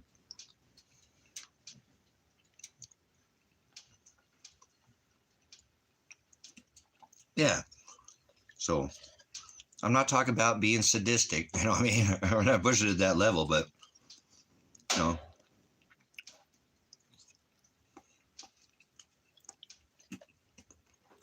Like, I find it rather humorous that the people didn't see that, you know, these vaccinations, these are like mowing the grass to the elite. You know what I'm saying? They don't care. They'll walk right over the people. These people, they did the scandemic that we all know that, and that nobody even acted like that has happened. It's like everybody forgot that we all went through that scandemic together, whether we liked it or not.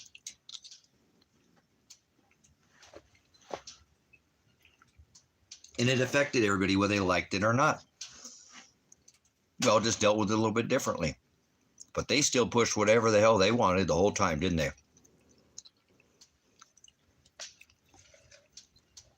So nothing's going to change. Like, not like you are not going to change the world. What can happen is your area around you, you can, you know, just be the effect in the area that you're in with the people that you're around. Just show people in the narrow way. People ain't seeing it by now. They ain't going to ever see it.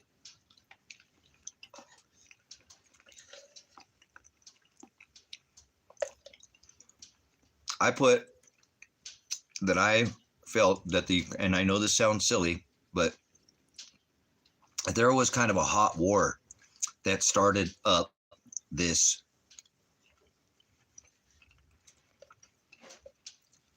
where we're at. I was blogging back in 2014 when they violated the Donetsk agreement in Kiev, and they instilled that Poroshenko, the Chocolate King, and overthrew a legally elected government in Ukraine over there, stole all the gold over there and brought it over here to America. I said, that's where the war started, was over there. And look at what's over there now. You see what I'm saying? And it's not that it's just there, but, and we were being bombarded. I was blogging before then, telling the people that the war actually started long ago because it's a silent war.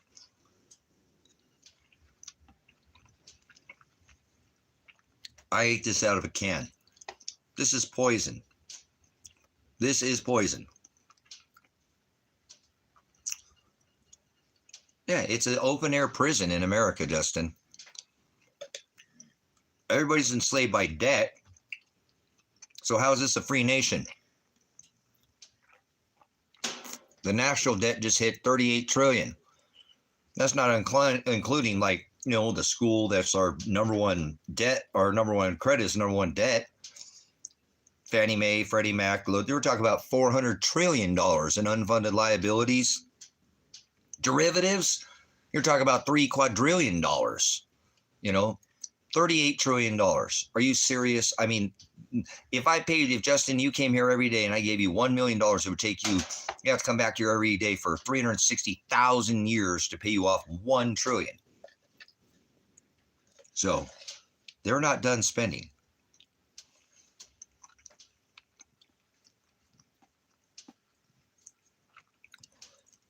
Yeah, they knew that because do you know, Justin, do you know anything about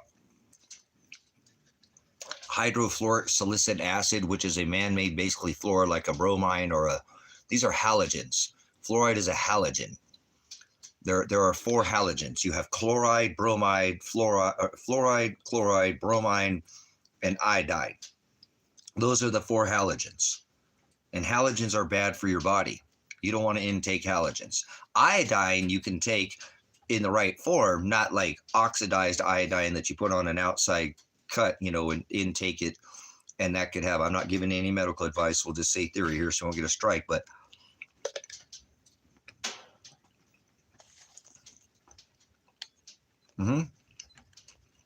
so fluoride is exactly what Hitler sprayed the Jews with during World War II to get them to walk to their deaths into these concentration camps, right to their own smokestacks as people watch from afar.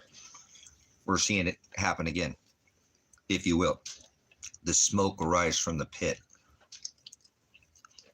So that's exactly what they say that Bashar al-Assad gassed his people over there in Syria with was fluoride. Nobody will listen. And some people are like, well, how the hell you detain all this information? Remember, you can't let them black pill you, brothers and sisters. You can't let them black pill you.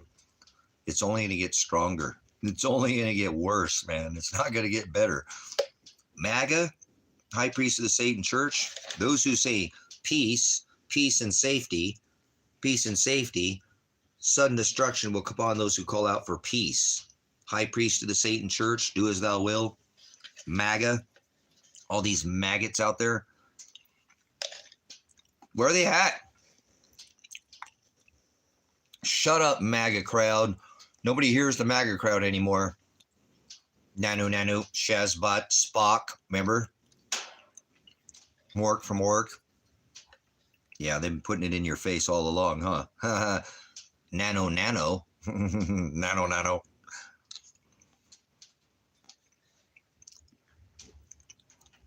So, all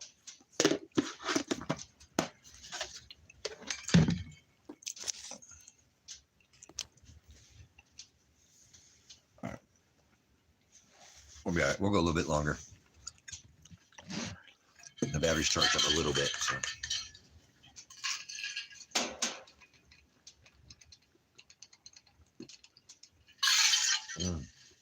Oh man, almost want to drive to town just to get some ice, but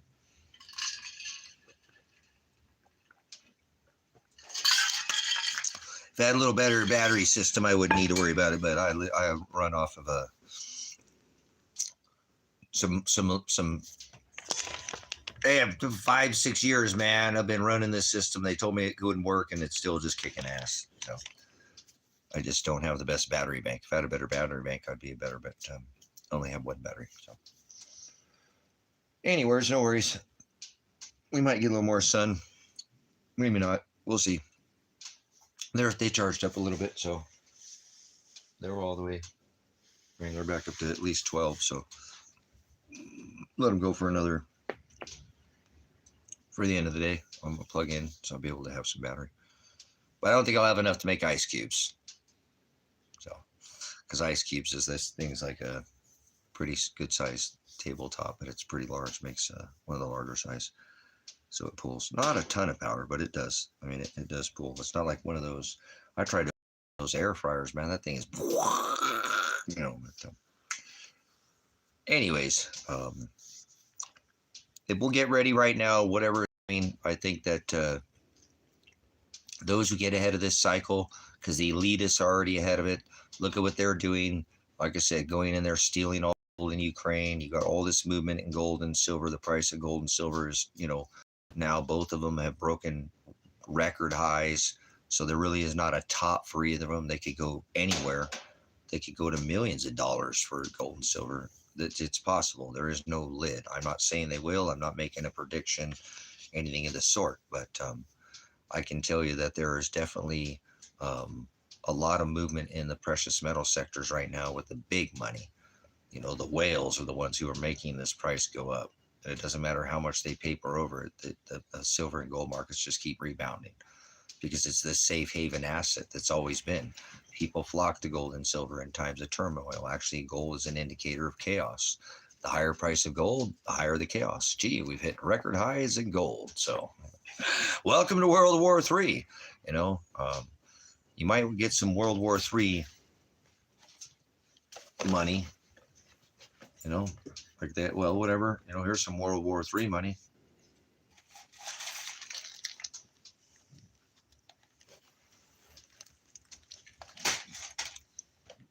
It'd be the new silver and gold, water and food, huh? And you're laying next to a 500-ounce bar of gold and you don't have no food, and nobody will trade you because nobody wants your gold bar and they're hungry. Then that bar of gold isn't making you wealthy at all, is it? It's making you dead. You can't eat gold bars. So just letting you know, just so you know.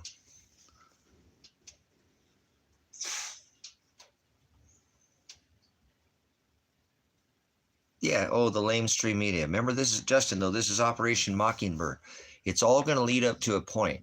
I don't know if you know what Operation Mockingbird that was done during World War II, after they take all the top, you know, chemists and physicists and scientists and brought them over here to America and created what we know today. The top, remember, even the top scientist at NASA was a Nazi, and you know, all this was created through the Mockingbird media, right? The Operation Mockingbird, continuity of government, you know, national emergency type of, you know, or not national, but you know, a threat to national emergency. You know, they passed all this, took over the land, by water, by boat, by air with Operation Nanook, Operation Popeye. There's Operation Warp Speed was part of this same, whether you understand it or not, was part of this. So yeah, so they've created a time where they're going to use and bring in the tech. Because if you go back and you read through the Project Blue Book, is what this is called. Project Blue Book. Not Operation Blue Beam. Operation Blue Beam was something in the 90s. This is back from the 1800s, even before we went into World War II, where they were doing all these government flying objects. There's no unidentified. Tell everybody we know who these objects are. These are tech that's from Tesla Tech, which is gravitic technology, or perpetual polarity, ether technology, whole current technology, all the same Tesla had, which is Tartaria technology that they built the pyramids with, megalithic structures by sound. Like your church windows have all those schematics, and if you hit sound wave on a table of sand, it makes all those images that you see in stained glass windows in the churches. They know this. They're just going like this to you because you don't know what that church pew windows means, but they know the frequency. The Torah, this is all spoken into existence, was it not? Yes, by frequency and sound and wave and air and larynx, you know, your vibration. Torah, everything in the toroidal field has frequency, has value. Torah is math, whether you like it or not. And I'm a math kind of guy. So math, not math, you idiot. What are you on your Mexican American cabinet or something? Go back to doing your Adderall or whatever you're on a roll. Okay. I don't know what you're smoking. No, but anyways, Project Blue Book was an operation back where they were studying all this gravitic technology. This is what they say. Hitler got the fallen angel technology. No, he didn't. There's no such thing as fallen angels. This is the front that they're using to rebrand World War II equals World War III. Everything they did during World War II, now you're re-seen, recycled, and rebirthed and replayed in as World War III. And we are 100% up to our waist at this point. We're not up to our necks, but we're definitely up. We're past our ankles, past our knees, we're past the junk. We're up to the waist, past our, we're getting there. We're almost chest deep here soon into this World War III 923 ritual, where they're going to already revealed, which they've already did their Pearl Harbor with him blowing up boats in international waters. They did their, obviously, World War II started with embargoes, right? Japan, they did that already. Tariffs. China, the first time, 45, tariffed them. Washers went up $200. Here we are. Skip Joe Biden, 9/11. 4 + 7 is 11. Here he is now sanctioning the whole world. So they're doing everything that they did during World War II, during World War III. You can literally take a checklist of what Donald Trump is doing and what Adolf Hitler did, and they just match up like two cheeks to the same hole, two wings to the same dragon, like a hand in a glove. It's a perfect match, and they're doing this by the script. And I'm the only one out here video logging this, blogging this, this 923 ritual of the rebranding of the 7th king being revealed as the 8th king, right? The coming of their Antichrist. They have to get Christ to come with the pit, right? Key, pit, the pit has the key. That's why you're all on a blockchain, because the key to the pit is on a chain, in case you ain't noticed. Oh yes, that's why they heavily in favor enslaving you in a digitally tokenized, credit scored blockchain communism. You heard it here, but that's where you're headed with their new monetary system. That's right, digitally tokenized, credit scored, tracked and trace credit scored communism, all tied to the blockchain. Blockchain digitally, because we got to make sure we got you all loose there for a minute. Digitally blockchain, tokenized, credit scored communism, where you pull up in the front of the Walmart and you get your fucking groceries. I don't want to hear it, Sabrina. See, now you did it again. You guys ain't getting no more tomatoes. I want to hear it. You and Sabrina are just too much rebels for me. No more soup for you. We're gonna go straight soup Nazi. You don't get no more clam chowder either. You're off the list. So I don't eat seafood, but anyways, something smells a little fishy in here. Yep, Vesca Pisces. So I love you, Pants. I love you, Pants. I know life's different, huh? I love you, big boy. Are you having a good day today? Are you having a good day today? We're trying to have a good day, aren't we? So, no soup for you. So we got the soup Nazi going in here on the HD fat. That's where it's at. That's the best part of the soup, right? Oh, is it out of a laboratory or some soup in a Wuhan market? 5G whiz, I wonder. I make you see why Stevie had to wonder. Oh, gee whiz, like some plastic, like your dashboard, or you're eating some cheese whiz. Velveeta or what? It's one. How many polymers is that away from your gasoline or Vaseline? No reach around, no Vaseline, no gasoline. Oh man, that's raw dog, man. That's my dog. All right, stop it. Yes, absolutely, Justin. Absolutely. I know Nashville. I know what I'm saying. I know what you're talking about. The Masons. That's just crazy. Good. Yep.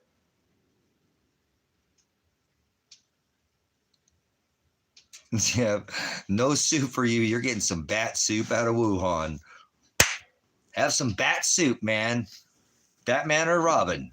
I think even Robin. Anybody who enters by any other way is a thief, he says, and a robber. So no worries, right? Just sit there and watch it all happen right in front of your face. It's like freedom, da-dum, dum, dum. Oh, look at, he's got a pearl necklace. Oh, crazy kids are in this. Yeah, children is what they are. So what's an adult only stream? Careful, we'll cover a lot of conversations quickly. So, but I haven't seen, you know who does a good channel on that is Grox1. I need to go back and look. I'm not sure if he's putting out any work on it, but another good decoder on that would be Casey from Enter the Stars.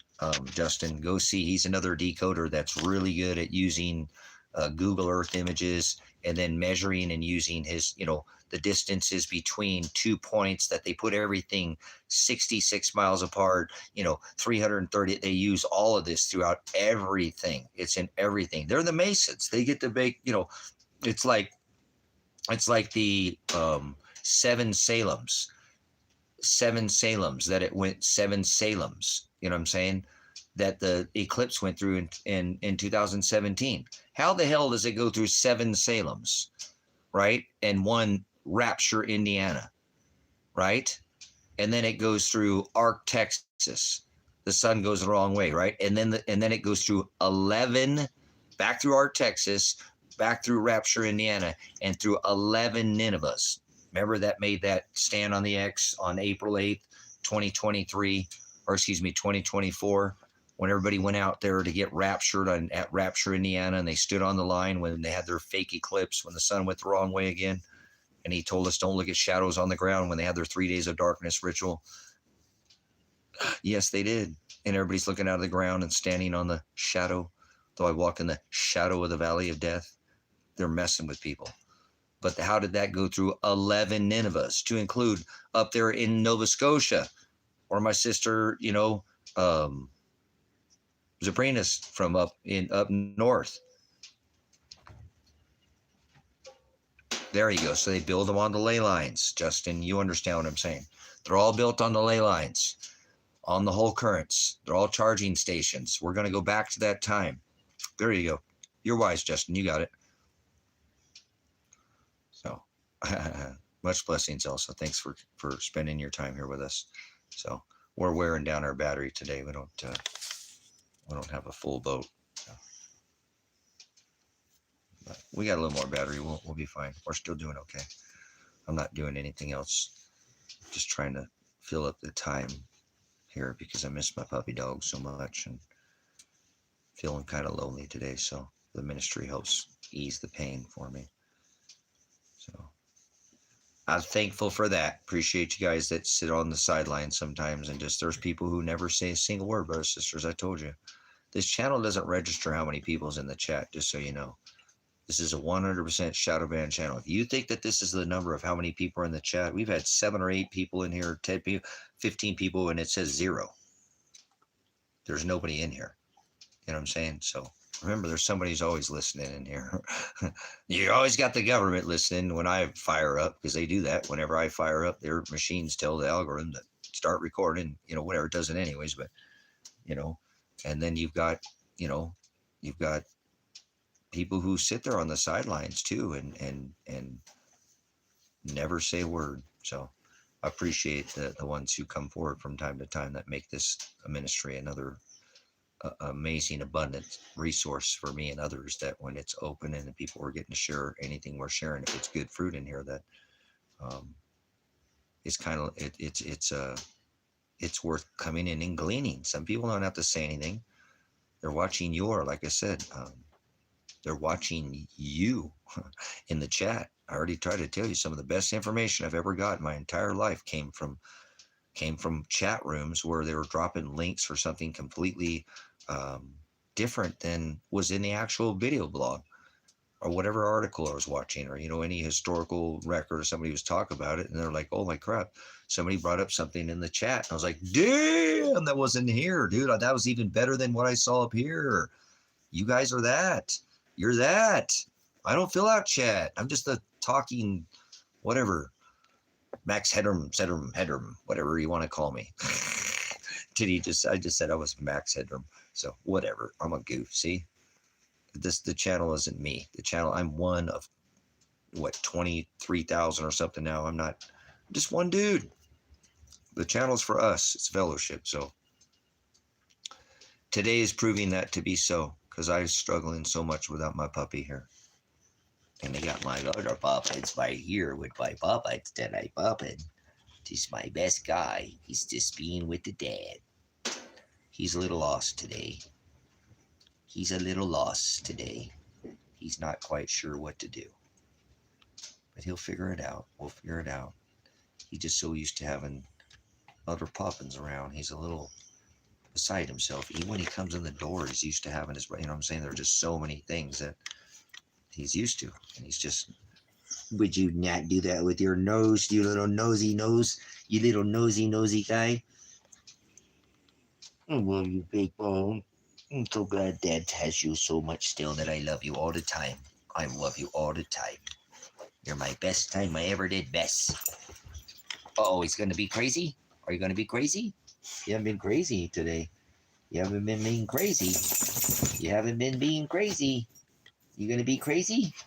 Oh, crazy like the dead. Crazy like the dead. Crazy like the dead. Oh, we love him. Boom, boom, boom, boom. Anyways, no, I appreciate people who be able to come in here and spend time. Time is very valuable. In the world we live in, time isn't something that could be bought, you know. Got 17 cats. Wow, I love kitties. I love my 2 kitties too. I got 2 out here. So, I'll hang out with a puppy. Oh, you have the prettiest ears. Yes, you do. Yes, you do. Mr. Bone knows when we're talking about him, his ears go down. He's like, hey, somebody's talking about me. You're being such a good boy today.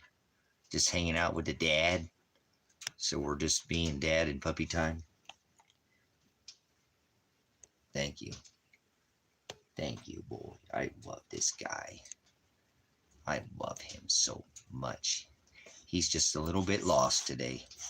So he'll be all right. He'll figure it out. We'll figure it out. Dogs are resilient, but he just never been without his brother. So, you know, not for long. He's whole life too. He's kind of, that's why last time when he was gone, when Tango was gone, it was hard because he just wasn't sure what to do. His whole routine is he's got to beat Tango in the door and out the door, and he nips at Tango and plays. He goes out. There's so many things that he has.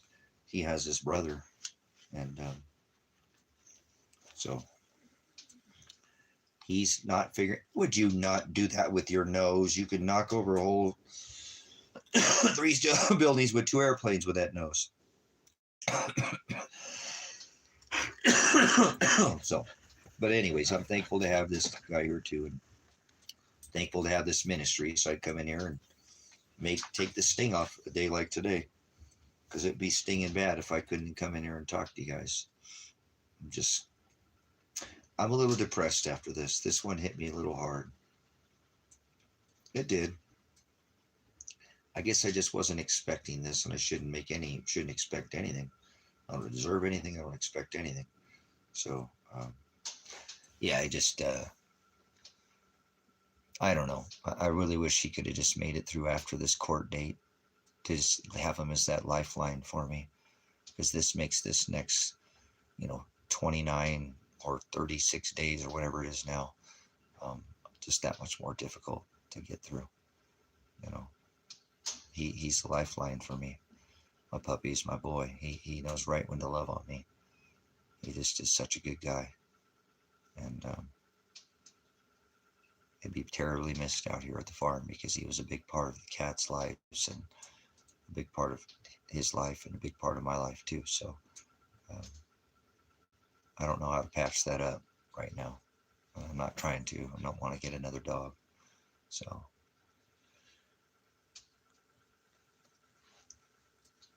yeah, what a interesting time here with, to take him right now. I really, again, I don't want to be selfish, because if he was in pain, for any longer, I wouldn't want him to be in pain. He never had to really be in any pain. So he lived a good life, but I could have used him here over the next, whatever, 30 days or whatever, just as my buddy. He was my buddy. He's kind of like my best friend. I know that sounds weird, but he's been in my life for, more than a dozen years. So that has an impact on your life a lot. So he's somebody I can vent to, and he never judges me with, other than he just loves me, and I need righteous judgment. But you know what I'm saying? Animals are so loving and eager to please. So just the whole energy out here at the farm is so different. It's just a whole different feel out here. I mean, I don't know. I'll figure it out, but right now it's very confusing. I know we're all a little bit confused. Our whole routine, and we don't have a routine like that, but it's just kind of interrupted here.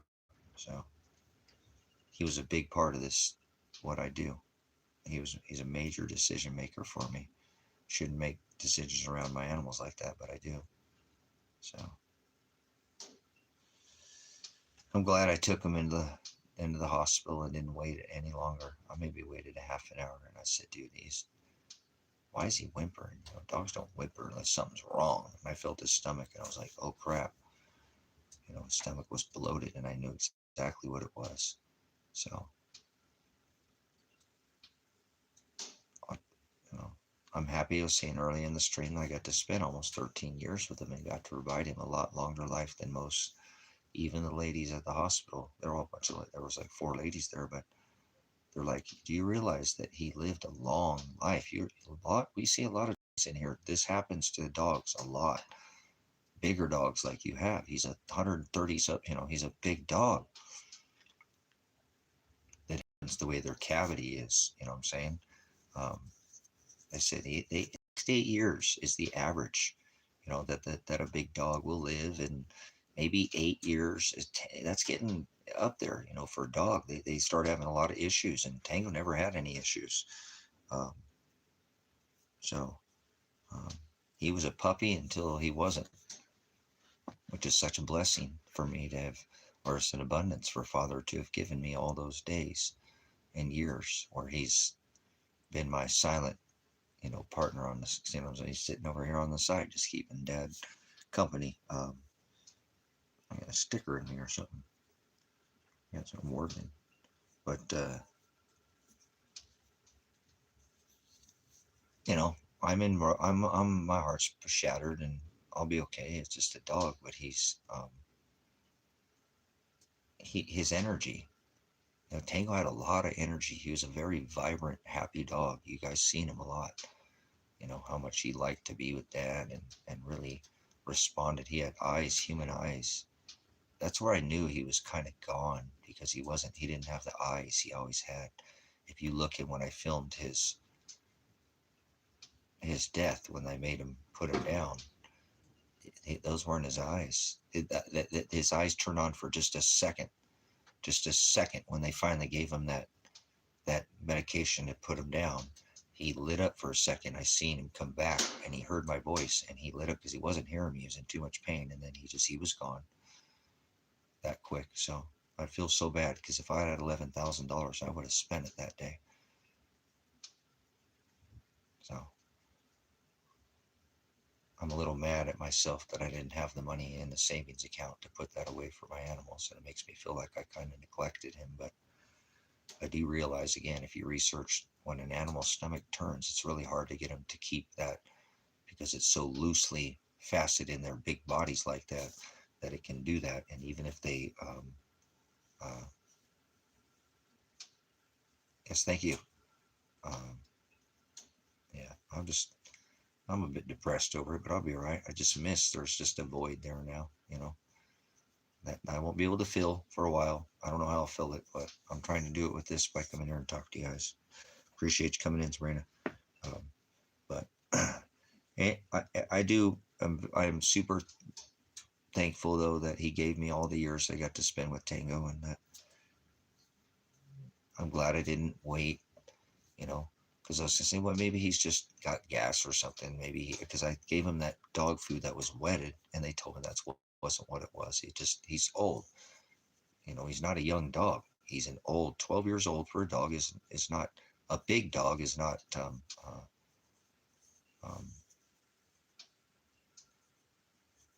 oh no, I'm not my first pet. That no, Carl. I'm a farmer. I've had multiple dogs buried out here on the farm. Tango's been his bone got his brother got poisoned and stuff. I've lost some other dogs before, but this is a dog I never had a dog for almost 13 years. You know, he's kind of like there when nobody else in my life was ever there for me and hurt me. He would be there to fill in that gap. And right now I'm hurting, uh, but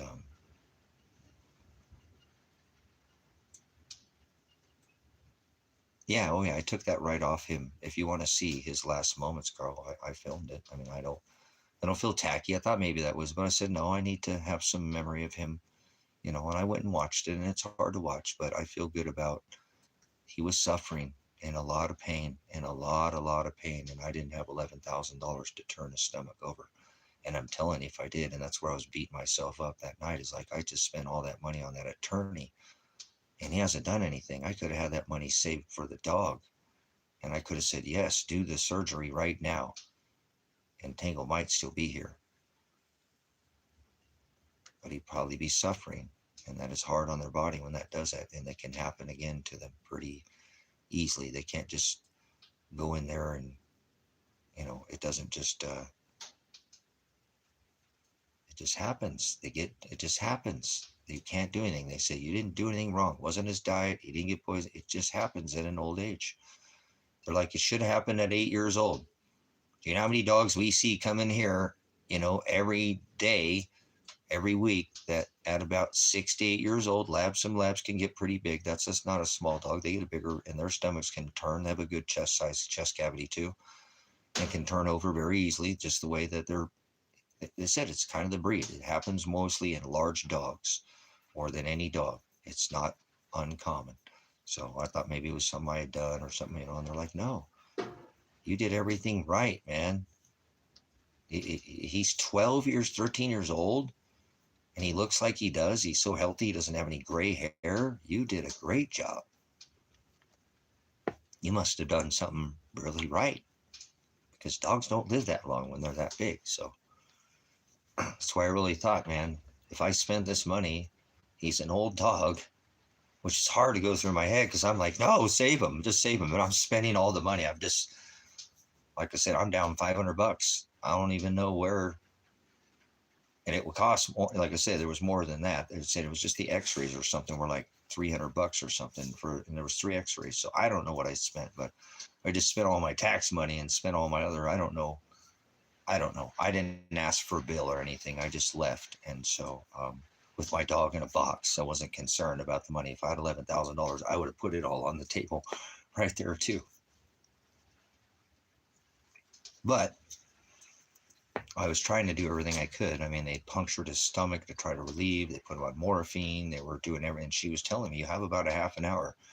There's these credit things that I started to fill out one, and I'm like, dude, I don't even have credit,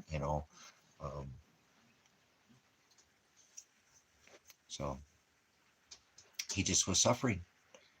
He was in his eyes. He was so in pain that I just told him, she's like, well, she told me you want to go in another room with him. And I said, no, just take him right now. Take him right now. Don't let him suffer any longer. Please take him right now. And so he was already gone in his, they said that when it turns in their stomach like that eventually what it does starts, getting into their circulatory system, and it starts cutting off the oxygen to their brain. By their stomach twisting literally cuts the oxygen off to their brain. So, yeah, and that's so awesome because dogs cost so much, So I was like, I gotta let him go. I can't be that cocksucker that holds on to his animal as a trophy because they want to keep him in their years, So he was struggling, guys. He was hurting so much. So I'm glad I didn't wait, because I thought maybe I'll take him in the morning and see if it. But I remember what that was when they get bloat like that. I'm like, oh no, I knew exactly that it had happened. What I'm saying? I knew it. I was like, no, don't be this, because this is the worst that could happen to him, right? So I'm glad I made the decision. Because I followed him around outside for a while, for 10, 15 minutes, and he just wasn't himself, and he did throw up one time, and he just wasn't responsive, and I knew that was the end. And like I said, I could have saved him, but why? So I can have him in pain and probably happen again, and I'd probably try to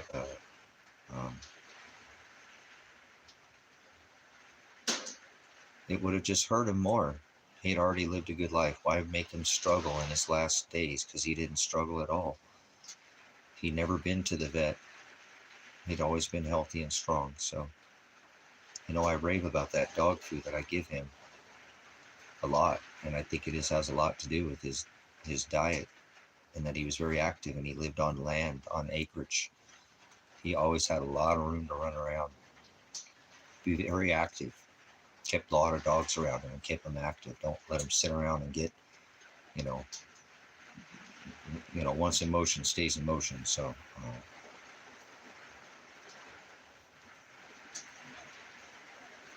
So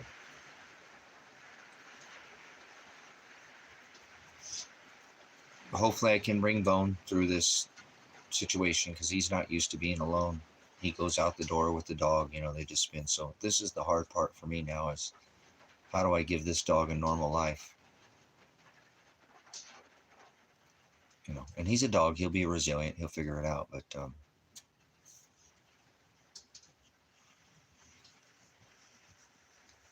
I don't know. I really I would have liked to have just had him here for the rest of this time, you know, but maybe I would have gone to jail and he would have died, and so, oh man.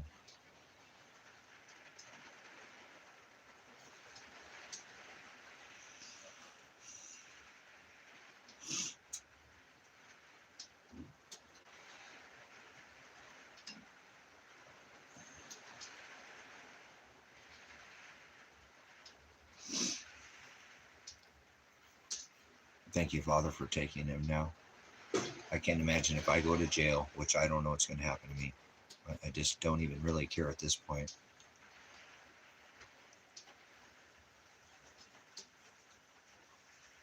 I mean, I don't want to, but that's where it looks like where I'm headed. Imagine that. Imagine if I go to jail and that would have happened like a month after I went to jail or something. What a horrible thing for somebody to have to deal with. So I'm thankful Father took him now, if he's going to put me in jail, because I don't know what's happening with me. Doesn't matter how much I throw at the situation or money or whatever, it's not changing anything. So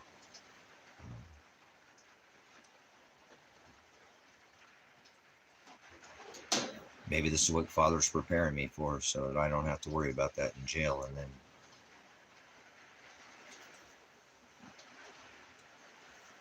I don't know. We'll see.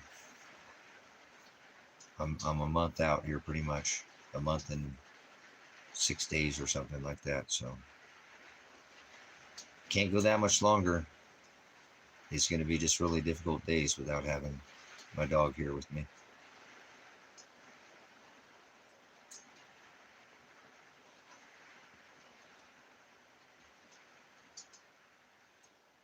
But I'm so thankful that I got to spend all those years with him, though. What a good boy he was, and he'll be truly missed a lot. I'm glad they've been given an abundance to have such a wonderful animal, such wonderful companionship, you know. And Father makes such beautiful creation, and the dog is one of his most beautiful creations he's ever made. Dogs are amazing. Cats, I love my kitties too. So cats are a little mixed up here too. They miss Tango. They love him. He's the big lover out here. So thank you guys for being a witness. You know what I'm saying? So it was a time I need to work through. We all come into points in our life like this where we end up, Lord giveth and the Lord taketh away. So, right? Sometimes sooner than later. So now I realize too that if I go to jail, and that if this would have happened on Kevin's watch, he would have probably thought he'd done something wrong, you know, and maybe his fault, you know. I'm so glad that he wouldn't have to face that now. I mean, that's one way to look at it. I hope that I don't go to jail, but if you look at that, I was just trying to be selfish, saying, oh man, if I could just had him for just a few more weeks, you know, but it would have been the same thing right then, right before trial or whatever. But what's the difference, 3 weeks or whatever, but it's God's timing, so his timing's perfect. I don't want to say that he doesn't know what he's doing here, but it's just hard timing for me is all. His timing is perfect. It's not my time. It's the problem. But what a beautiful puppy I had there. He was the best, biggest dog I ever did have. And I'll always be thankful that I got to own such a wonderful, wonderful dog, and that I have just another amazing dog right here. and I just want to provide him some kind of normality, so he's not, he's lost right now. So yeah, no, that's what I'm saying. At least it didn't happen until after. I imagine if it would have happened, Carl, I went to jail. Like, and Kevin was watching him like a month after or something. That'd have been. I'm glad it happened now. You know what I'm saying? I wouldn't want that to happen to Kevin. Watching my dog, and then him die like that when it was nothing. It wouldn't have been Kevin's fault, you know. And the situation could have been different. Kevin might not have been around. Anything could have been. It just is exactly Father's timing was perfect. I really wish I would have just taken him a little bit sooner to the hospital, but I had to at least look at him and evaluate him for a minute. He was drinking water, so that was a good sign, But I had knew it when as soon as I felt his belly, I knew exactly what had happened, and I kind of knew that I wasn't going to get him because I know that's a very expensive surgery. I thought it was gonna be like $3,000 or $4,000, you know. And I was gonna be like, dude, I could so swing this somehow. I'll figure it out. I'll call Kevin. He'll give me a loan or something. I'll figure it out. When they said $9,000 to $11,000, I was like, to go in there and they just cut him open and just turn his stomach. That's all they do. Is it? It's not even a super complicated procedure. They go in there because they only have a short period of time and they reach in that stomach and they turn it back around to try to reopen the circulatory system to their body. And sometimes it doesn't work too. So you could just go there and pay $9,000 to $11,000 and it not work. Kind of like what I just went in and paid the thing to get my car worked on, and they couldn't fix it. So I just kind of blew the rest of my money up here. I mean, I have just a little bit left, but I'm hoping it's enough to cover what they need to fix on the Toyota. I'm a little worried. They're not cheap on their, they're expensive, but they're not overly expensive, but you get what you pay for. So I try to cut a corner out here and it ended up costing me too. So yeah, what a mistake that was. But I'm more frustrated with myself that I didn't even have the money to do it. That Father did not give me the abundance. He stripped me of all my income, pretty much. And I'm just struggling to sell anything anymore. And like I said, this is just bad time. I got taxes due, and like everybody else, land. I got 45 acres worth of taxes due. So, um, but I wouldn't trade it for the world. I'm glad I threw it at my dog and tried to do everything I could for him before I had to make that hard decision that I don't have $11,000. And I did, but I spent it on an attorney. I had more than that, but whatever. It is what it is. Last not Burger King, right? Can't always have it your way, but all right, guys, let's wrap this one up. I'm kind of wearing my battery down here. I'll probably try to charge my battery back up here a little bit, and we'll come back in here for the end of the day. Thanks for coming in and let me shoot at your ear here in your eardrum. A little difficult out here without having them here, so thanks for kind of helping me feel that void. You know what I'm saying? Well, I'm gonna need it for a little bit here to lean on you guys again. I apologize. I lean on you guys so much, but you're all I have in this world. I don't have anything else. So Father just keeps taking everything from me. So I don't want to say anything's next because he'll just do it if that's what he wants to do. So again, I appreciate want to kind of make a memory here thing that I appreciate Father so much for giving me the blessing of Tango and all the years that I got to go with him. So I'm not mad at him for taking him. His timing's perfect, and Tango was ready to go, and Tango's ready to go. I'm so abundant to give almost 13 years with that animal. Such a large dog and such a lover too. So boy, he did good. He did good up until he didn't, and that didn't last long. I'm so glad I was able to provide him with enough comfort, and he didn't go in a lot of pain. He was already in pain, but he didn't have any extra pain. So I'm thankful, Father, no matter how much money I spent the other night, that it was worth every penny that I'd spent, and I'd do it again 100 times. So if I can't pay my taxes this year, oh well, they're not going to take the property. I'll get caught up on it later. So like $300 for the 45 acres. So I'll figure it out. I'll try to get something sold. But that's for another day, another dollar, if you will. So thank you for supporting me. Thank you for being there for me when I needed it the most. And I'll see you guys again, maybe later on. Pastor Revelation, Pastor Apocalypse. Whoa.